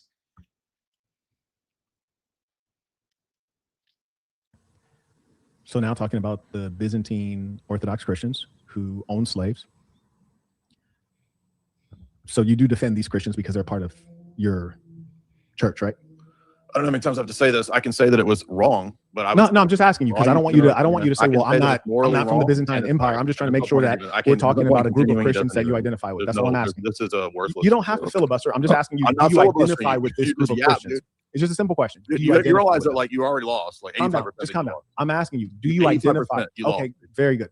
I'm asking you, do you identify with this group of Christians? I just said that I disagree with specific actions. It was a yes or no question. Marquett, since your microphone pushes his down, if you could just allow him to at least land the plane. I said a yes or no question. Do you identify with this group of Christians who are also Orthodox Christian? And then I identify with all Orthodox Christians, yes, and I admit that they commit sin. So what?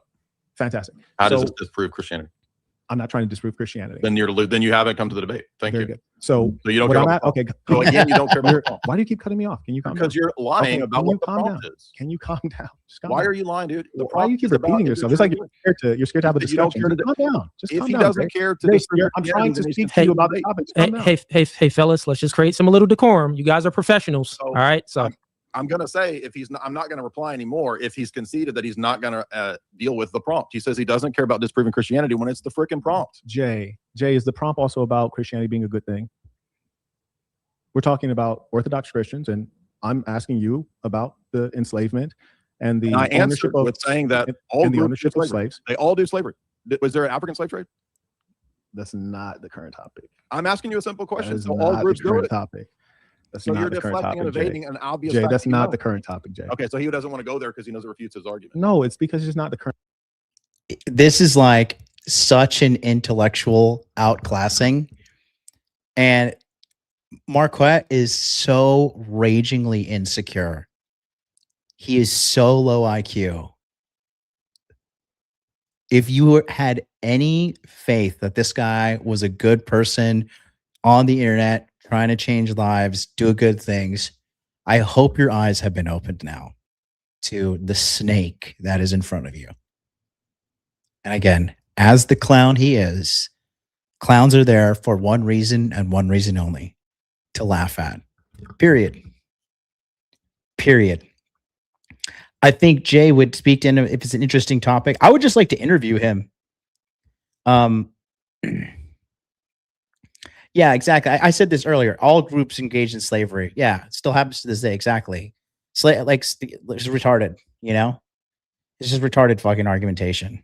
Because every religious group also fucking had slaves. Like, you know? I mean, the Jews were enslaved, right? That's what the whole that's what the majority of the Old Testament was. Like, the Israelites escaping slavery and going to the promised land, right? He's saying that he's arguing that people enslaved Africans in the name of Jesus, which is not. It's like they're like, okay, we are here, we are buying African slaves in the name of Jesus Christ because that's what the Bible told us to do. No. Okay. Islam, slavery. China, slavery and murder. Mongolia, slavery and murder. Right? Japan, slavery and murder. India, they were enslaved. They broke free. Right? This debate is legit. Can people be bad, good or bad, no matter what they believe in? Yes. Debate ends in 10 seconds. I hate bad faith people. They're the worst. Exactly. But the thing is, that's his brand. Deception, lies, trickery. He's a broken person. He is a broken person. His mom's a crackhead, beat the fuck out of him, abused him and shit. This is what happens when you have bad childhood. You don't heal your trauma, right? When you don't deal with your problems in a healthy manner. This is an unhealthy coping mechanism. And he's digging his own grave. Mark my words, guys. You'll see. Look, okay, chat. Remember when I said I started covering Wes Watson in like 2022 and 2023? I said, if this guy doesn't get his act together, he's going to end up back in jail. Where is he now? You're going to see the exact same thing with Marquett. He's going to end up in jail, or he's going to piss off the wrong person. And because Marquett pretends to be like he's this street thug, and he's not. Okay? Because street thug guys don't go to UC Berkeley. Street thug guys don't go to Johns Hopkins. You know, it's one or the other. Okay? There are very few reformed street guys that go and become elementary school teachers. He's a LARPer. He's a faker. He's all these things he's trying to be in his head for a fucking facade he puts out on the internet. Okay. I'm curious about you, MLD. What about your father? I talk about it openly. I never met my dad. My dad saw me. He's like, not that brown little halfling. And he abandoned me. No, I never met my dad. My dad was like 48. My mom was 18, and he met her on the beaches of Trinidad. He cold approached her, and he met my mom's family, and then they got married. My mom had me when she was 19, and then a little time after I was born, something happened. I don't know what happened exactly, but he just abandoned my mom, left her in Florida with baby, and my mom had to go to like a church where they took her in. And you know, I was she was extremely poor. She didn't even have her papers. And then all I know is one time my mom took me aside. I think I was like 13 years old. I remember Resident Evil just came out, Resident Evil 2, because I was killing the alligator. I was playing PlayStation 2. I was killing the alligator when he bites in the gas tank. And I think it was 1998. I was born in 1985, so I was 13. I was about 13 years old. And she's like, "Hey, I need to tell you something. Can we talk privately in the room?" I was like, "Sure, what's up?" She's like, "I want to tell you something. Your dad dies." I was like, "Great. I don't give a fuck. I never met the guy. Can I go play video games?" She was like, "Oh, okay, sure." So yeah, I I never met my dad. So yeah, I'm Trinity. Yeah, my mom I am half Trinidadian. So my dad, he was white. He's an Englishman genetically. He was a white guy from Virginia. And I know he was really smart. He was really good with tow trucks, apparently. He was like, when he worked on the railroad. When he died, I got like $800 a month. And like, that was like, early 2000s. That was a lot of money. And when I became 18, the money became mine. And in true MLD fashion, I blew it all on Pokemon cards and Yu-Gi-Oh! And, just eating out and buying my friends stuff. And then, yeah, that's pretty much all I know about my dad. Don't really know much don't know much at all. Yeah, he went to go for milk, right? MLD was born of cold approach, right? My dad was a passport bro. Mr. Wolf, TF20, $5 super chat says, by the way, Korea has the longest unbroken chain of slavery of 1,500 years. W Kimchi, they beat Christianity. Yeah, facts. You saw that on that Bobby Lee show, right? I know what you're talking about. I've seen that clip. Shout out to Trini people. I rock with them. And then T. Sheppo says, at least he thought about you, MLD. I don't think he thought about me. I think it was just like it was just like automatic. I don't even know how the money came to me, but because he died and I was his child, somehow I got money. I don't know. I'll have to ask my mom. But yeah, my brother kind of did that, like with my nephew. He left you with some money. I don't know. I think it was like some kind of like Social Security or something. I don't know. That's actually a good question. I'll ask my mom. Yeah, it was a little, I don't know. I just didn't care. I was like, we were so poor, and I had like these very isolated moments of happiness in my childhood. So when I had them, I was like, just trying to be happy. It was like, I remember when I first got a DVD player and I watched Rush Hour 2. I had 2 DVDs. I had Rush Hour 2, and then I had Princess Diaries, because we could get 2 DVDs, and I got Rush Hour 2 for me and my brother, and we got Princess Diaries for my sister. And both of those movies, because we were so poor, that's literally the only thing. I could probably recite the entire movie of Rush Hour 2, including the Chinese parts, word for word. That's how many times I've seen that. Did you buy a lot of Chick-fil-A at the time? I got a job at Chick-fil-A actually when I was a kid, like 15, 16. So I was just eating Chick-fil-A all the time. I would steal the nuggets. I'd be putting the nuggets in the box and like eating them. And I'd be like, yeah, this is the fucking greatest thing ever. Because I was so fucking poor, man. I just was like happy to have money and happy to have some food. Do you hate your father, or you believe a man has right? I mean, how can you hate what you never experienced? I never hated my dad. I never was like, oh, I hate my dad for leaving me. I just kind of was just like, I don't know. I was just like too busy, like trying to survive. I didn't have time to sit around and like feel sorry for myself. Like from age 15, actually from age 14 onwards, I was always working a part-time job. That's literally my whole life. I've been working now for 26 years because now I'm 40, you know? And I just didn't have time to sit around and think about it. And then like, what's the point? Right? Like we got to go forward as men. If you want to be successful in life, life is a relentless march forward.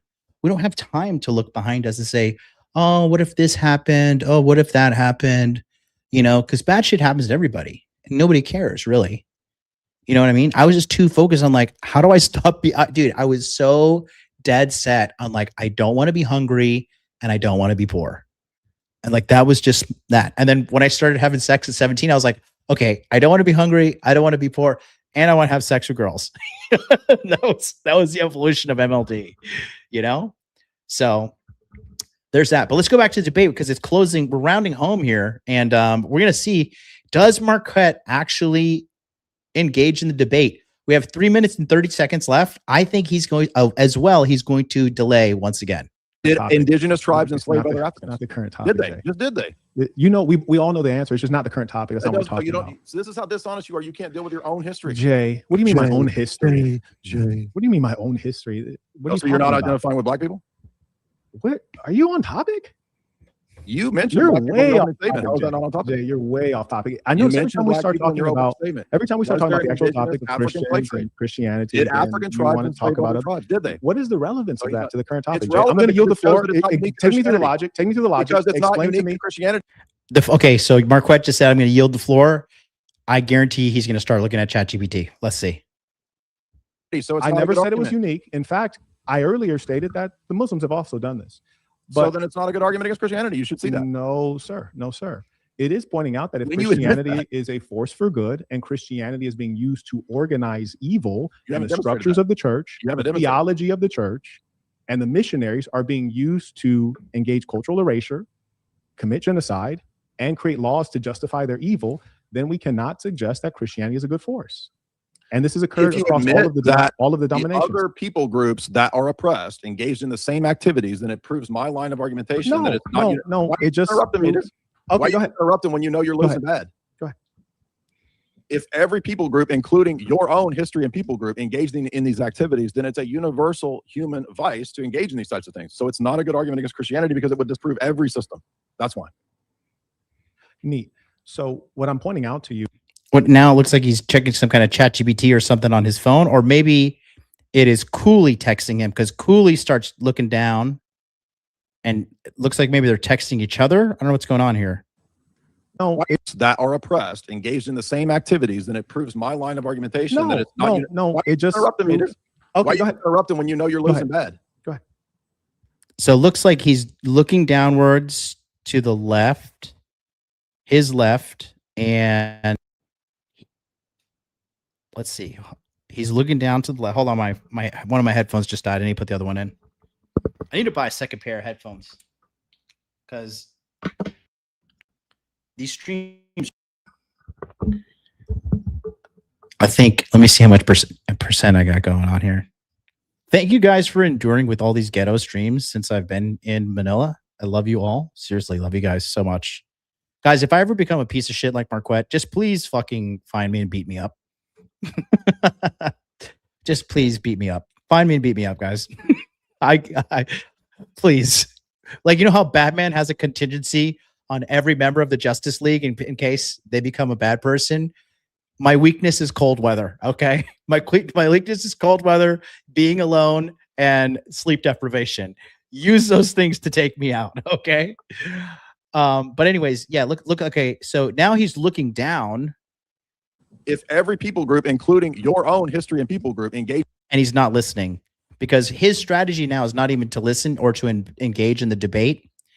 It's to fucking just deflect and a character assassinate Jay. In these activities, then it's a universal human vice to engage in these types of things. So it's not a good argument against Christianity because it would disprove every system.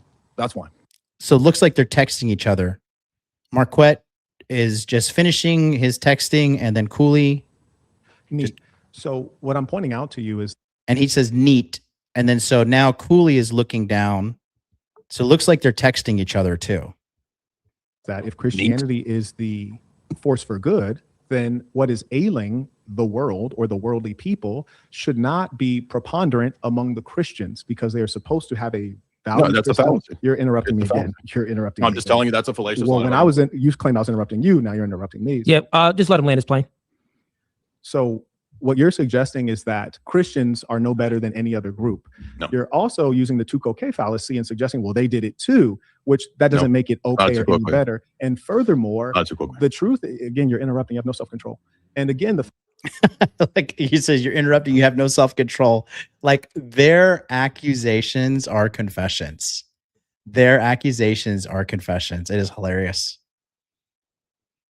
Fact of the matter is that slavery in different places was radically different. For example, scholar Leonardo Ariola, who's an expert in African politics, points out that African slavery was radically different than that which was practiced by European Christians, the Spanish, the Portuguese, the Americans. So that radically different how? Why do you keep talking? Wait, why do you keep talking? Different how? Why do you keep interrupting? Different how? It's almost like you don't want me to. It's a fair question. Why do you keep interrupting? Different how? Why do you? You guys can have the back and forth, fellas. Go ahead, fellas. Have the back and forth. Do it. He's just reading ChatGPT again. No, that's funny that you say that, because, for example, in the African context, you don't become a slave through birth. Typically, you're becoming a slave by being a POW. He is just reading ChatGPT again. It's clear as day. Or owing a debt or being a criminal. It was not racialized in the African context. Okay. So that's the good slavery. No, sir. Furthermore, why do you keep interrupting? It's like weird. You asked me. All right, fellas, that's the time for the open dialogue. Do you guys want to extend this out for a little bit? No, I don't want to extend it. But you asked me for a question. You asked me a question, then I start answering. You interrupt, ask another question. I start answering it again, and then you interrupt. You interrupt yes again. It's really strange. Okay, fellas, you're very maladjusted. There's a woman there, most likely with him as usual. His little fat white girl, Bridget, and because his water keeps getting refilled too. Did anybody notice that? Somebody's refilling his water cup. She's in on this fucking scam with him. And so I bet you when he got called out on the ChatGPT, maybe he moved the keyboard, or he started telling her to, like, you know, fucking, I need you to fucking help me. I need you to fucking start pulling up this shit for me, because he's pulling up all these facts, right? But then when he's asked to elaborate on these facts, he cannot do it. So truly hilarious. Let me see. Do you have a better framework of what kind of father you want to be because of your lack of connection with your own father? I probably know the answer. I just want to be a good dad. It's like, I just don't want my kids to hate me. I want my kids to be strong. I want my kids to be financially competent. Like from fucking age 3, I'm going to be like, all right, what's an asset? What's a liability? What's revenue? I'm going to be drilling these kids from the moment they're born. Yeah, see, MLD, you preach in your game. But I wonder, did you deal with yours? Of course. That's how I found out what the concept inner game was. I mean, it was, you know, I don't think anybody in the manosphere talks about inner game as much as me. I don't think anybody does. Because if you look at all the guys in the manosphere and the red pill, a lot of these guys don't have healthy inner game. Okay. And I dealt with it by doing a lot of hypnotherapy and resolving a lot of unresolved traumas, and a lot of EMDR as well. So hypnotherapy, EMDR, walking meditations, gratitude. You know, gratitude is a huge one. And then shedding yourself of the ego. Like people, like, you know, what do people say? People always say, like, they make fun of me, like, oh, MLD got a hair transplant. Yeah, I did. I told everybody about it. MLD got veneers. Yeah, I did. Like my smile is fucking great. I did it. You know, MLD got liposuction. Like, yeah, I did. I made a whole fucking documentary about it. You know, they just try to make up all these things to hurt me and attack me, but nothing they can say hurts me or attack me, because I love myself. I accept who I am. And I'm not like the rest of these guys with these false bravado and trying to put on an image of superiority. I'm just turn on this fucking webcam and run my fucking mouth and talk about how my philosophy to men getting more women is you got to have emotional intelligence and you have to work on yourself. You have to level up. I believe as a man, through what I tell guys, make money, make muscles, learn game, hold frame. I believe with these 4 components, if a man just focuses on these 4 things in his life, he will have a great life. He will truly have a great life. when the average man is just average, right? The average person is obese in America. The average person is sexless and or heading towards a divorce. The average person is debt ridden, right? So I just tell guys what I believe and what's worked for me. And I'm a guy who's, like I said, my brand has done pretty well for itself. It has crossed several $1 million. And I'm a one-man show. You know, I have contractors here or there, but I'm very good at what I do.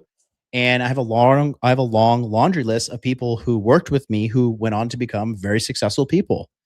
And that's just my general outlook on life. But the thing is, when you put on an act, when you put on a bravado, it stresses your inner game too, because you know you're full of shit, and it's stressful always having to put on a facade. It's stressful always having to, like, Marquett is not having a good time here. This is stressing him out. Like Jay, his body language is very simple. When the head is resting on the head like this is just lack of interest. This is just boredom. This is like, okay, like I clearly know what's happening. Nothing. And like, honestly, this is a little bit fault of Cooley, because the fact that now Marquett is texting Cooley, and then and then Cooley's like, okay, I'm gonna just let you guys have a back and forth. This lets me know that there's some kind of behind the scenes communication going on between these two. And you know, you got brought on to this fucking show to debate, and he's not engaging in the debate. You know?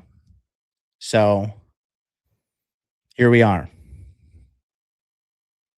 But are those things you mentioned with really dealing with inner game or coping mechanisms? No, 100% is dealing with them. You got to look into hypnotherapy and releasing unresolved traumas. Because as you have if you have been watching me for a long time, right, you will see how I have matured and grown over the years, right? I'm no longer the same person that I was a couple of years ago. I feel like I'm more refined of a person these days. But anyways, let's go back to the debate. I want to see this. Person, and I find it very strange that can we go to closing statements? Yeah, fellas, we're going to do closing statements. Yeah. Wine complaint. Fellas, we're going to do closing statements. Both of you are going to have 5 minutes. Marquett, since Jay went, I'll finish it last. Go ahead, Jay. I'll finish it last because I gotta type some shit into ChatGPT. Give me some time. Give me some time to stall. That's exactly what's happening right here. So let's see. Is it the fat bitch in the background doing it for him, or is he going to do it himself? Let's see how emboldened he is right now. Let's go. Well, actually, how it works is, since Jay took the affirmative position and he went first, he gets to decide if he wants to go last or first with the closing statement. He can go. I'll go last. Sure. Okay, Marquett, the floor is yours. The argument was about, is Christianity a force for good?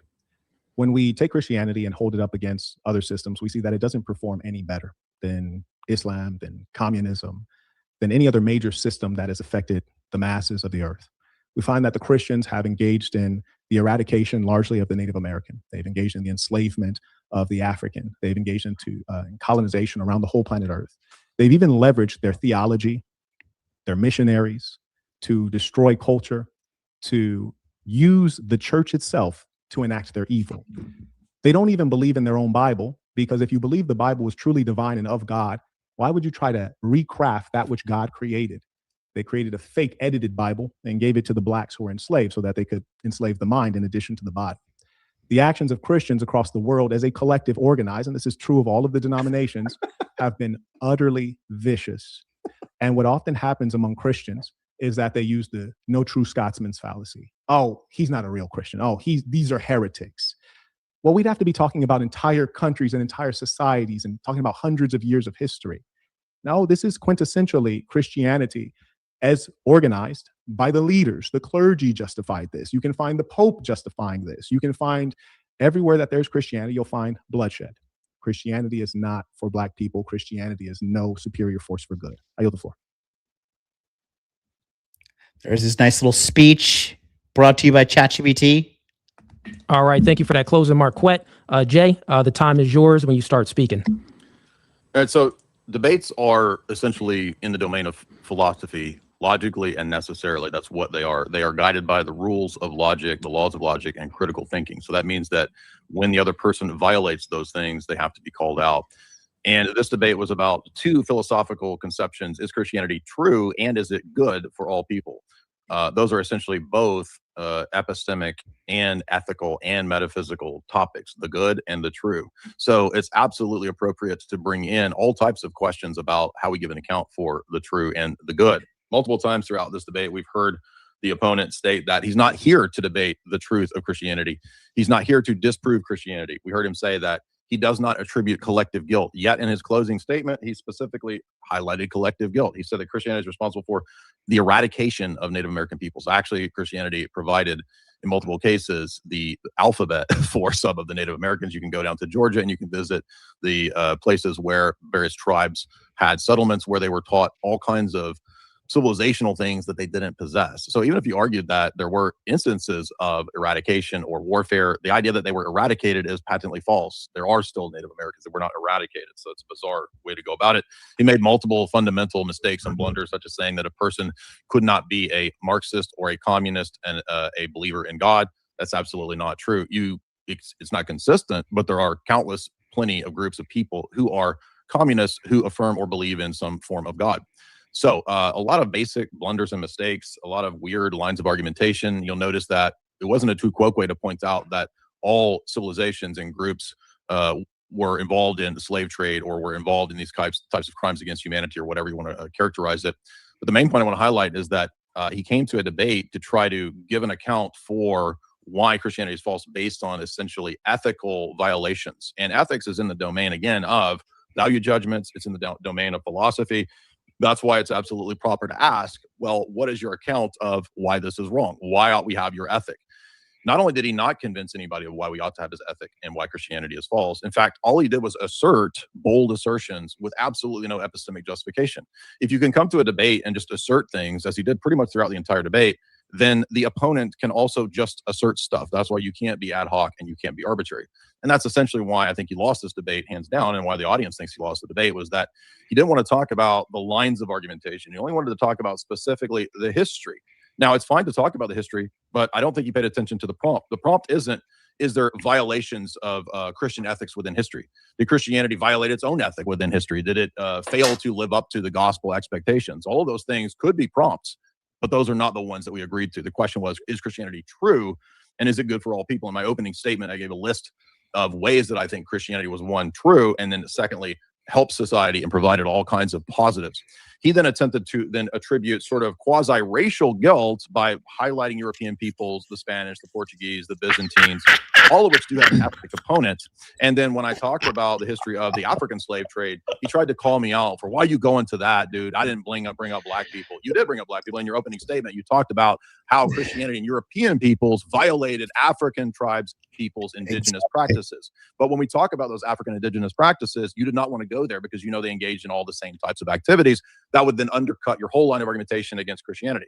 So again, it's all 100% arbitrary, all ad hoc. It was all over the place, all kinds of fundamental mistakes. And again, I want to highlight that the original line of argumentation was that the Bible's unclear, and he can think that. That's fine. But if the Bible's unclear, you can't then turn around and say that it teaches slavery, right? It doesn't if it's unclear. You could say that, well, it justifies slavery, but it's therefore not unclear. Now, I would have a basis ethically as to say why it's wrong, and he has absolutely no basis. All right, ladies and gents, thank you, both of you. Damn, dude, and that right there just shows you, again, the disparity in intellect. You have a pseudo-intellectual charlatan in Marquett Davon Burton, a.k.a. the Saint and the Sinner. He should just change his name to the Sinner because he's not a good guy at all. This guy's a piece of shit. And then Jay Dyer, this is my first time ever listening to this guy. You can tell that this guy is intellectually sharp, intellectually clean, intellectually honest. And it's really phenomenal because you can see Marquette is wearing black, and I think he's representing evil, and Jay is wearing white, and he represents good. This guy just did a fucking humiliation ritual on Marquette. This guy completely demolished him. I want to see if there's any more at the end here. I want to see what's happening. You, both you fellas, we got a lot of super chats in here. I know Marquette, you was on a time crunch. You want to stay for about 5 minutes while I read the super chats? Yeah. I'm only going to read the ones that's 50 and up because it's a lot of them in here. And I appreciate all of you that has been supporting. Shouts out to both of you. Okay, I really don't care about super chats, but I want to show you guys something. Okay, I'm going to do something real quick. So what Marquette did, Marquette is not this smart guy that he claims to be. He is actually he's like Loki from the Avengers. He's just very deceptive. There's nothing very smart about him at all. He's very cunning. He's very manipulative, right? That's all he is. And I'm going to take exactly what he said in his closing statement. And before I even do it, hands up, before I even do it, I think I know what's going to happen. But everything that Marquette said, trying to demonize Christianity, I'm going to copy his exact words from the transcript, and I'm going to plug it into AI. I'm going to say, this person said these are fundamental reasons why Christianity is a bad thing. Can we take these exact same points and apply them to other religions to get the exact same outcome? I think we all know where this is going to go, but I'm just going to show you once again how to disprove an intellectually dishonest individual, because that is what the saint and the scammer is. So let me go to this and find it. Cool. It was funny during the closing arguments, Marquette didn't even know. He was like, I'll let him go. I was like, oh, actually, how the rules are is you're supposed to go. Okay. Okay, let's see. All right, here we go. It starts there. When we take Christianity, blah, blah, blah, blah, blah. Oh, shit. I over scrolled. Hold on. Trying to do this. Hold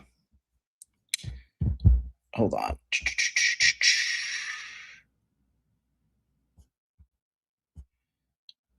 Hold on. Where is it? Where is it?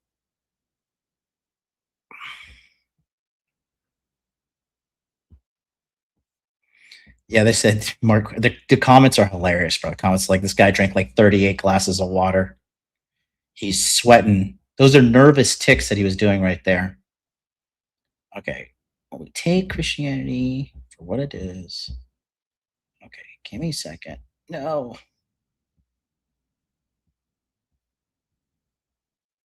It was about 3 minutes. He said Christianity's response is okay. Okay. Yeah, Jay just demolished him at the end. Okay, cool. Here we go. So he just had to say some shit here.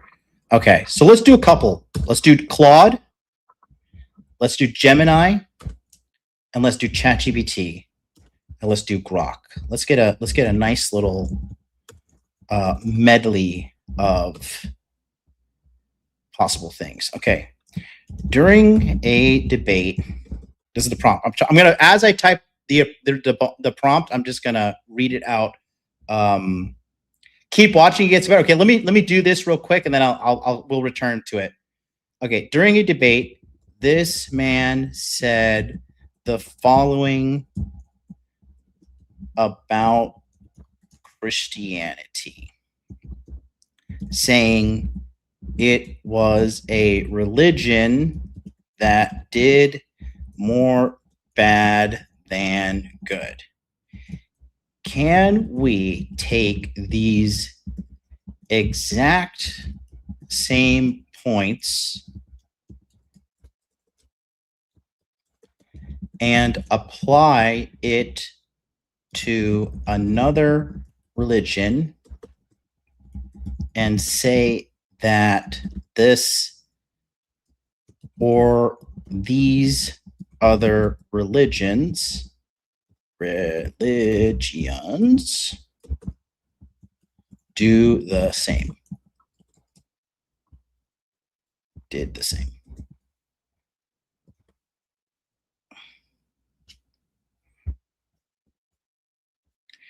Yeah, his closing statement was like a minute and a half, too. It's pretty funny. He doesn't know what the fuck he's talking about.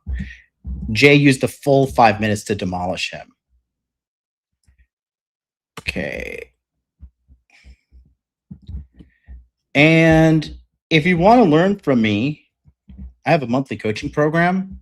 I got to use the bathroom, so I'm just going to play my monthly coaching program commercial. And give me a second. I'm going to use the bathroom, grab water. I'll be right back. First break in 4 hours. Who's the man? What's up, guys? Thanks for watching today's video. We're going to get right back to that, but I want to tell you quickly about my coaching program, the Money Muscles Game Monthly. If you're having trouble getting women in your life, keeping them around, and getting dates, if you're having trouble with your finances, this is the program for you. It's a very simple program dedicated to solving those problems with you right now. Each of these coaching sessions are a group coaching session with live interaction on the second and fourth Sunday. Every month, we meet at 9 p.m. Eastern Standard Time on Zoom to discuss exactly what is going on with you, what problems you have, what roadblocks are in the way. And then from there, we come up with a special plan for you to get the results that you want. I know what you could say. There's all this free information on the internet. There's all these free content creators putting all this stuff out. If that were the case, the world would be healed by now, but it's not, okay? It's the blind leading the blind. You don't even know what's good information or not. You need a mentor. You need a group. You need a tribe, and you need to be held accountable. That's what you have in the Money Muscles Game Month. In addition to that, we have a free 24-hour support Telegram chat where you can link up with other like-minded men just like you who are dedicated to solving their dating and money problems right now. So if that sounds like something you're interested in, I want you to stop what you're doing right now, go to modernlifedating.com/monthly, sign up, and then you're gonna get an email sent to you with a Telegram link so you can join the Telegram chat and get on your plan to fix your problems immediately. Do not let another day go by where you silently suffer lying to yourself, saying you're gonna figure it out, because you won't. You need help, you need a mentor, you need group support. That's what I am, that's what my community is. I've dragged myself from the depths of poverty to the tops of financial success. I've dated hundreds of women around the world. I can easily teach you how to do this, and it's a cakewalk. But it all starts with you going to modernlifedating.com/monthly and signing up today. Thanks so much, and let's get back to today's video.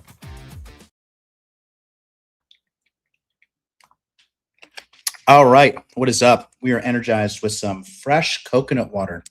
It's one of the great things about living in the Philippines. The fruit is like, it's just, everything is so fresh and delicious. This is 1 liter of coconut water, and I think it was like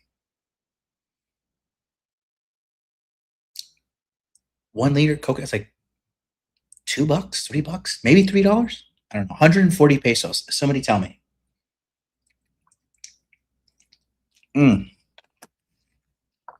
Let's go to the AI. Let's go to the AI. You guys ready? This is like just a curiosity. I think I know what's going to happen here, but we're just going to continue to poke holes in Marquett's logic. So again, you can see the prompt here. I said, during a debate, this man said the following about Christianity, saying it was a religion that did more bad than good.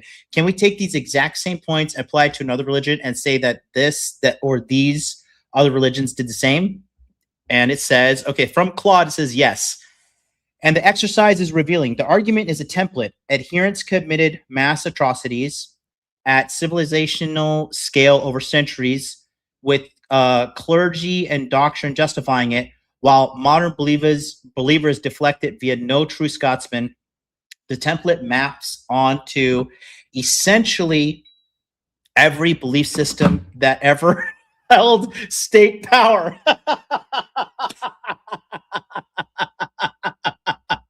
That template maps onto every Every belief system that ever held state power. The closest one to match is Islam. Eradication of native peoples. The entire caliphate conquest of Persia, Byzantine lands, North Africa, India, Zoroastrian Persia was reduced to a tiny remnant. Buddhist Central Asia was effectively erased. The destruction of Nalanda is recorded by Muslim chroniclers themselves. Historians like Will Durant call the Muslim conquest of India among the bloodiest chapters of history. Okay. The enslavement of Africans. The trans-Saharan, Red Sea, Indian Ocean slave trades ran roughly 13 centuries, with scholarly estimates in the 10 to 17 million range, comparable to or exceeding the Atlantic trade. Plus, over 1 million Europeans taken by barbaric corsairs and the Ottoman Derbyshire levy of Christian boys. Classic Islamic law explicitly regulated and permitted slavery. Abolition came and largely under Western pressure. Okay.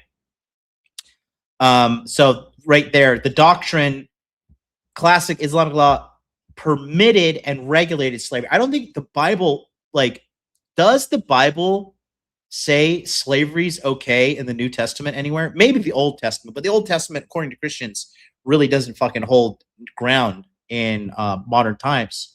Colonization, the expansion of Arabia to Spain, the Indus conquest, blah, blah, blah. Missionaries destroyed culture. Yes. Clergy justified. Yes.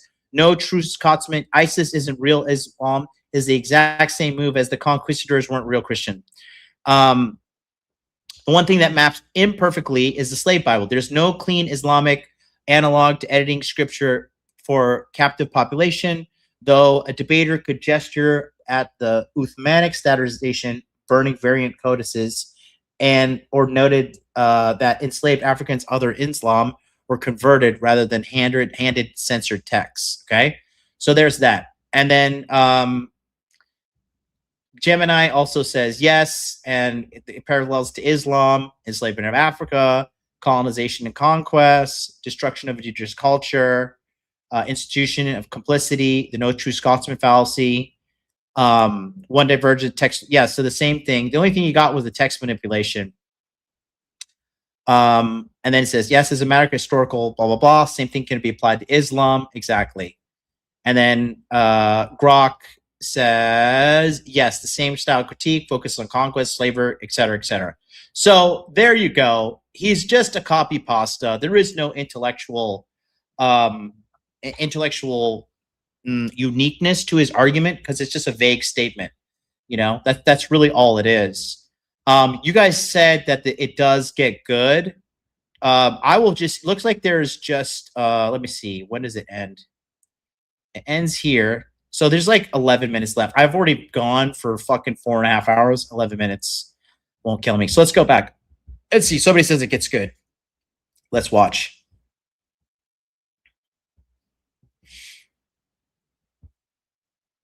Two heavy hitters, man. Marquett, I respect him, and Jay Dyer, I respect him as well. We got dog-headed servant sends him $5. Says Marquett kingdoms like the Fan, Akon, and other Western/Central African kingdoms didn't stop human sacrifice and cannibalism until the late 19th century. Thanks to colonialism, are you saying cannibalism and human sacrifice makes a superior culture? That person's thinking $50 or more. That does not sound like a $50 person. That was $50, man. That was $50. See, again, all he does is character assassinations. All he does is try to attack the person and not the actual argument. That's all he does. So let's hear him try to pretend to be intelligent again. Shout out, that's $50. Yeah, shout out. Yeah, shout out. So he's asking me if I am okay with cannibalism. Is that the question? So essentially, the question is stating that other countries did heinous acts, right? Sure. And the king, and you're basically they're saying that. I'll read it again. They're saying that other countries did heinous acts. But I'll read it again. Marquette kingdoms like the Fan, Akon, and Western/Central African kingdoms. I want to shout him out for naming specific kingdoms. I think that's really good. Okay. African kingdoms didn't stop human sacrifice and cannibalism until the late 19th century, thanks to colonialism. Sure. Are you saying cannibalism and human sacrifice makes a superior system? Yes, that doesn't follow, right? So those two things don't follow. But the answer is no. No, I don't think cannibalism is a superior system. Thank you for Fair that enough. question. All right. And, if it's a question like that posed to one of you guys, you don't have to answer it. Jay, I don't know. Jay, do you like cannibalism? So somebody in the chat says they wanted me to ask about atheism, but at the beginning of the prompt, right, it said basically all systemic types of power, okay, are the reason that have done this. Where's this guy saying? Geoverse, bro, we get it, but don't act like it's not. What are you talking about? Manila? Have you even been to Manila? It's like, first of all, it's no longer classified as a third world nation. Did you know? I guess you didn't know that, but that was like pretty recent news. And have you been to Manila? Because these malls here are super nice. And you know what the best thing about it is here, bro? I would rather be here in the third world, even though it's not the third world. I'd rather be here than be surrounded by the disgusting fat animal women of the United States of America. I would rather be here in 100 lifetimes than to be in America. So what is your point? What is the point of this statement? Don't act like. Have you been here, Geoverse TV?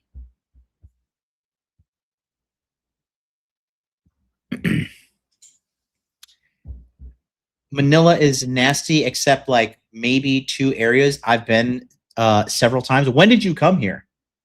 What years have you been here?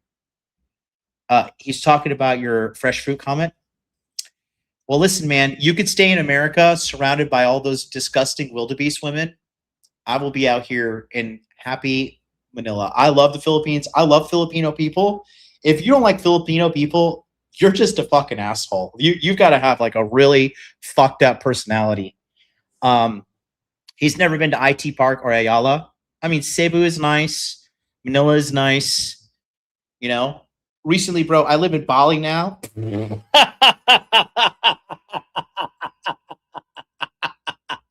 I know you are not trying to brag about living in the land of the middle class people trying to act like millionaires in Bali. I know you are not trying to flex on me with that right now. Okay?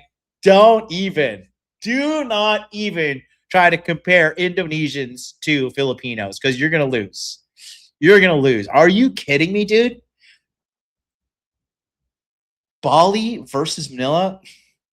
I do not want to be around a bunch of drunk, fucking retarded Australians and a bunch of failed entrepreneurs trying to act like they're doing something. Okay.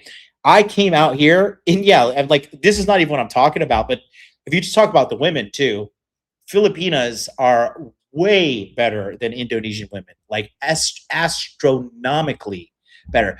Filipino women are fucking hilarious. They are funny as shit too. These chicks have personality. And they're fucking they're so funny. They make funny jokes all the time. Like, I don't even know what you're saying, bro. That is some like uneducated incel stuff you're saying. I'm sorry, dude. Got to call you out on that. Okay. Phil flips. Oh, beaten cheeks. Well, dude, I've seen you all over. Your opinion is not relevant, dude. But nice to see you here. Good to see you still around. Yeah, I know, bro. I know what I'm talking about. You're not bragging, but Bali is Phil. Are you Australian? Because you use the word bogans. Are you an Aussie? Draws. Yeah, you are Aussie. Draws. That's like a very Australian sounding fucking name. And then, of course, all the fucking Aussies go to Bali to get drunk and start fights. You were probably drunk starting a fight last night, dude. Oh man, and this is crazy to say. This is crazy. Filipino flips are not attractive, but they are funny. Be careful, guy. Don't be mad. I'm not buying, dude. You listen. You really you make more money than me. You make more money than me. Is that what you're inferring now? Because oh man.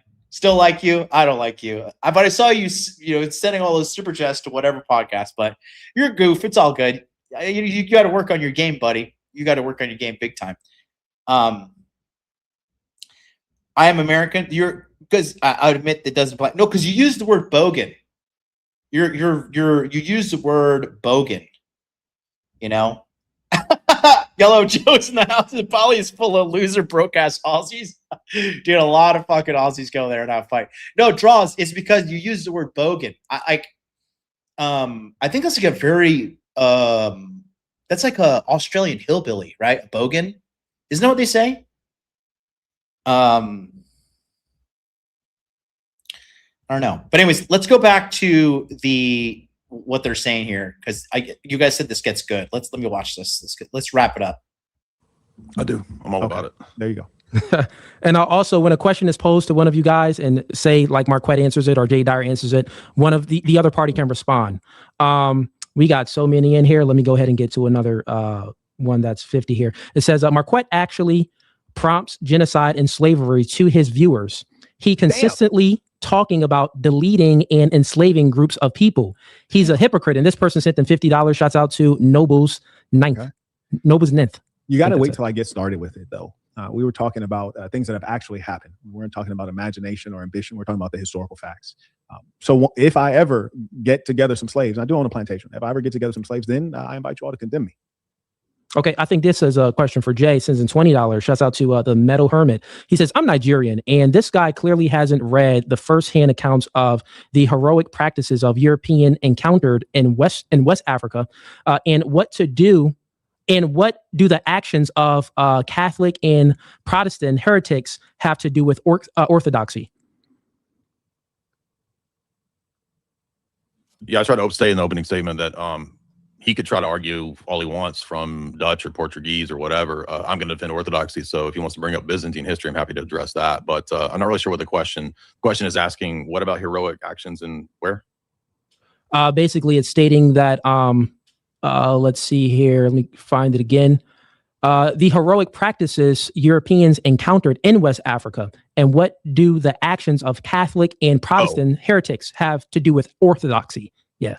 Yeah, I think if you look at the way that St. Innocent treated the Inuits in Alaska, the Orthodox tendency, or what we strive for, is to enculturate and not to erase. So as long as it's not something that's explicitly idolatrous or demonic, we don't have the view that it has to be eradicated. Okay, thanks. We got Dream 901 sends in $70. He says Numbers 31 in Samuel verses 15:3 is pure proof that the Bible condones evil, and talking about those verses is admittance. The verse in these verses, God and Moses condemned killing of children and babies. Ethics of Mosaic law, hilarious. Okay. Well, there's ethics of warfare, but there's also ethical limitations on who you can and can't kill. And like I said in my opening statement, it was the first, as I'm aware of, to limit, what you could do sexually. You can't grape. That we covered that in my opening statement with the recent Muslim debate that we had, because they try to use that to prove it. So I actually think it's the flip side, is that this is the first instance in history that we have, pretty strong limitations.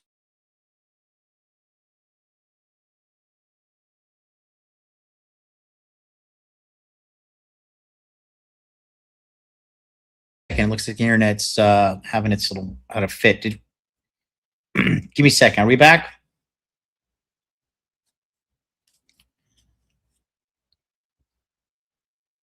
Uno momento. Yeah, it looks F. Yeah.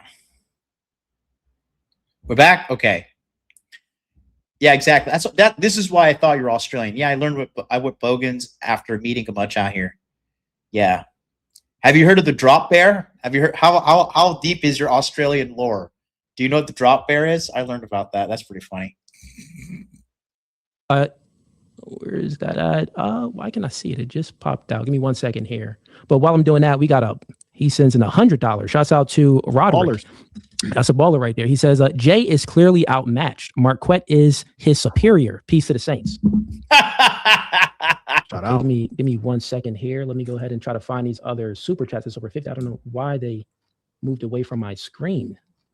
And thank you to the folks supporting the debate. Shout out to the folks super chatting, and definitely hit the like button. Trying to kiss his ass, trying to win over the general fucking audience as well. Dr. B, $10 super chat says, I'll say this. Every time I've seen men treat people poorly for a long time, I have never seen them be successful long term. Great example is Auburn Preach, and SNS is head in that direction. Yeah, because you can't, like, it's just a very logical thing, right? And thank you, Dr. B. Thank you for the $10 super chat. Thank you so much. You can't go through life pissing off a bunch of people thinking nothing's going to happen. Like, you know, the tranny banger in Brazil, his whole YouTube was attacking people, talking people down, tearing people down, smearing people, lying, all these things. And then now his YouTube channel got deleted for bullying. Karma, hello. And that's what my philosophy is. Because I do, like, this is going to sound like I'm trying to, like, jerk myself off, but I'm not, okay? I got a girl for that. But, you know, my philosophy is that if I do enough good over a period of time, the good will come back to me. And I have a very vast network. And I really don't ask a lot of the people around me. I like, even my friends that are richer than me, I make it a point to let them know, like, I am not trying to fucking leech off of you. I am not trying to fucking ride on your fucking coattails. Even when my friend, we went out the other night and this guy is extremely financially well off, I snuck my card to the waiter while everybody was having a good time to make sure the dinner was covered. And when I have my friends that are richer than me, like, I know the honor is mine because I'm trying to learn from these guys, and I respect and I understand hierarchy. And so I don't mind paying extra $500, $1,000 for a dinner or whatever, because I want to make it very clear to them that I am there of goodwill. I'm not trying to leech off of you. I'm not trying to get free money from you. I'm not trying to do any of these fucking scumbag things because I'm not a fucking scumbag. And the one thing I've learned is that when you do bad things happen to you. When you do good things happen to you. People typically who have a bad life, they've been doing bad things, either bad things to themselves, bad things to others, usually hand in hand, right? And that's why to be successful, you have to be a good person, because there is a thing like business ethics, right? If you keep on fucking over your customer, eventually word is going to get out that all you do is fuck over your customers. Don't believe me? Take a look at Charlie from Cultivate Crypto. Another person whose YouTube channel is gone. You be the judge. You can say I'm wrong with that, but that is just my philosophy. Karma is real. Karma is so real. And you can't go through life treating a bunch of people like shit, thinking everything's going to be okay. And that's why here in the Philippines, right? Like for example, right? The guys were helping me bring up my bags the other day. My knees are still a little rocky because I'm still doing the rehab for the double ACL replacement surgery I had in December. And it's hard for me to carry large amounts of weights that it's like shaky, unstable kind of weights, right? I'm getting better. My rehab is going really good, but I also know where my limits are so I don't fuck myself up again, right? Because I want to retrain and get back to where I was and then excel, right? And so you don't have to tip these guys, but I make sure to give them a decent tip, a hefty tip, according to what is a hefty tip in this economy. And I don't mind doing that because, I want to show people that I have goodwill, and I'm smart enough to not to get taken advantage of too. This is why I'm never fucking, stingy when I tip at the club. I'm not stingy when I tip at restaurants. I used to be a waiter myself. I used to determine and base my whole livelihood off of tips when I worked at Olive Garden. And when I was a bar back, I was also depending on tips because the bartenders got tipped out and then they tipped me out, right? And so I just believe in being good and having gratitude and being a good, gracious person. And then I also feel morally obliged to call out evil when I see it, because remember, there is two types of evil. There is people who do evil, and then there's people who see evil being done and do nothing about it. And I try not to be an evil man, right? I really like to I really like the saying in the Bible that says, the wicked flee even though no one pursueth, but the righteous are as bold as a lion. That's how I opened this podcast, and I believe it's good. Beat Cheeks, dude, this channel is just not for you, buddy. If you're gonna say evil pays and stuff, so you're permanently banned. Goodbye. Go simp. Go forth and simp elsewhere. Bless you, brother. Peace out. I really don't want to deal with your stupidity. You could continue to watch the channel, but you're gonna write stupid shit like that in the chat. This channel is just not for you, buddy. Right? So you're me and my 166 live stream channel. Sorry, buddy. You got no place here. Okay. But I just don't have to put up with stupidity, and I don't like to deal with it. Yes. Icarus. Yes. 100%. Dude, I said this when I landed here in May. Because remember, I'm here for a business opportunity. I didn't move here because I wanted to, escape America, because there's many places in the world I could have came and could have gone to. Vietnam is cheaper. Thailand has better infrastructure. But when I came here in May, and I said this too, right? I said, you can feel the spirit of God in the Philippines. When I landed, and this is a Catholic country, and you'll never, ever, ever see me bad-mouthing Filipino people. These Filipino people are so fucking funny. The lady who is my real estate agent, the woman who is the owner of this unit, she's a military background, and she looks a little strong and tough.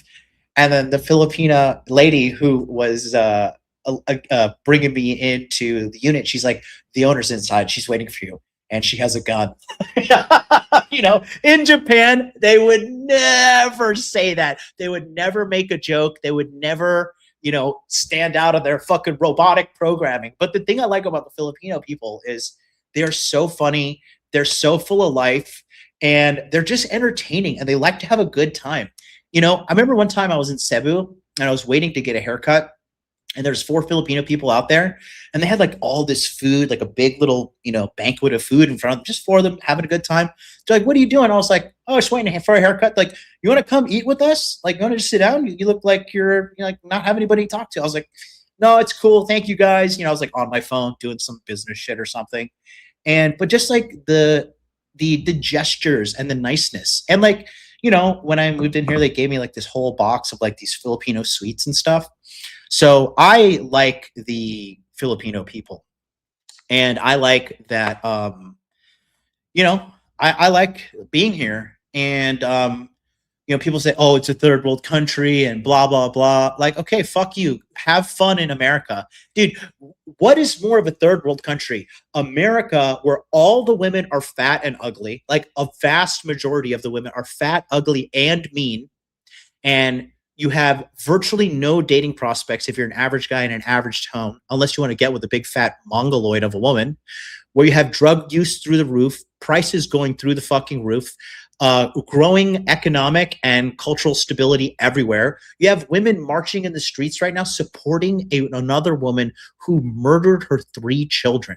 A woman in Florida was just caught setting her kitchen on fire and taking hot wax and burning her little girls. Like, that's not normal. Like, I'm not crazy. People who live in America and think this is okay, you're crazy. Okay? If you want to talk about objectively better women, like, there is nothing but endless positive reviews about Filipino wives on social media, and there's nothing but endless streams of shit talking American wives in America. So you can say all this shit like, oh, well, Philippines is the fucking third world, it's the ghetto. Fuck you. First of all, can you even find the Philippines on the map? Second of all, can you afford a fucking ticket and actually afford to come stay here for 2 to 3 weeks and not be left in total economic disparity back home?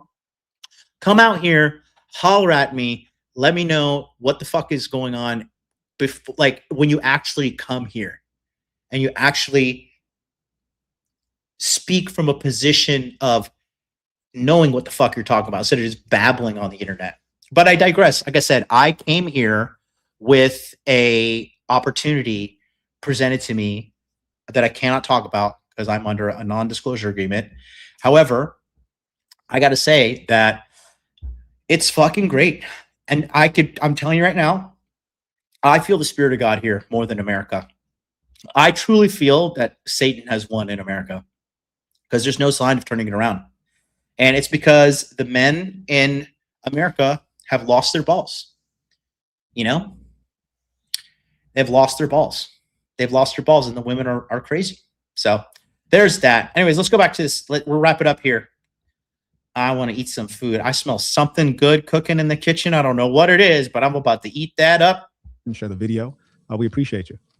Yeah, shouts out to all of you guys in here supporting. We got the same guy. He sends in $50. So Roderick, he says, Marquette mopped Jay. Jay keep running and deflecting. Peace to the Saints. Who else we got in here? We got Stop Playing. Trey sends in $50. He says, Jay's only tactics is to run from questions. This is sad.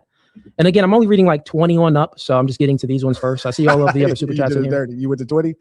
No, I was going to 50. That was 50. So okay. I'm reading like 50s and 20s and stuff like that. Now you didn't win Jay on me. You done changed up. Let me see here. I'm trying to get to the questions. Just a lot of just regular comments. You don't even know where I'm at. No, I'm not asking where you're at. Or are you still in the place that you're from? Okay. I got another super chat from RJ. I'm not angry. I'm just not going to tell you where I'm at. No, I'm not trying to. I'm not going to dox myself. Do you think I'm stupid? I know you think all white people are stupid, but I'm not going to dox myself. Well, white people. No, I was just being conversational. Like, you know, like where are you from? Like, I'm from Los Angeles. I was just being conversational, Jay. This man is still mad from Jay. I'm not mad. I'm making jokes. I'm not mad if I'm making jokes. Yeah, I would say Jay. I know Jay. He's definitely joking. And Marquette, he's actually being good faith here. He's just asking a genuine question. But let me read this super chat. It says, he says in $20, he says, not going to lie, Marquette, this was bad for you. Constant assertions with no justifications, backtracking and ad hominems, and then admits mid-debate to not care about the prompt. Completely bad faith. Learn formal logic. That's what he said to you, Marquette. I appreciate that. Literally at the outset in my opening statement, I noted what I was addressing. But I appreciate that, and thank you for the support. Okay, fair enough. Let me see what else we got here. A lot of these, I'm not sure what's going on with YouTube. It's not showing me all of the super chats all of a sudden. But we got one. The Snuggles sent in $110. He said he texted his whole group chat, send me donos quick. I'll pay you back. Jay dismantled this man. Okay. All right. Let's see what else. I know I'm missing like another 50 or something here, but I just want to make sure we got the 50s and the 20s out the way. Thank you for all of you guys that's been supporting, but I'm not right. Time considerations. Okay, here we go. Here's another one from Nobles sending in $50. He says Marquette speaks up against Christianity because he wants people to join his cult instead. He admits this is all he admits this all the time. He's a deeply disturbed, immoral man who lies. Come on, what happened there? Who lies about who he is. He's a walking contradiction. And okay, got it. Facts. Send another 50 and tell us who I really am. Like, I appreciate the money. Who I really am. Appreciate the money. Yeah. Tell us who I really am. That's what we want to know. I want to know. You keep sending them 50s, and Marquette may ask for a piece of the pie. I may have to split it with him. But we got Rachel Wilson in here. She sends in $50. She says, again, we have a serious problem with low IQ people who do not understand what debate, logic, epistemology, or metaphysics is. Engaging in debate and then thinking that people who do understand those things are the stupid ones. Marquette is an example. Okay. Jay, for the record, I don't think you're stupid, Jay. All right, fair enough. Let's see if It's so funny. His debate tactics aren't working, or his insult tactics aren't even working. That's why Jay's like, yeah, because Jay just realized this guy's a clown, and any kind of engaging I do is just gonna again make this guy get more eyes. He's like, it's just not worth it. Jay, I'll tell you right now, this is a tale of two cities. You're going to watch Marquette continue to spiral into irrelevancy as he destroys himself. And this Jay guy, I could just tell by watching this debate, he's like actually a decent person and he's a Christian, so he's not going to go around acting in these fucking scumbaggy ways. So just by that simple logic alone, you're going to watch Marquette spiral and self-destruct, and you're going to watch Jay continue to ascend and do good things.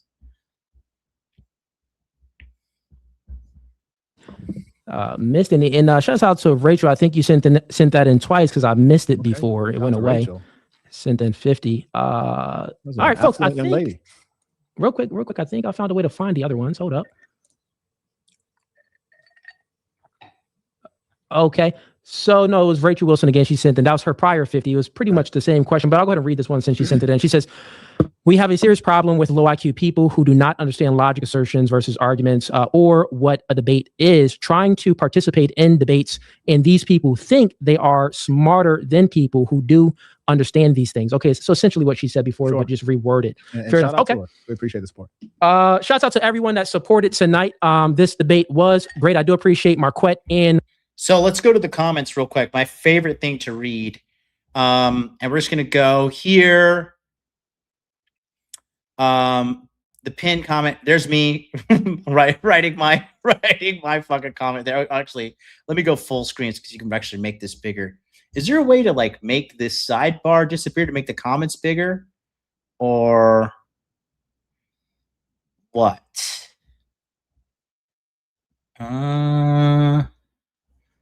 Marquette drank at least 30 glasses of water. What's your source? That's an ad hominem.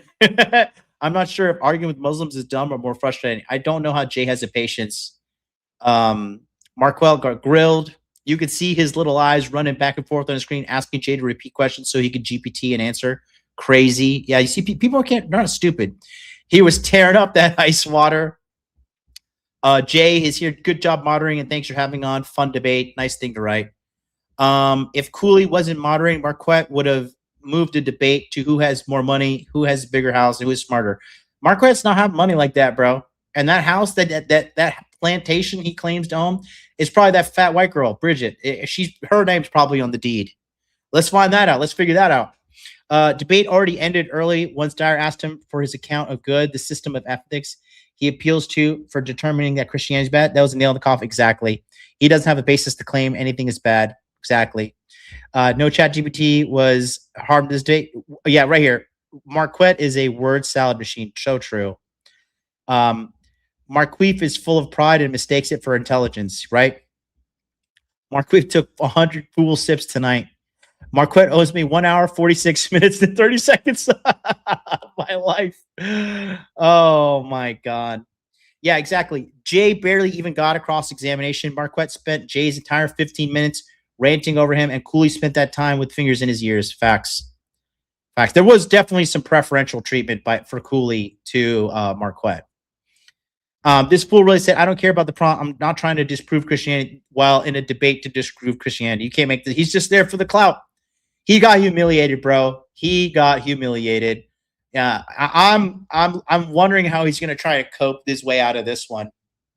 But yeah, man, guys, it has been a long stream, 5 hours. I am fucking feeling like Myron Gaines. It feels like the other guy is more socially manipulated, trying to work around facts. It's exactly what he is. Lean on your instincts, Sean. That's true. Lean on your instincts. So good stuff. All right, guys, it's been great. I love you all. Listen, thanks for watching. We'll catch you on the next stream. We're going to figure out the stream schedule while I'm out here. Hit that subscribe if you're a first timer and hit the like button. Leave a comment down below, and I'll catch you guys next time. Peace out.